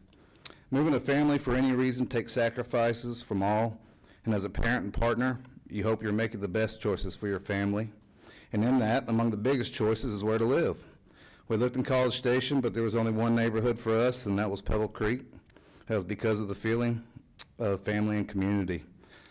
My house is the very first one on the corner of Bally Bunyan and St. Andrews. You've seen a lot of pictures of that intersection. My house is just on the other side of it. I can see the end of Pebble Creek Parkway and the beginning of Lick Creek Park entrance from my front porch, right where extension, construction, and expansion has been discussed. Every single day, my kids, neighbors, friends walk, bike, and ride our golf cart on and across this road. It is a family neighborhood filled with little children, golfers, grandparents, pedestrians, and strollers. I saw this quote posted on a message board of concerned citizens in regard to the proposal. This particular conversation, as of today, had 31,000 views and almost 200 replies. The quote was, "There are more citizens walking, riding bikes, jogging, and pushing strollers on Pebble Creek Parkway than any roadway in town that I see. It is a parkway and it should remain a parkway." I couldn't agree more. It's more than a road extension debate. It's about safety. The projected volume of vehicles per day and strangers that will be driving them on what is a 2-lane scenic parkway sounds frightening just to think about for all of our neighbors. I'm certain there isn't anything I personally can say here that would sway anyone up there on one side or the other. I don't have your traffic or engineering answers, but I do know that when my kids ask me about what I consider a terrible and dangerous change to our neighborhood, I want to be assured that their dad spoke against it. Our neighborhood is a tight-knit group. They rally around each other for all of life's events, different causes, and it's filled with families who care about all of the College Station and frankly have quite a bit of give a dang, as witnessed from these conversations and turnouts. As a citizen, all you can hope for by your elected officials is to be heard. I open mentioning the most southern point of Pebble Creek Parkway where I live and the current point of discussion. In closing, I would like to mention the north entry and exit of Pebble Creek at William D. Fitch. Every election cycle, you see dozens to hundreds of campaign signs facing every single one of our neighbors' cars as we exit Pebble Creek. Political messaging locally, regionally, and statewide all make sure they are seen because our neighbors show up and vote. Today I ask you to listen to those who voted for you. There's a better way. Please remove the future vehicle extension from the plan and protect our neighborhood's character and safety. Thank you. Thank you very much, sir. 3 people left. Nathan Bruner, be followed by Richard Dussault. All right, good evening. My name is Nathan Bruner. I'm a school administrator in the area. I live on Colonial Circle. My parents also have their house on Colonial Circle, and that's right off of Wingfoot. So it's very close to the expansion you're talking about. And sir, my taxes are not frozen. All right. I hope that, God willing, when that time reaches, that won't diminish any of the concerns that I may have. What I think tonight comes down to is common sense, but I think on a night where everything matters and everything's being presented, I listened, and I'm just surprised it hadn't been brought up already. Mr. Armstrong, he brought up the topic and of the response time. And so the fire chief got up and talked about response time. And sir, you asked the question of the night. You asked him, would the response time meet your standard? And the fire chief said, even with the expansion of that, it would not meet the standard. So my question to you is, if it doesn't even meet the standard, why would you do that? The ultimate thing with the only solution there, you'd have to build a different station that could meet the standard. So I think that's common sense. I'm asking tonight that you guys show common sense, because it would make no sense to do that if it doesn't meet the standard. So thank you, sir, for the questions you were asking. I think you ended it altogether when it started here. When we could have answered that question right there, that solves everything. It doesn't meet the standard. Thank you. Thank you, sir. Mr. Dussold? Dussold will be followed by Dale Eisen, who will be the last speaker. Welcome, sir. Richard Dussold, 4602 Oakmont Circle, Pebble Creek neighborhood. Dear Mayor and Council members, Agenda 8.1 is factually incorrect, and I would like it to be corrected prior to any vote concerning the extension of Pebble Creek Parkway. The item clearly states the Pebble Creek Parkway is, that means presently, a minor arterial. That's what it says. It's quite misleading, as currently Pebble Creek Parkway is a major collector. It always has been a major collector, with only an 80-foot right-of-way and not a 4-lane, 105-foot right-of-way minor arterial that the item states. I'm well aware of the comprehensive plan and thoroughfare plan that describe Pebble Creek Parkway as a potential minor arterial, but is currently not constructed in that manner, never was, and hopefully never will be. The language in this item is clearly incorrect and misleading. I'm confident that you will correct this oversight prior to discussion about extending this major collector south to join a future minor arterial. I would also like to say, I did use Grok AI, and this was platted in 1991 as a 80-foot right-of-way. And the fact of the matter is that Pebble Creek wouldn't be Pebble Creek with a minor arterial. The only reason a golf course is there is because it's not. Thank you. Thank you, sir. Mr. G. Dale Eisen will be the last speaker, unless Mr. Kozielinski has come back. When you're this far down the line, I doubt I could say anything that wouldn't be redundant, but I would like to remind y'all that these are your neighbors and your friends. They place their confidence in you to do what you feel is best for them, and I would ask you to exercise that judgment again tonight. Thank you, sir. Okay, let me remind that is, Mr. Adam Kozielinski come back? I guess not, so we'll assume he's not going to speak. So that brings us to the end of the list of people that have signed up. I remind the council members that in your packet there are written comments from Margaret Palinsar, Danish Yadav, Paul Kubstead, Marilyn Wade, and Sandra Yaskin. So in our packet we have comments from many of you and them as well. I will close the public hearing, and I'm going to take a 5-minute break again, because I think before we get into the discussion, which will probably take us some time, that we need to have a break. So 5 minutes, please stay with us. Thank you.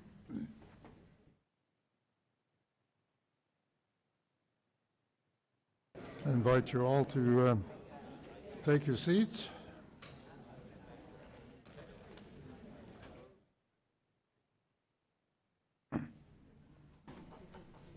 Well, I thank you all for very reasoned and thoughtful presentations. With, for the most part, stayed on task and shared well thought out and I think carefully prepared comments and certainly the passion of the community. I think that we're all here to do what is best for the city, and what I think is the best step forward now that we've closed the public hearing is to ask the council members, if they wish, to kind of reflect on what they heard. I'll give each one of them about 5 minutes if they wish. If they don't have to. And then we'll call for a motion if someone wants to make one, and then we'll proceed to a vote. So, is there anyone that wishes to speak, just to reflect on what you've heard? Sure. Thank you, Mayor. Like the mayor said, I want to thank all of y'all for coming to the meeting, sharing your thoughts.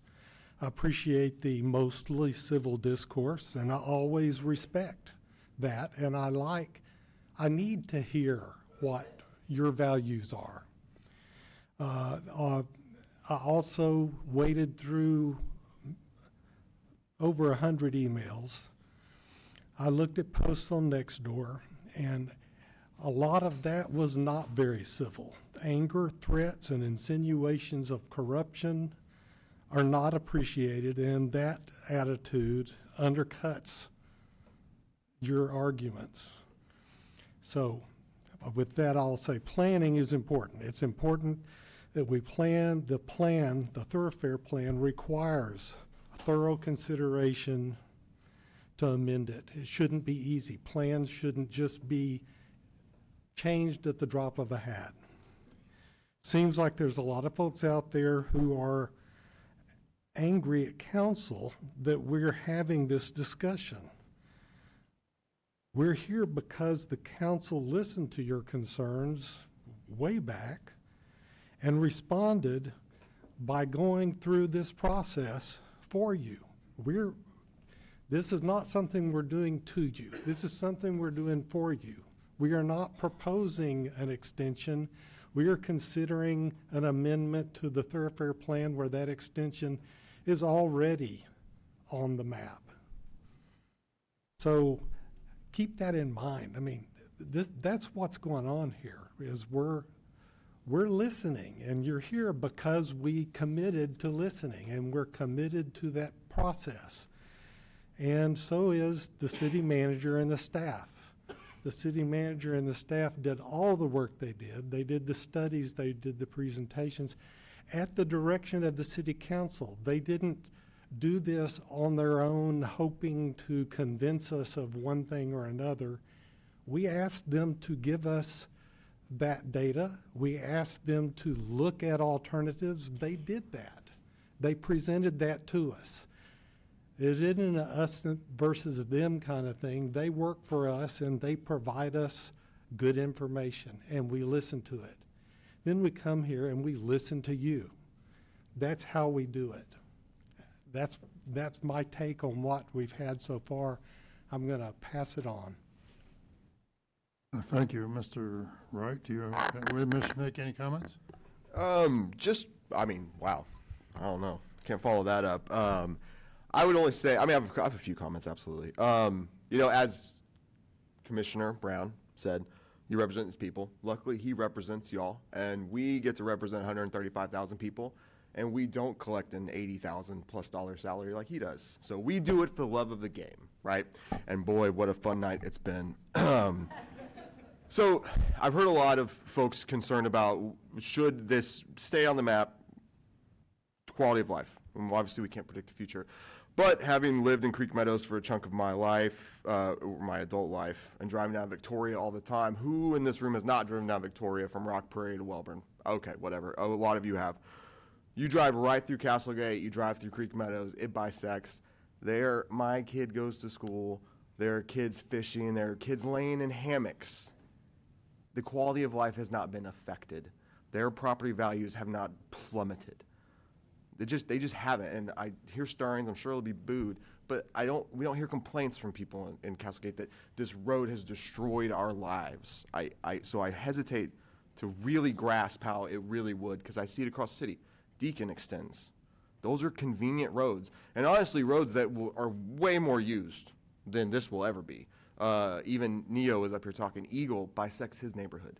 It cuts through numerous neighborhoods for connectivity. So I invite you to think of that. Cold comfort as it might be, I have no idea. But also, like this, as Mark said, this has been on this map for nearly as long as I've been alive. So everyone in here, to a certain extent, bought their homes, and this was on there. This is not us doing something out of the blue. This is us responding to your concerns. So I was gonna ask Mr. Green if have you sold a home in Pebble Creek? Do you mention that this extension is on there and has always been there? 5 homes last year. Okay, and do you tell them that this extension? Oh, okay. So but the extension has always been on there. That's the point I'm trying to get at, right? Before I get booed, I understand. The point I'm trying. Thank you. The point I'm trying to make is it's always been there, and we were talking about it because it has been brought up and this is maybe the 3rd or 4th time in my career with the city that this has come up. Please, just continue. Please, gentlemen, ladies, this is the time for the council members. You may not agree with them, I understand that, but it's their turn to talk. Lived in this community my whole entire life, and things do change, but connectivity should be connectivity, ultimately. I grew up off of Langford, which is right next to Southwest Parkway. Very busy thoroughfare in the early days. I rode my bike to school. I walked. I did everything very safely. Please, just continue. Yeah, it's all good. I think my point's been made. I've ruffled enough feathers. It's more of just comprehensive look at a city-wide consideration. Mr. White? Well, thank you, Mr. Mayor. First of all, I want to thank everybody for coming out tonight, and especially those folks out in the lobby. We know you're there. We truly appreciate what you've done tonight. Y'all were awesome. This is your city hall. This is your city, and I'm so excited that you're here. I'm winding up a year and a half on council, and I talked to a lot of people. I think this is probably the best turnout that we've ever had on a hearing. Your voice is being heard, so I appreciate that. I believe this decision goes beyond traffic patterns or safety metrics. We already understand what this road would do. We know the benefits, and we know the trade-offs. The real question before us this evening is, are we willing to alter the character of an established neighborhood? Or are we committed to protecting the integrity, safety, and long-term stability of Pebble Creek? In my view, this proposal shifts the burden of growth into a single neighborhood. It takes traffic that belongs on major corridors and redirects it through a residential area. That's not solving the problem. It's relocating the problem. I've talked a great deal this evening about neighborhood integrity, but if we move forward with this, we need to be honest with each of you of what that really means.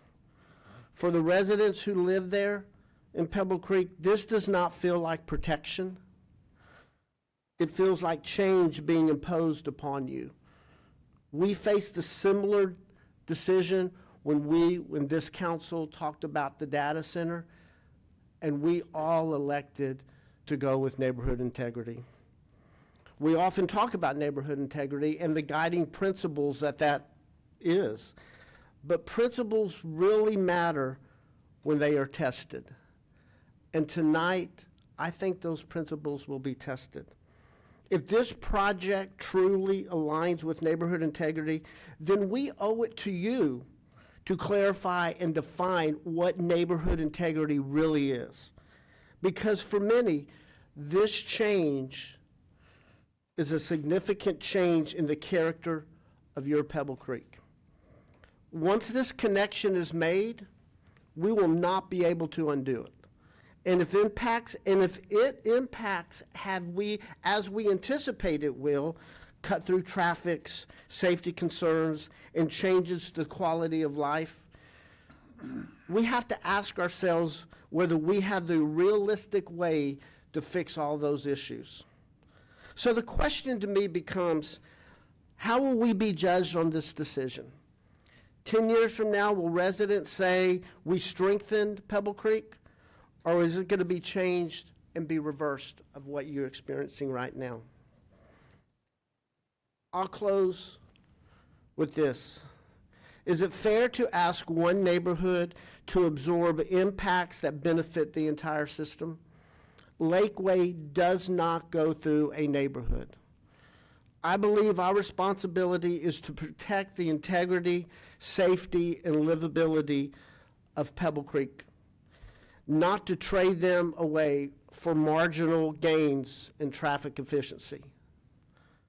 For those reasons, I will vote this evening for the removal of the extension of Pebble Creek Parkway and supporting the removing it of the thoroughfare plan. Ms. McElhaney? I will say this is the single hardest decision that I've been faced with since sitting on council. As a huge advocate and supporter of neighborhood integrity, I absolutely hear every word you're saying, and I've read all of your emails. I apologize, I have not been able to respond to all of them. They are numerous, and I have an 8-year-old son and a big job. So I do think about my 8-year-old son, and I live on Walton Drive. It connects right here, crosses Texas, or it doesn't cross Texas. New Main turns into Walton, and it loops all the way around to George Bush. Thomas Park is a big draw in our neighborhood, and in spite of it being a, I'm not sure, minor, what is it? In spite of the traffic and in spite of the lack of sidewalks in the section I'm in, it's still covered with kids and people walking and dogs. I know this because one of my dogs feels obligated to let me know every time someone walks past.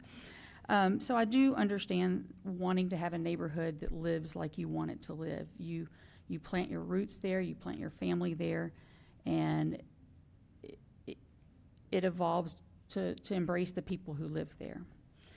On the flip side of that, I've spent a lot of time on planning and zoning and looking at how the city does mark things out for future growth. And it is important that people be able to count on things. I know Silverfin has been incredibly silent tonight out of respect for you guys. They want to be good neighbors, but the reality is that they have created an extensive and, quite frankly, a very beautiful development that there are a lot of variables up in the air because they're not sure what's going to happen with the extension. I'm also reminded, I was trying to kind of find correlations. We've done a lot of work in Miramont. Copperfield cuts right through. It's very similar. That neighborhood is incredibly walkable. Anecdotally, someone told me there had been one break-in there in 25 years. And same thing, you see kids on bikes, and it's still a very vibrant community. Not the same as yours, but high property values, a golf course community, golf course crossing this level of street. I'm not opposed to looking at alternatives, but it is trying to figure out the best for the community as a whole, including you guys, and for the future of College Station. And I'm really appreciative of you guys being here. I'm really, really appreciative that the tone tonight has been passionate yet respectful. We are happy to hear you. We wanted to hear this, and that's why it's here. It's not because we're wanting to do something to you, it's because we're considering the removal of the thoroughfare. So thank you for coming. Respect. I've met some really great people, and look forward to those continued relationships. Thank you. Mr. Yancey. Thank you, Mayor Nichols. thank each and every one of you for taking time out of your evening to come here and show your passion and speak to us this evening.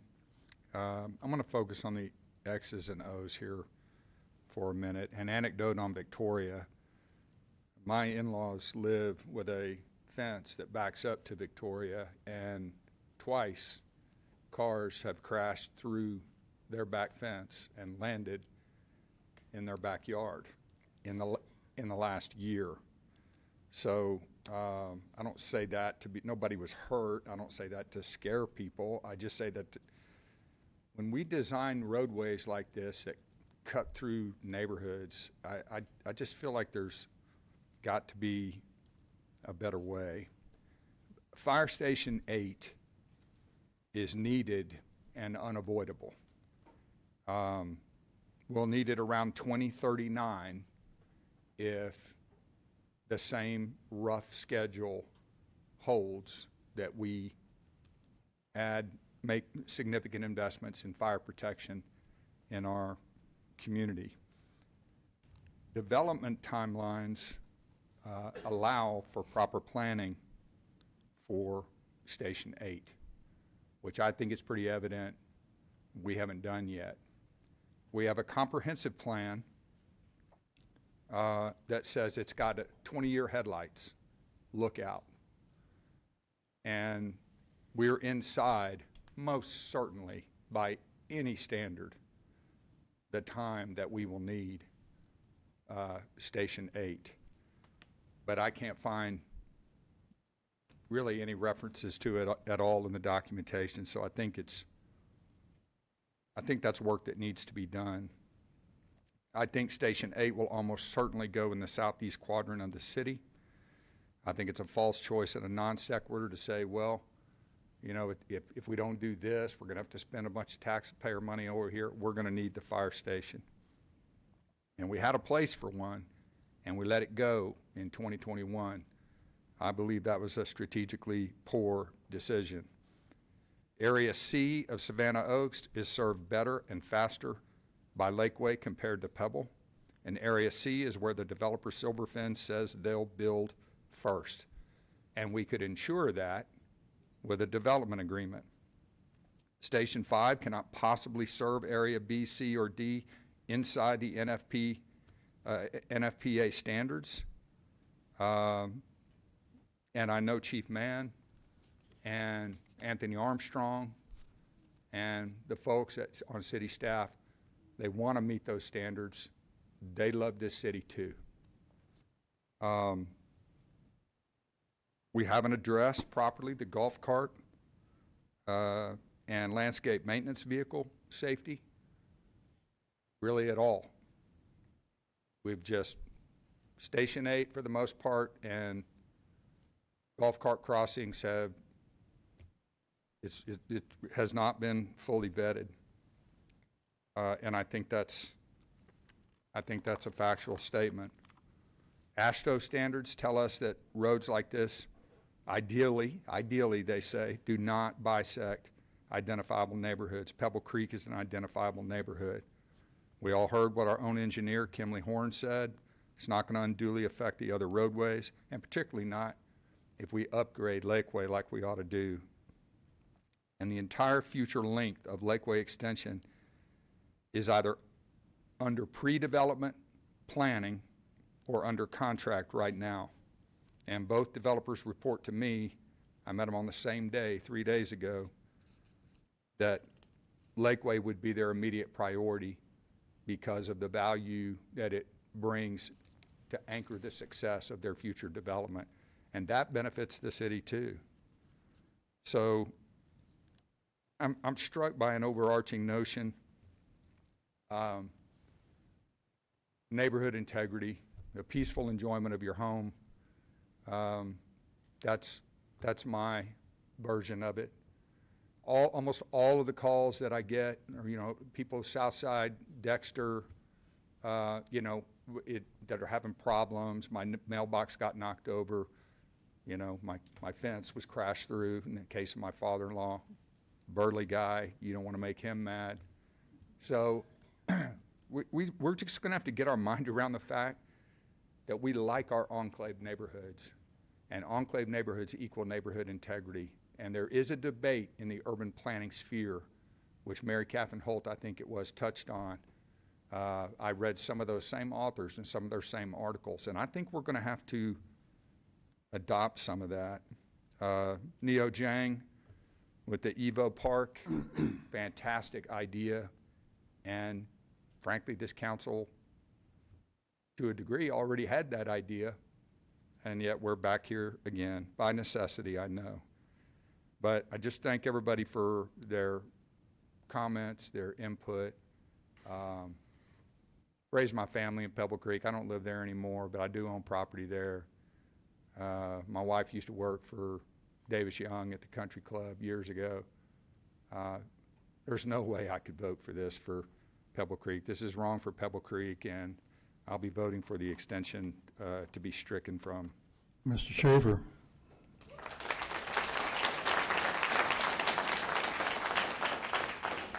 Thanks, Mayor. It's always a little bit tough following Bob, but I'm happy to do it because but I do want to echo some of the things that my fellow council members have said to this point, starting off with what Mark had to say about the process that we're in and the opportunity to be here. I know it's taken a long time, and we've had you all concerned about having to come back time and time again, but sometimes that's the way the process does have to work, so I would echo that. I really want to thank the city staff for the time and energy they put into this, because we have been at it for many, many months now, and that's taken a lot of their time and energy to address this issue and to help us think about it in a variety of venues. As others have said, I thank you all for being here. You know, we've, as David said, three of us at least have been up here for a year and a half now, and we've had several of these kinds of meetings, and they are what makes the job tough, in all honesty. This one has been better than some because you all have been very good to us, I think, relatively speaking. You've been civil, and that's really appreciated. That's kind of the hard thing about this. It's a situation, and I've said this before, and people probably get tired of me saying it, and others up here, you know, William's the same case. We've grown up here. I grew up here. I've been in this community since 1962, off and on. So I have a lot of passion for it, and the reason that I'm up here is because of that passion. And I want it to be a good place to live. I want us all to have a good place to live. And so we're doing this because we love this place. We're not doing it because we want to make backroom deals and put money in our pockets or anything else. And when those kind of things are said, it sort of hurts. That's okay. That's part of the job. But we sort of have gotten ourselves into a world today where people make those kind of comments from behind a keyboard, and I don't think they often understand how they strike the people who are in our positions, or in yours for that matter. Anyway, enough editorializing on that. I think going back to the way this started back in August or September of last year, I've heard a couple of things this evening, one from Peter and one from Neo, about this idea of the amenity value that we have an opportunity to take advantage of here, and the idea that we can potentially do that and provide emergency access with reciprocity. So that's one of the things that's kind of continuing to interest me. You know, I'll be honest with y'all. You can tell. I mean, Neo was the person on the Greenways Advisory Board, which I chair, who voted at that point to take the extension off, and the other 6 of us voted to leave it on at that time. I've personally rethought that. This is the way these processes work for me. I'm not very good at saying this is the way it's going to be. I tend to really think about these things and listen to different arguments and think about them again and listen to another argument and think about it again. And so I'm leaning in a different direction now because that's one of the things that happens in a process like this, I guess. So anyway, I really appreciate you all taking the time to be here. It is a big deal to stay this late at night and to take the time to give your opinions about things, and I do appreciate that. And I think you can sort of tell where I'm leaning at this point. We'll see how the vote goes. Thank you, Mr. Shaver. Mr. Yancey, I kept the time on you. You'll keep the time on me, I know. 3 minutes, Mayor. Oh, he's got me to 3 minutes. Now, I will try to express what few views I do have on this. Everyone, I think, in here Many of you were in here, were at the previous meetings, all the way back to almost 4 years ago, when we had a discussion at Pebble Creek Country Club about different people who were running for the mayoral office at the time, and I expressed my opinions there. I want to comment on 2 or 3 things. One, I've seen the Appomattox story used both ways in this debate and discussion. One of those from one of the emails I received, or maybe it was online, said, boy, it was sure great of council to not approve the connections of Appomattox all the way through, because look at how it's helped those neighborhoods, because they don't have Appomattox running through it. Then I remember a very heated and lengthy discussion by a different council maybe 15 years ago. But why in the world did we not put Appomattox through?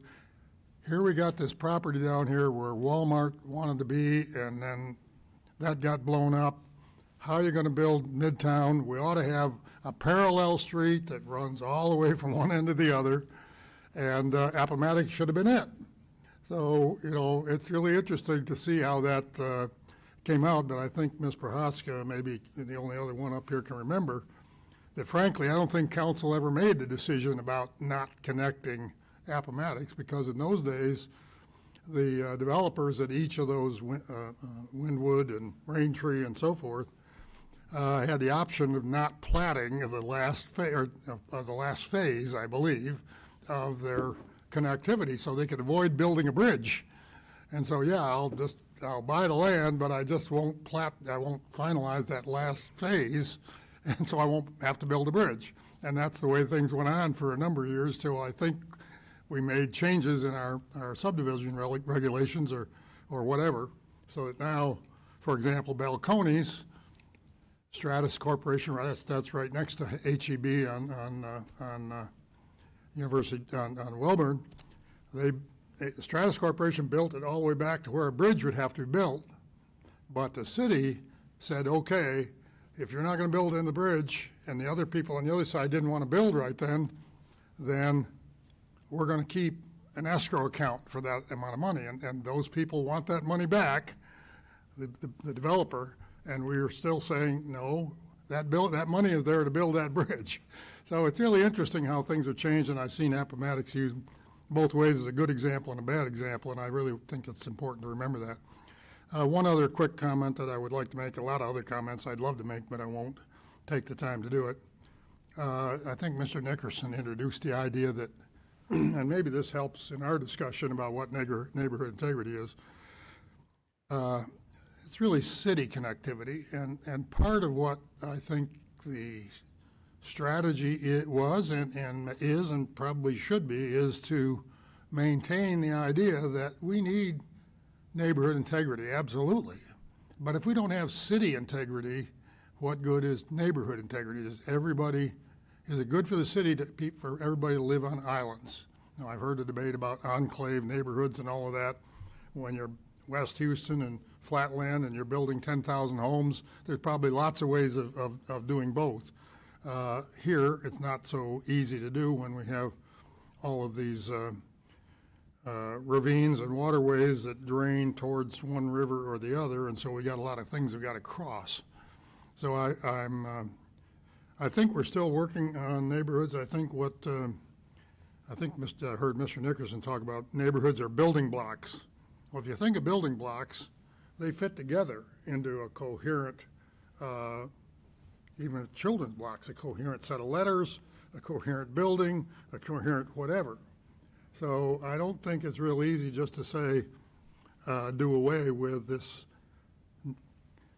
city connectivity that really is important. Now, whether Lakeway substitutes for that or not, I'm not ready to say. I will say, in wrapping my views up here, that I'm fiscally conservative, and I don't like putting the city into the position of having to build something that doesn't get built by the developers, who obviously put that value back onto the land and back onto the land prices to the developer to home builders, back to the people that will Mayor, live is there. that the case here, though? Excuse me? That's not the case here, though. What is it? I'm, Putting on the, or you were just using that as an example. You don't mean this situation precisely. not precisely, no.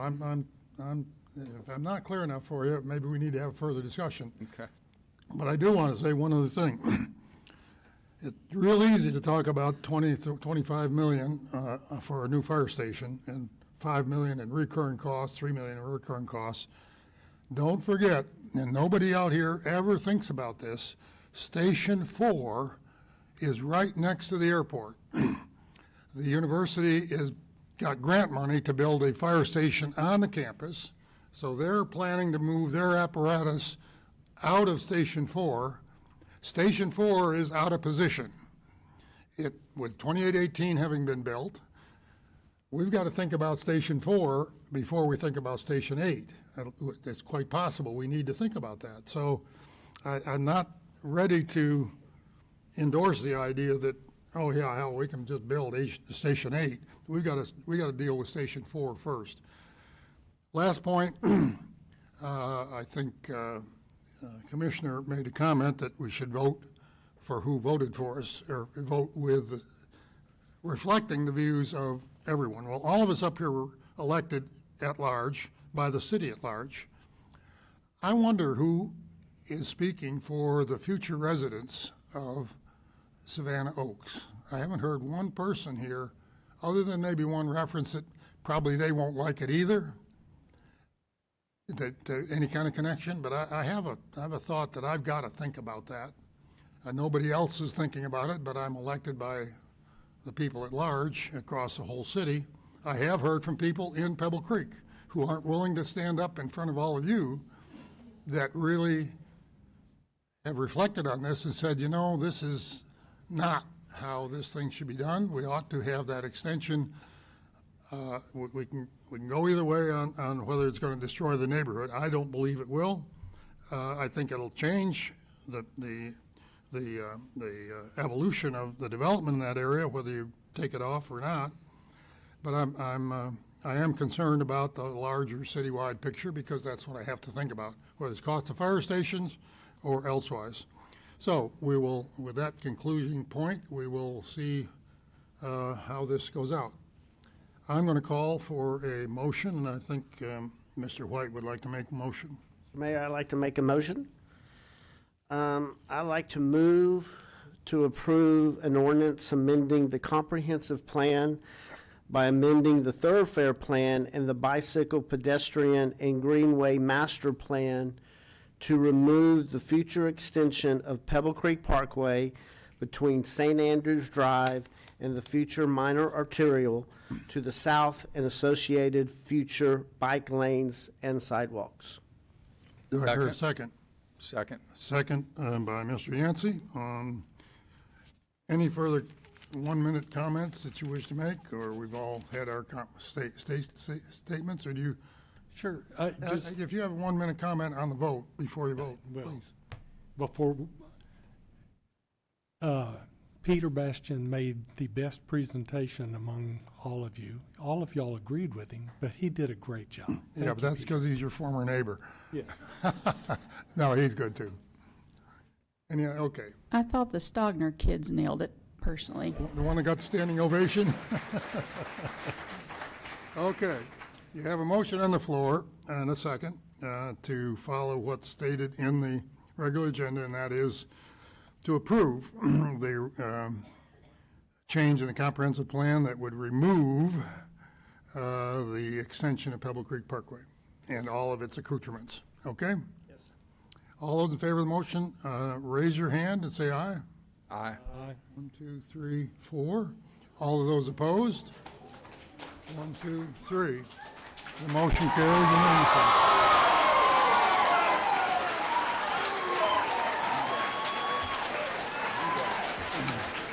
Okay. Thank you very much. I appreciate you being here, but we have other business to do. So remember, it's a 4-3 vote, so there's a lot of citizens out there probably that think otherwise, but this is the way we've done it democratically, and that's it as far as I'm concerned. Let's move on. There's a lot of work to be done, as all of these people have said.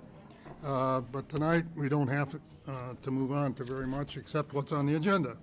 Mayor, Yes, Mayor, sir. just while people are probably filtering out, I just want to take a quick second. One, I do want to thank everybody. It was very civil, and you were expedient, which is also really nice. I want to thank city staff, and I don't think I'd be doing my job if I didn't tell you guys that, they are in the same boat you are. They are trying to do everything they think is right for the community, and it is very challenging to stand up in front of folks like this.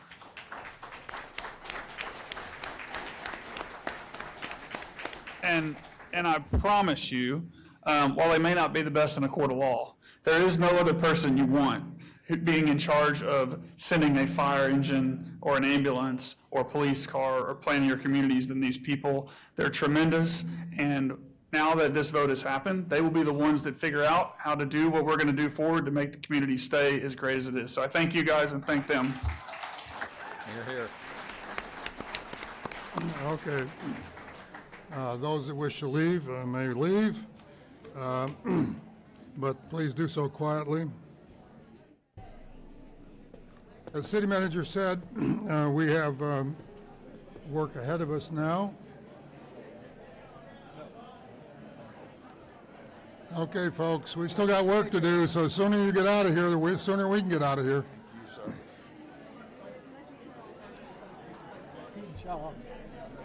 Good night.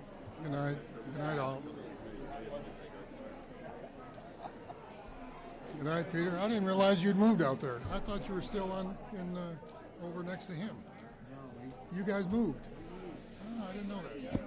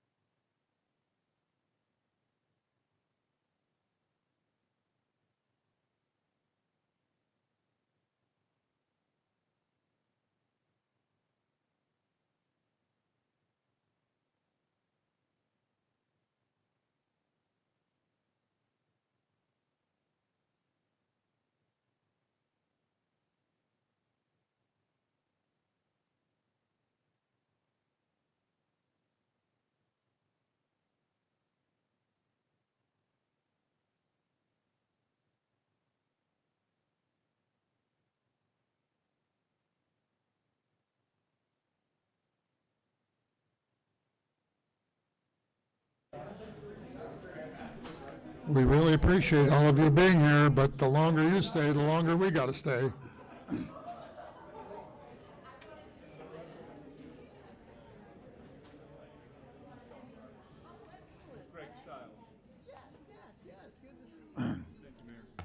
Take care. Have a good evening. Please, let's get back to the agenda. I appreciate everybody being here, but I also appreciate, once we made a decision, everybody giving us a little time to finish up. Items of community interest in council calendar.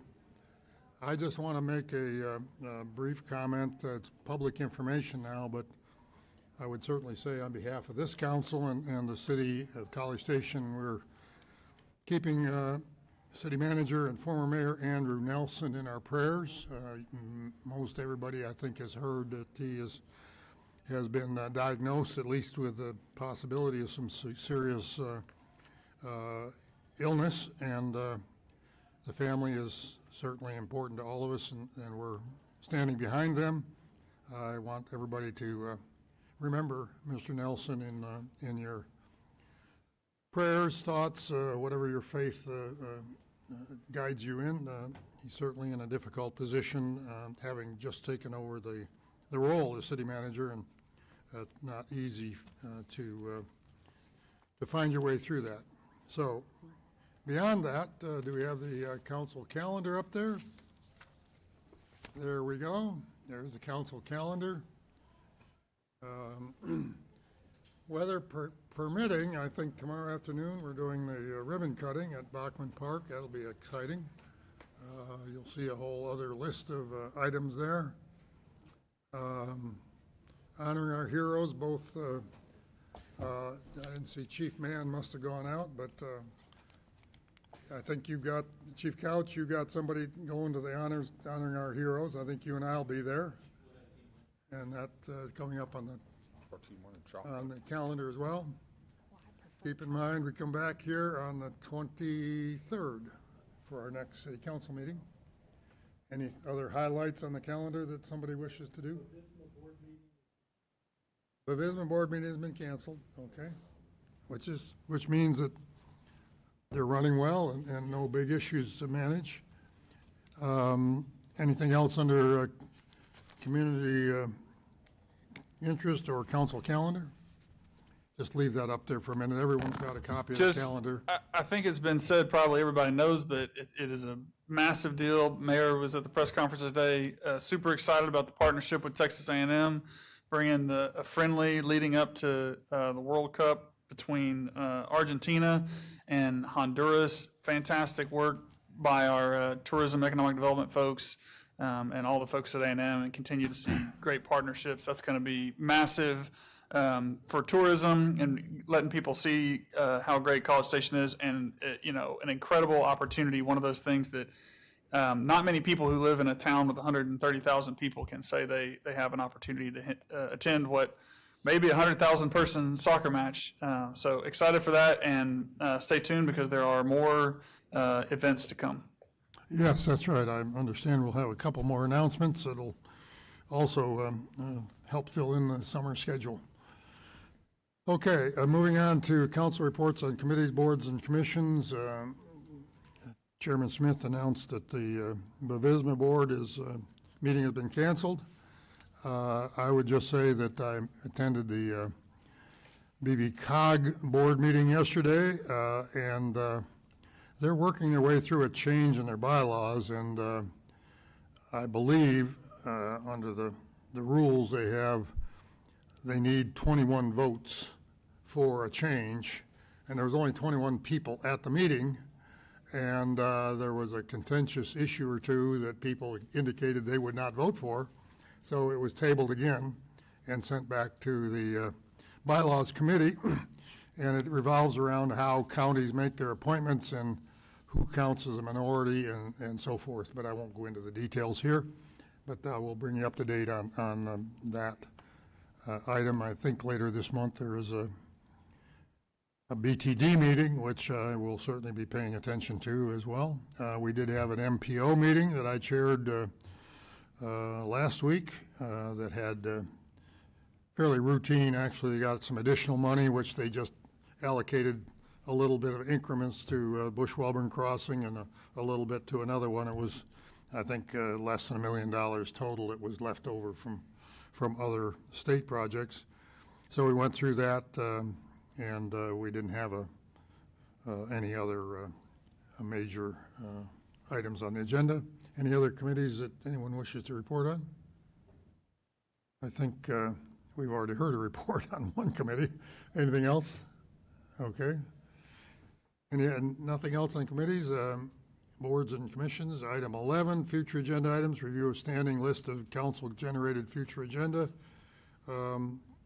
I do know that we have the Wyndham Ranch on our regular agenda for the next meeting, or at least it's planned to be. It's already gone through P and Z, so not wanting to have too lengthy discussions tonight and giving Mr. Armstrong a little bit of a break there, not much. That's been scheduled for the next meeting. Mayor? Yes, is sir. You're saying this is an opportunity to bring up agenda items, future agenda items? You can if we're done with any comments on the, are we still looking on these two items that are listed here, discuss the State of the City event and street maintenance update for the workshop? Okay. Do you have a future agenda item? I do. I just want to pick up on the presentation that Mr. Elliott made in Hear Visitors tonight. And I think, you know, we're going to be seeing, as was pointed out, a pretty big change. And I don't know how fast it'll occur, but we'll see a change in density in the South Side area because of the 1567. And I know this group has worked hard long before I got here on things like middle housing and other things that are going to help manage some of that. But it appears, you know, there's I don't know, anecdotal maybe at this point, maybe not, that we ought to take a good look at that area and how that density is occurring related to drainage. We're already talking about parking. We've talked about parking. I hope we're not through talking about parking yet, because the point has been made that the infrastructure in the South Side area was not designed to accommodate what's happening there. And we let, I feel like, and this is just my feeling, y'all, I feel like this got away from us a number of years ago when a lot of the so-called ag shacks started to happen. I'm not sure what was going on at that time. I wasn't really paying attention.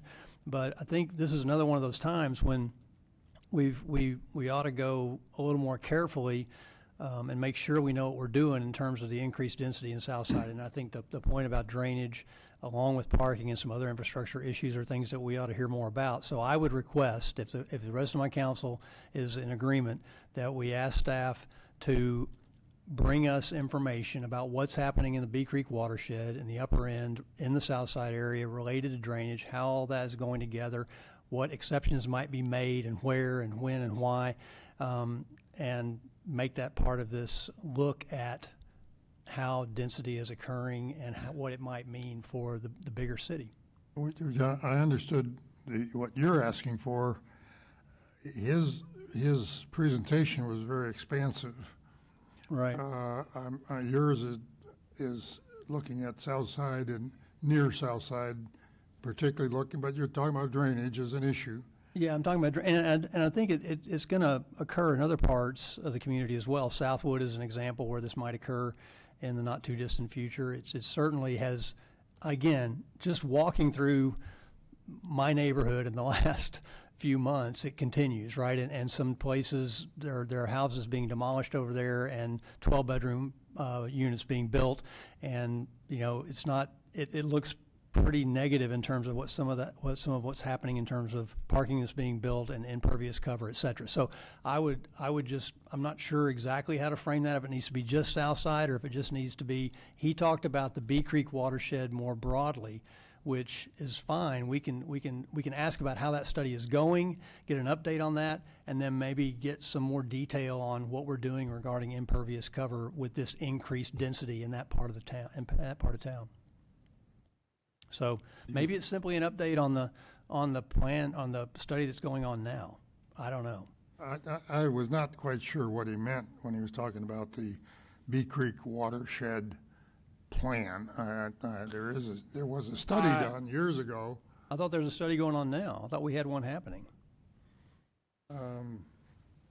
Somebody needs to clarify. All we're trying to do, we're not discussing this. We're trying to clarify what he's asking for relative to what was raised. I think there's two studies. There's the one that was mentioned as part of the Emerald Forest effort that council might remember. Right. There's the money set aside to do a study specifically in that area. They're talking about a broader study.